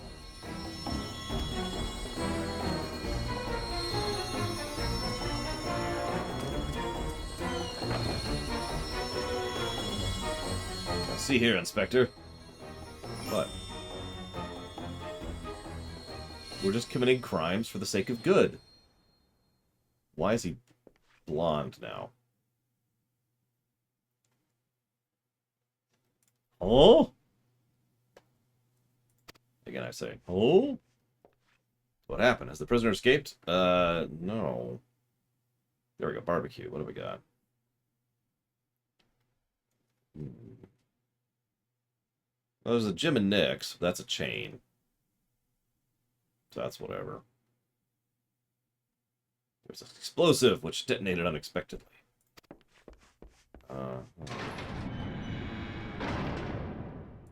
Right. Right. When did Shigure regrow his hair? 5 seconds ago. Okay, you want to hear something really funny? If I search for barbecue, which is actually a category, it's a tag, and I sort, and I get it up, and it's like, okay, here's the local barbecue places. McDonald's, Papa John's, Chinese cuisine, Peace and Love Pizza, Chicken Salad, KFC,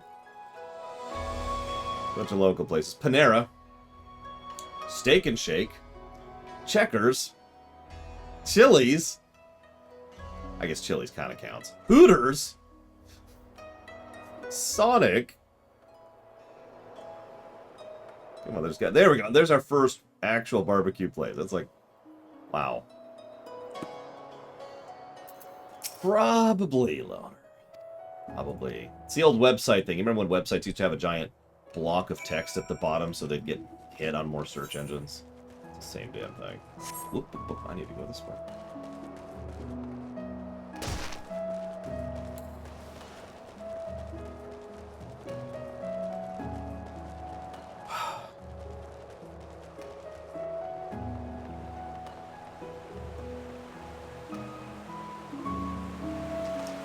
I mean, I'll take it, Eitri, or I guess you'll take it. Fingers crossed.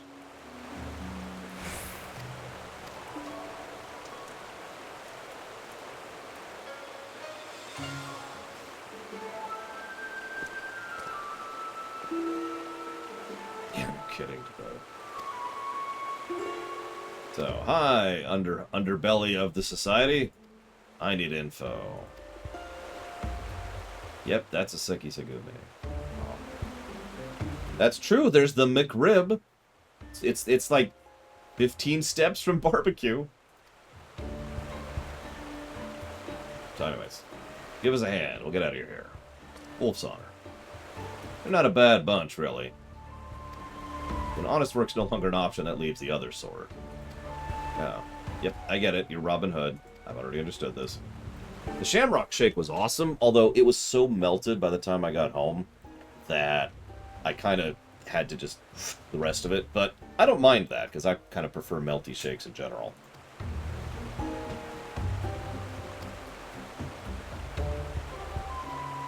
It was one of those, you have to open it up over the sink kind of situations, though, if you know what I mean.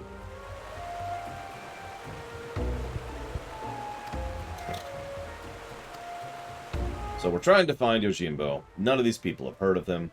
We came all this way for no information. Oh, I actually always get a McRib every time it comes out. It's a little habit of mine, and I actually enjoy the McRib. In fact, some of you may or may not remember, nowadays what I do is I get a McRib, and then I fix it up myself. Right? You know, I swap out... Basically, I just take the meat, add my own onions, my own pickles, my own bread.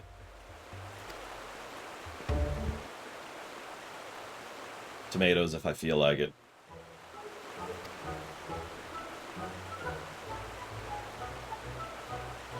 Okay, so there's a sword that's apparently from a fairy tale. Akami tried to kill me and my friends with it, but I deflected the blow. Yeah, you know, Susano's sword. I have so many questions. But first, where did this happen? Yeah, I'm with Ross. I like Chipotle quite a bit, but Chipotle isn't Mexican, which is fine. It's just Chipotle.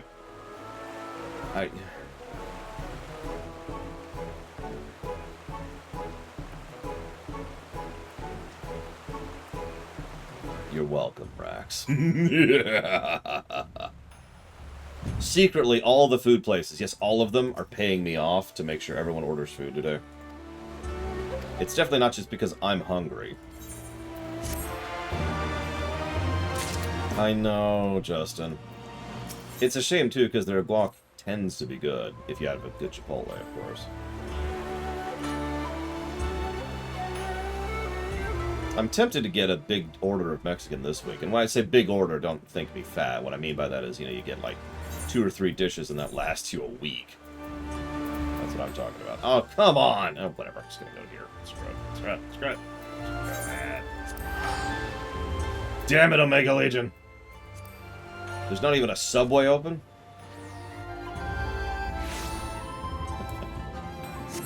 Sorry, that's a dumb joke. So, one of the times I went to Vegas, this would have been a while ago at this point. In fact, I could tell you the year. When did Matrix Revolutions come out? Because it was still in the theater when I was there. Anyways, so, whatever year that is, 2003, I was in Vegas. That was a while ago. And I discovered that the hotel we were in actually had a 24-hour subway. Now, at the time, I was working a job that was an overnighter job, so that was kind of, my schedule was leaning that way anyways. So I was really happy about that. I was like, oh my god, we can go get Subway right now. I may have gotten Subway like 5 times while we were staying there. And of course, it's Vegas, so it was actually a good Subway.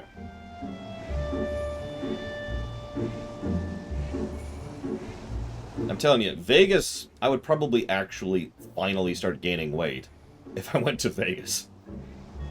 Because they have a lot of food options, and it's good, and it's not particularly expensive either.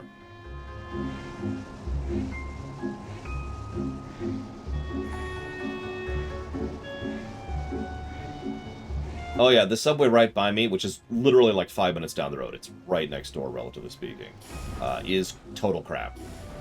It's not the worst I've had. I've had worse than that, but it's like one off of lamentation status. It's awful.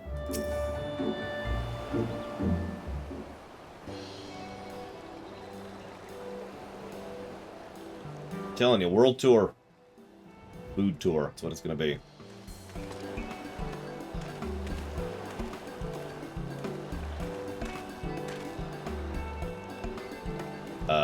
Nice outfit. Why does everyone keep playing Fashion Wars as we're going through this game? Or through this quest chain? That's literally a health code violation, Death Eagle. I should know. I've been a manager of a fast food place.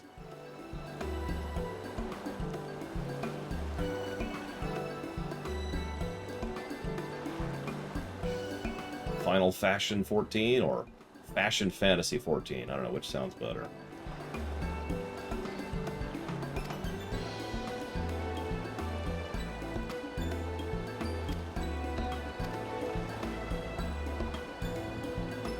Yeah, why'd you try to steal the sword? Well, you see, when I was a young pup... It's not stealing to take back what was stolen! That bastard prized it from the hands of its rightful owners. He was a humble samurai, with a humble life, devoid of luxury.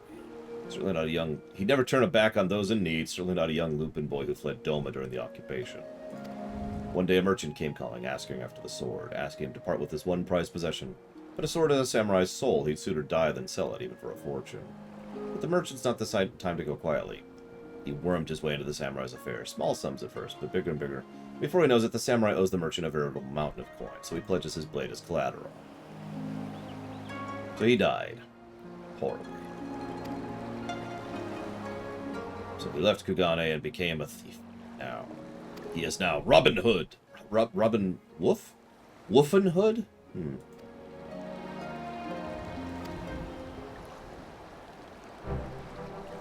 The local Domino's is actually quite good in food, but they're extraordinarily overworked, and so any delivery literally takes like 2 hours. Not exaggerating.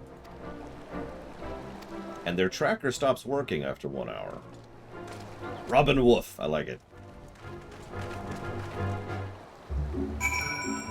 So, you're just kind of left in the dark when they're going to show up and how, which I'm not a fan of. So. Would that apply to Hawaii as well, Ross? It's funny, I don't remember the food in Maui being all that good. I don't remember it bad, I just don't remember the food in Maui. It didn't make an impact on me.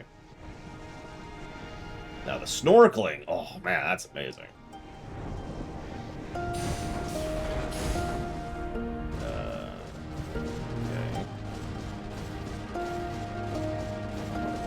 Ah, here we go. You.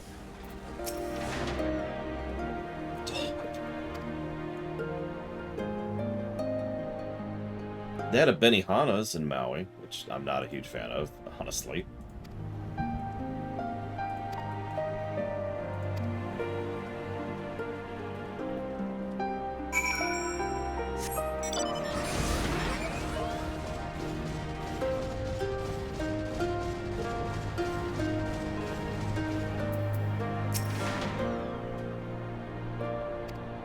Hey, we have a shot of a samurai with a dog. Good vibes. The name of this quest is Good Swords, Good Dogs.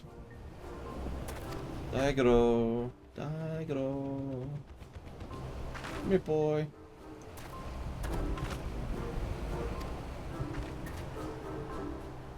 What do dogs think of Mikote?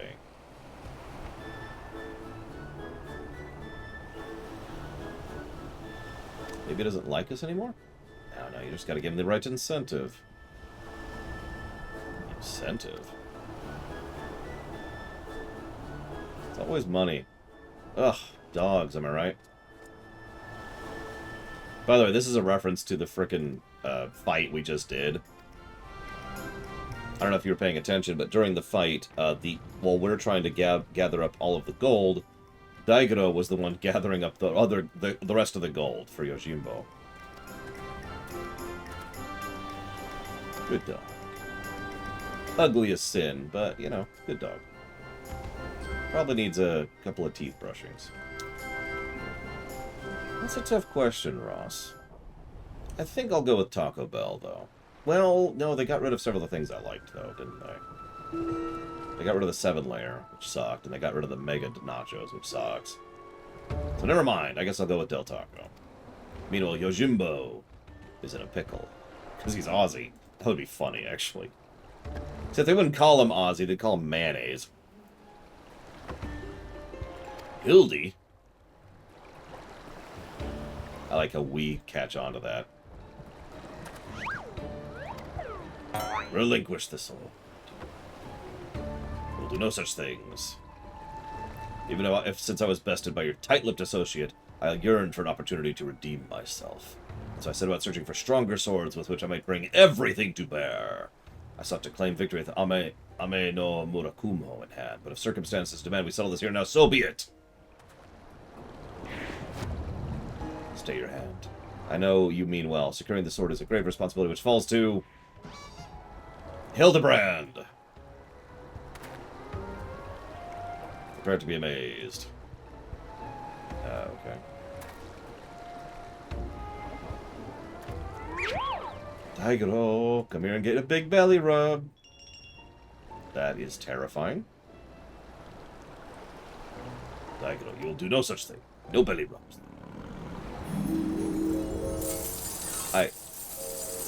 What?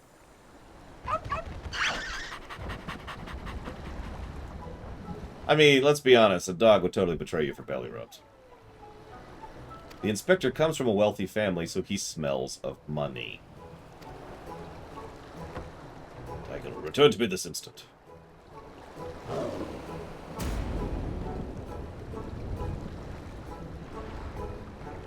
Wow.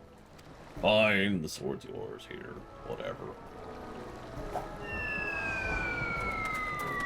I got it. I'm just watching. I can't believe that worked. Your powers of negotiation are most impressive. Not the word I'd use.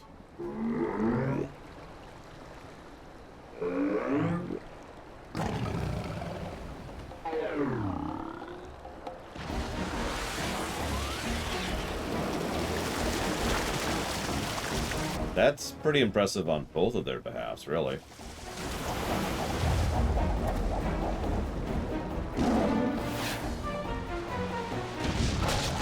Why the goofy grin as he's about to be tackled? See you around, Justin. Where's the sword?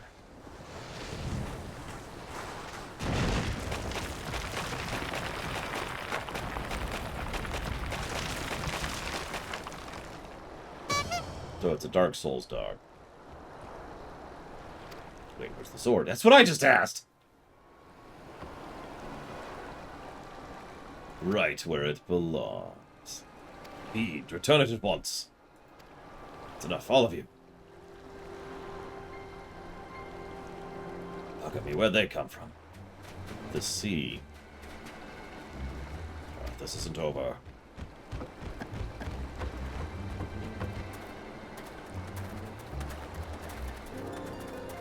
Hi. What's this about here about you setting free a notorious fugitive? Explain yourself at once. Well, you see... We're totally gonna bring him back to his cell after we...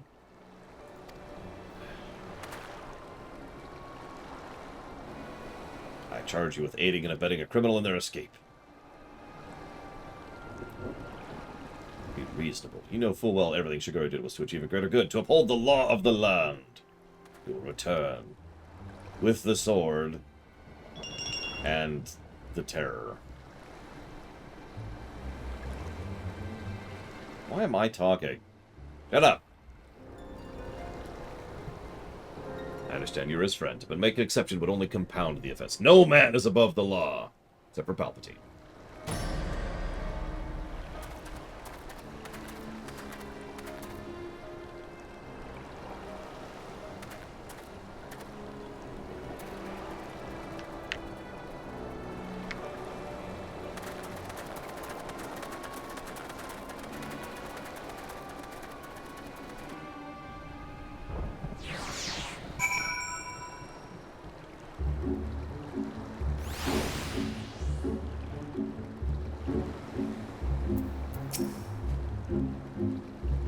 Miscarriage of justice to see Shigure spirited away like a common criminal.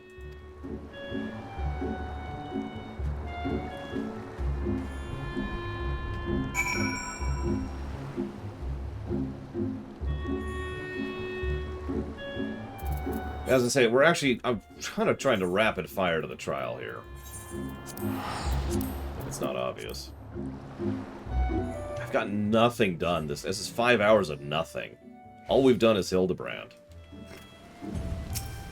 And that's it. This is one of the least productive streams I've had in literally months.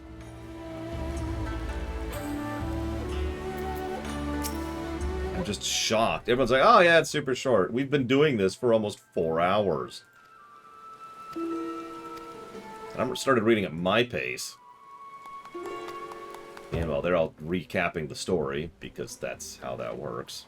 I do a lot of recapping in this game. Okay. This quest... No! Not all of Hildebrand. Is the one we're about to get is the one that's going to unlock the trial.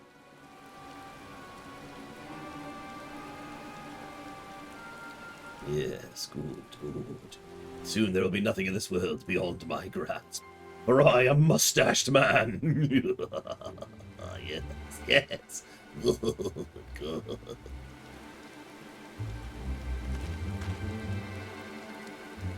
Why are our senses so terrible? It's like we always roll a 2 on our perception check. You think you saw something, but there's nothing there now. I think the villain is those Namazu right there. Did I get it? Am I right?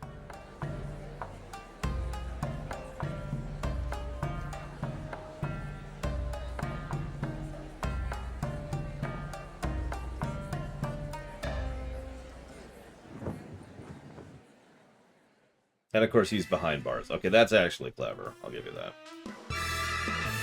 That's a good point, Dakota.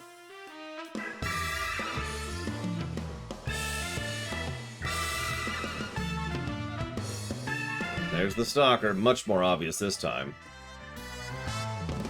You probably didn't see it, but the stalker was going like this.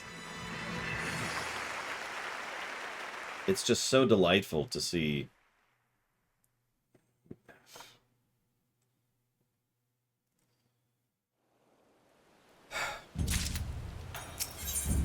Let's go. This is the trial quest. Let's do it. Let's freaking make it. Do we have 8 people? That's actually a good question. Do we have 8 people? I'm gonna laugh if we don't.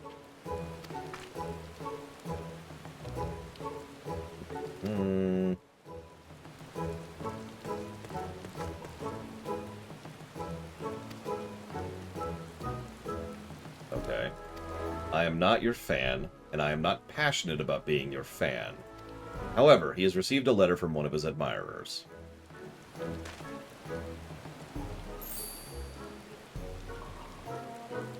Even in the Far East, you've got a following. Can I see it? Yeah, sure.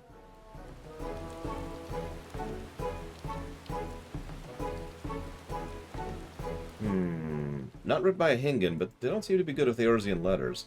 Something of light, you who seek the strongest of swords, the Soboto Tsukihiro. Know that I have laid claim to this most priceless treasure. If you would make it yours, meet me in the Kugane Ohashi for a duel to end all duels. Sincerely, you know who. Something of light? Why, he must be referring to myself! That said, I would rather resolve this dispute without resorting to duels. Wait here, I will go reason with this misguided ruffian. And there's the dude, beeping as always.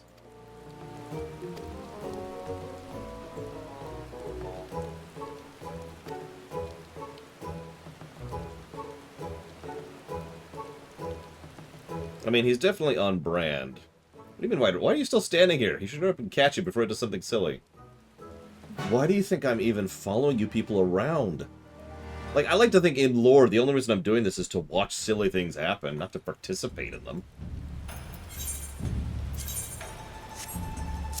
Alright, hang on. So we've got...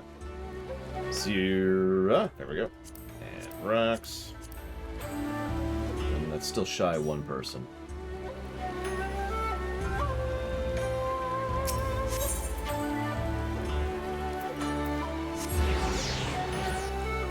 Actually, that would make a lot of sense, Dakota.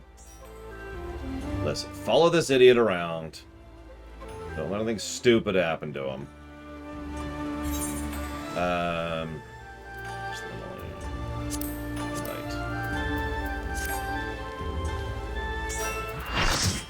Giga?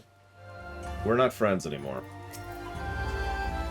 Is that you, Lore? As you can see, I'm in a pickle. And by a pickle, I mean the ground. That's not a... Okay. The duel must be left up to us. Alright, just stay still, Giga. I will make this very quick. Alright, I got the hand. Okay, that unlock was actually really quick. I was expecting it to take another, like, 15 minutes. So we will wait. Alright, Zira. Why does everyone have an umbrella but me? God, don't give me an umbrella. I actually have an umbrella. What do we got here?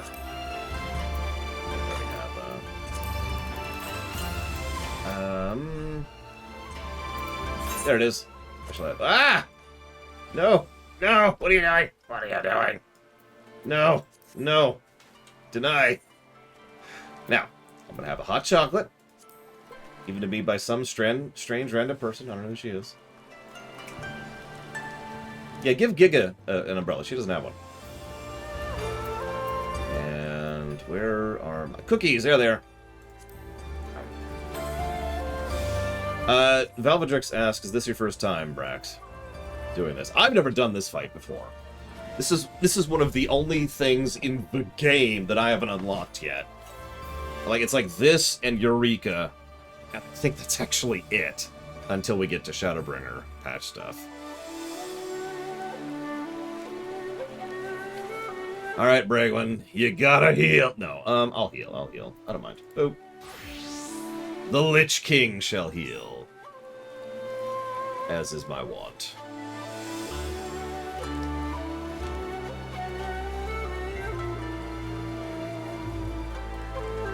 Should be. Yep. Are we still waiting on Serona? Yep. I see a cutscene thing.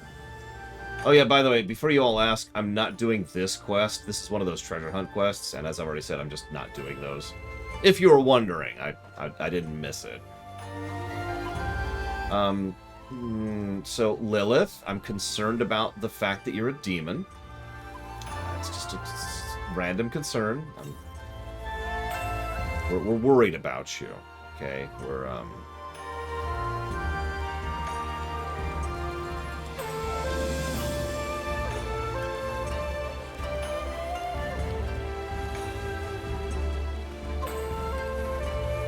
Alright, so... so I don't know any of the mechanics, because I've never even done this fight.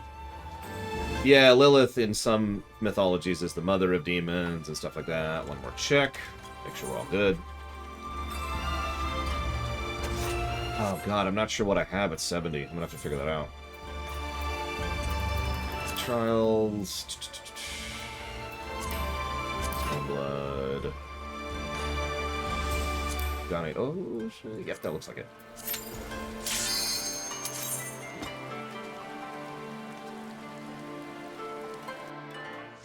As I say, Lilith is in Warrior of Darkness, wow. World of Darkness. As well as in Diablo lore and a couple other things. It's a common element. For far too long have I waited for this rematch. I, Jim, will knock you all down. Oh, sorry. The Soboro Sekiro may have brought us together, but 'twas fate that we ordained we engage in glorious fisticuffs. Victory will be mine this day.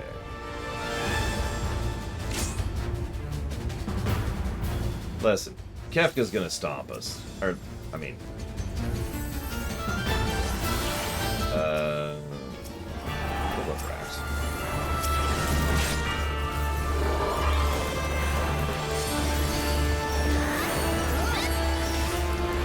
Apparently he does, Dakota. He just... Maybe he's just... I don't know. Going off the proceeds. So, similar mechanics so far. Not too bad. Not too bad.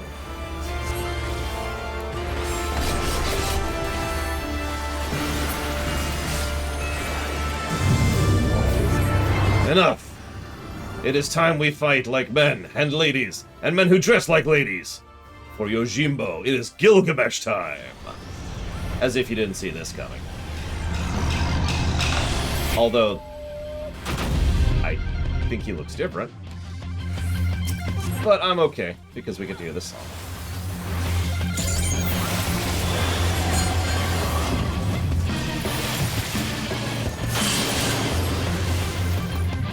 I'm gonna be hit by that, but that's okay.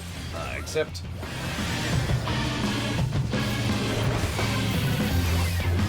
Unveiled. He actually has a buff called Unveil or a debuff or whatever. Come on. Are these Doritos? They look like Doritos.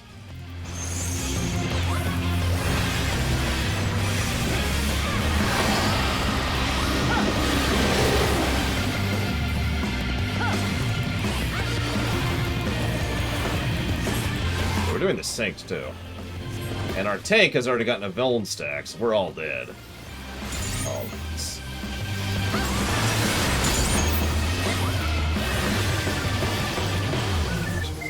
I keep gonna have this at this level.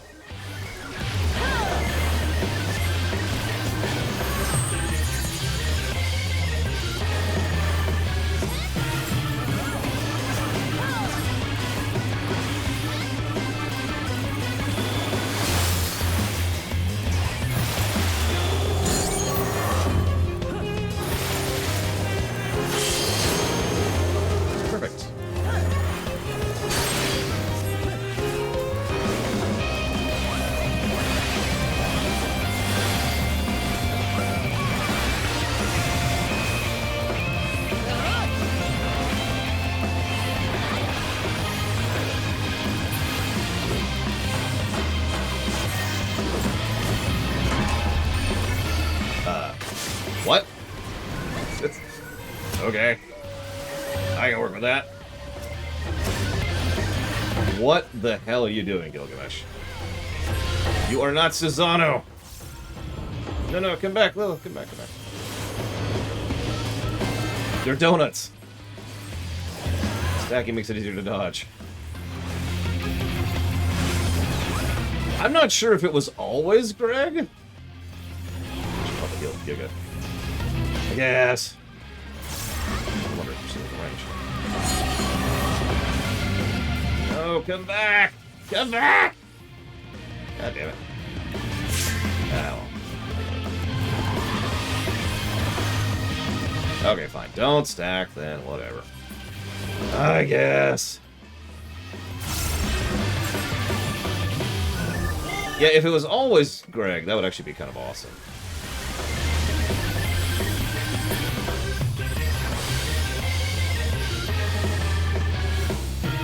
Here. What? Now I'm gonna be over here.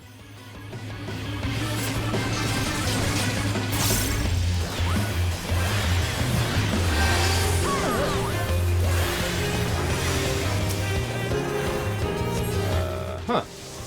Yep. That's death.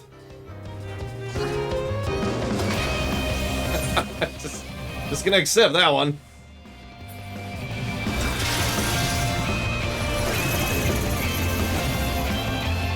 Oh man.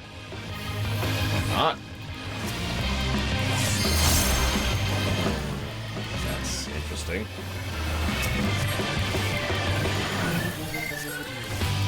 That's probably death. Yep. That's death. Alright, Bregman, you got this.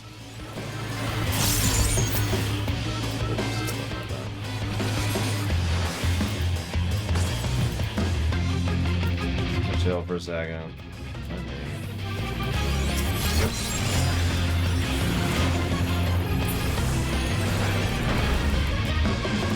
Okay. Nope.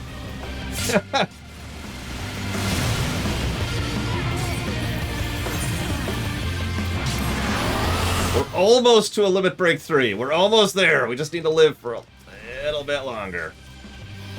Yeah.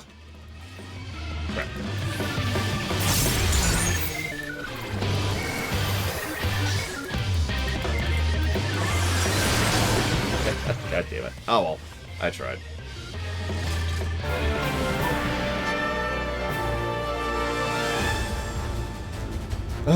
So anyways.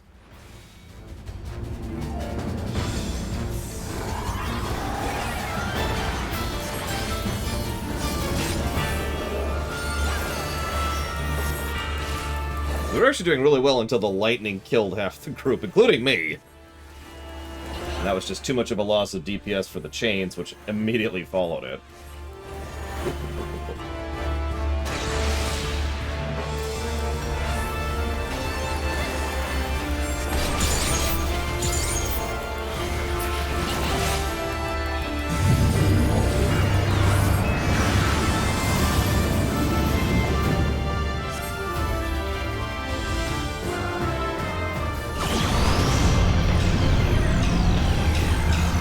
I mean, he recognizes Hildy, at least. So that's something.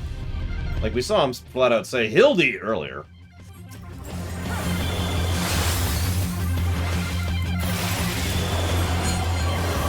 Fine. Stand here and see what happens. Okay.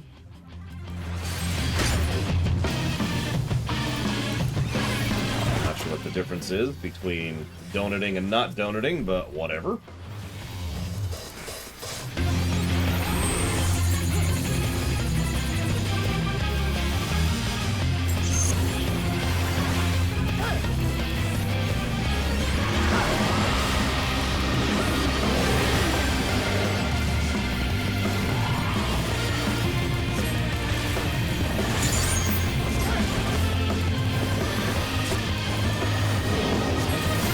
Oh, gotcha. It is both. Oh, that explains that. That's a shame, but makes sense. 50 negatives to gameplay. For double markers. Whoop. Damn it. Yeah.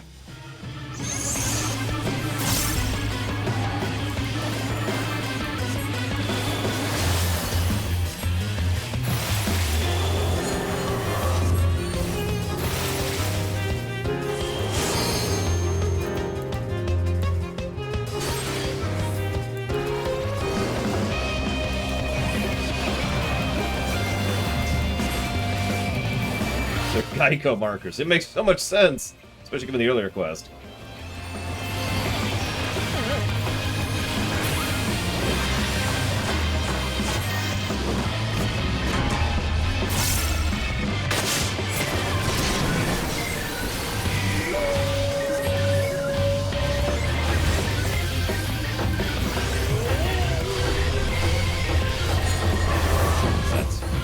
Positioning, there's not a lot I can do about that.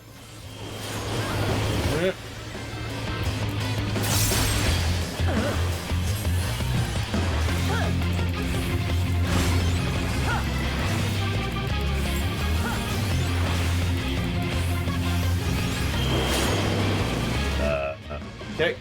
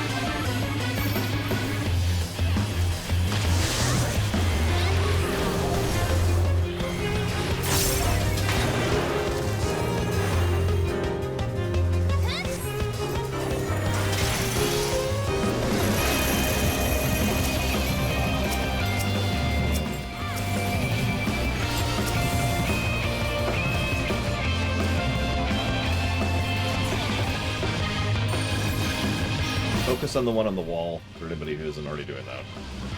It's a little late now, but...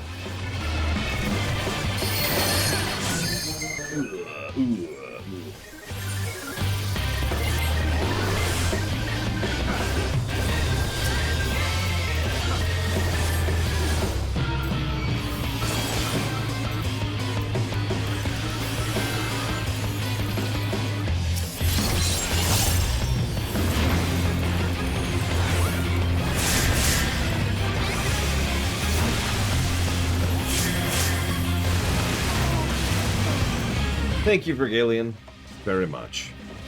I do try, and I do appreciate it. Thank you. I will jot that down towards dealer's choice.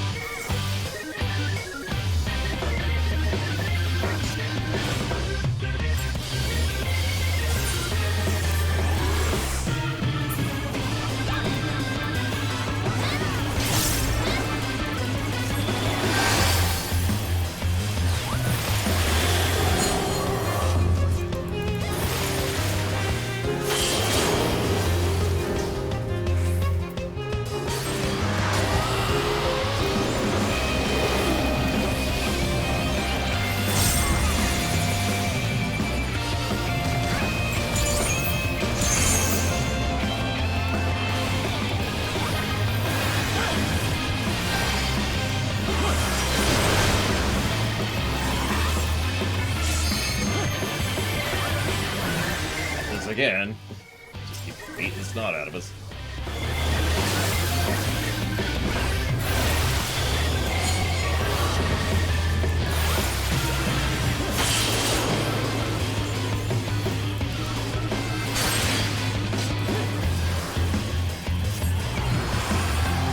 Oh, hey, I have this at this level.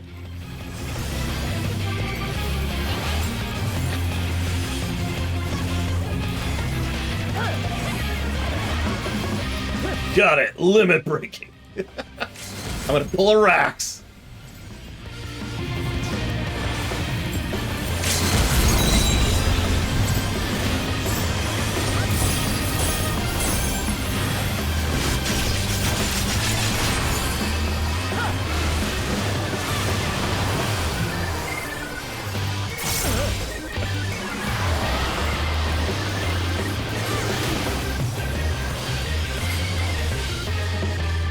Good job.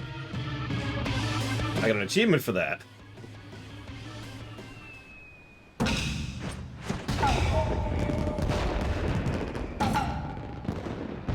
I yield. I yield. I throw myself upon the boundless mercy and beg forgiveness. Do you not see the outfit I'm wearing right now? I call this the Lich outfit for a reason.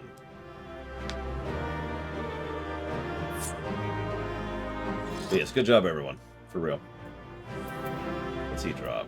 Yojimbo Barding. Eh. All yours.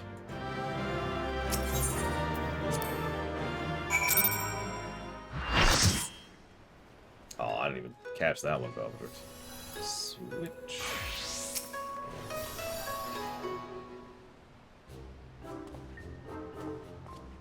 Yeah, but I have the barding I like. We meet again, Hildy. Greg? Greg! I say you're a sight for sore eyes. How'd you come to be here in Kugane, in the Far East, for that matter? Well, the thing about that is...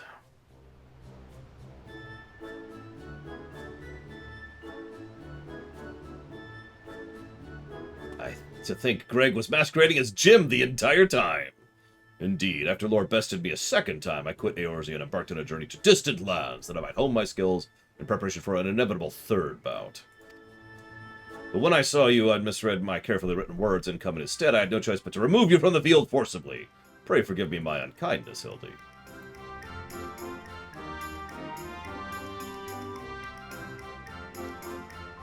Now, Greg. No need for apologies between friends. Yet again, I must ask, how'd you come to be here, as a Ronin of much repute and remarkably thin waist? I know it seems far-fetched, even insulting to your intelligence, but there's a simple and highly satisfying explanation. In my quest to hone my skills and procure more powerful weapons overseas, I neglected to budget properly for food and drink, and found myself bereft of both.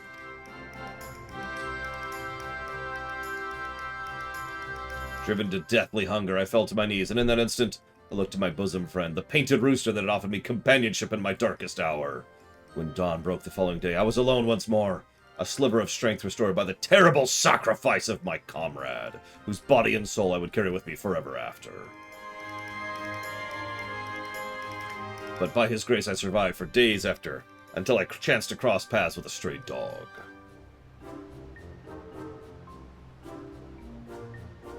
He too was clearly a victim of arrows and slings of outrageous fortune.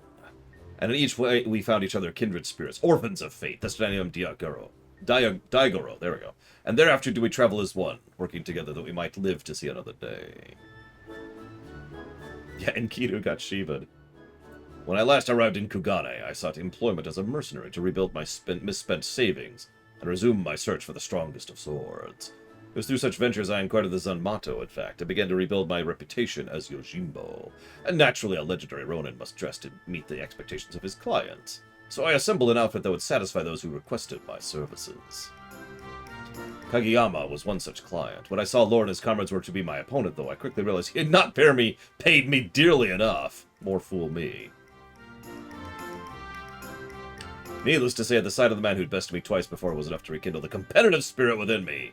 So when I heard tell of the Saboru Sukihiro, I knew I must claim it in preparation for our battle. The rest you know. Truly a riveting tale. And tragic besides, though I fought with all my strength, I was defeated by the great and powerful warrior of light.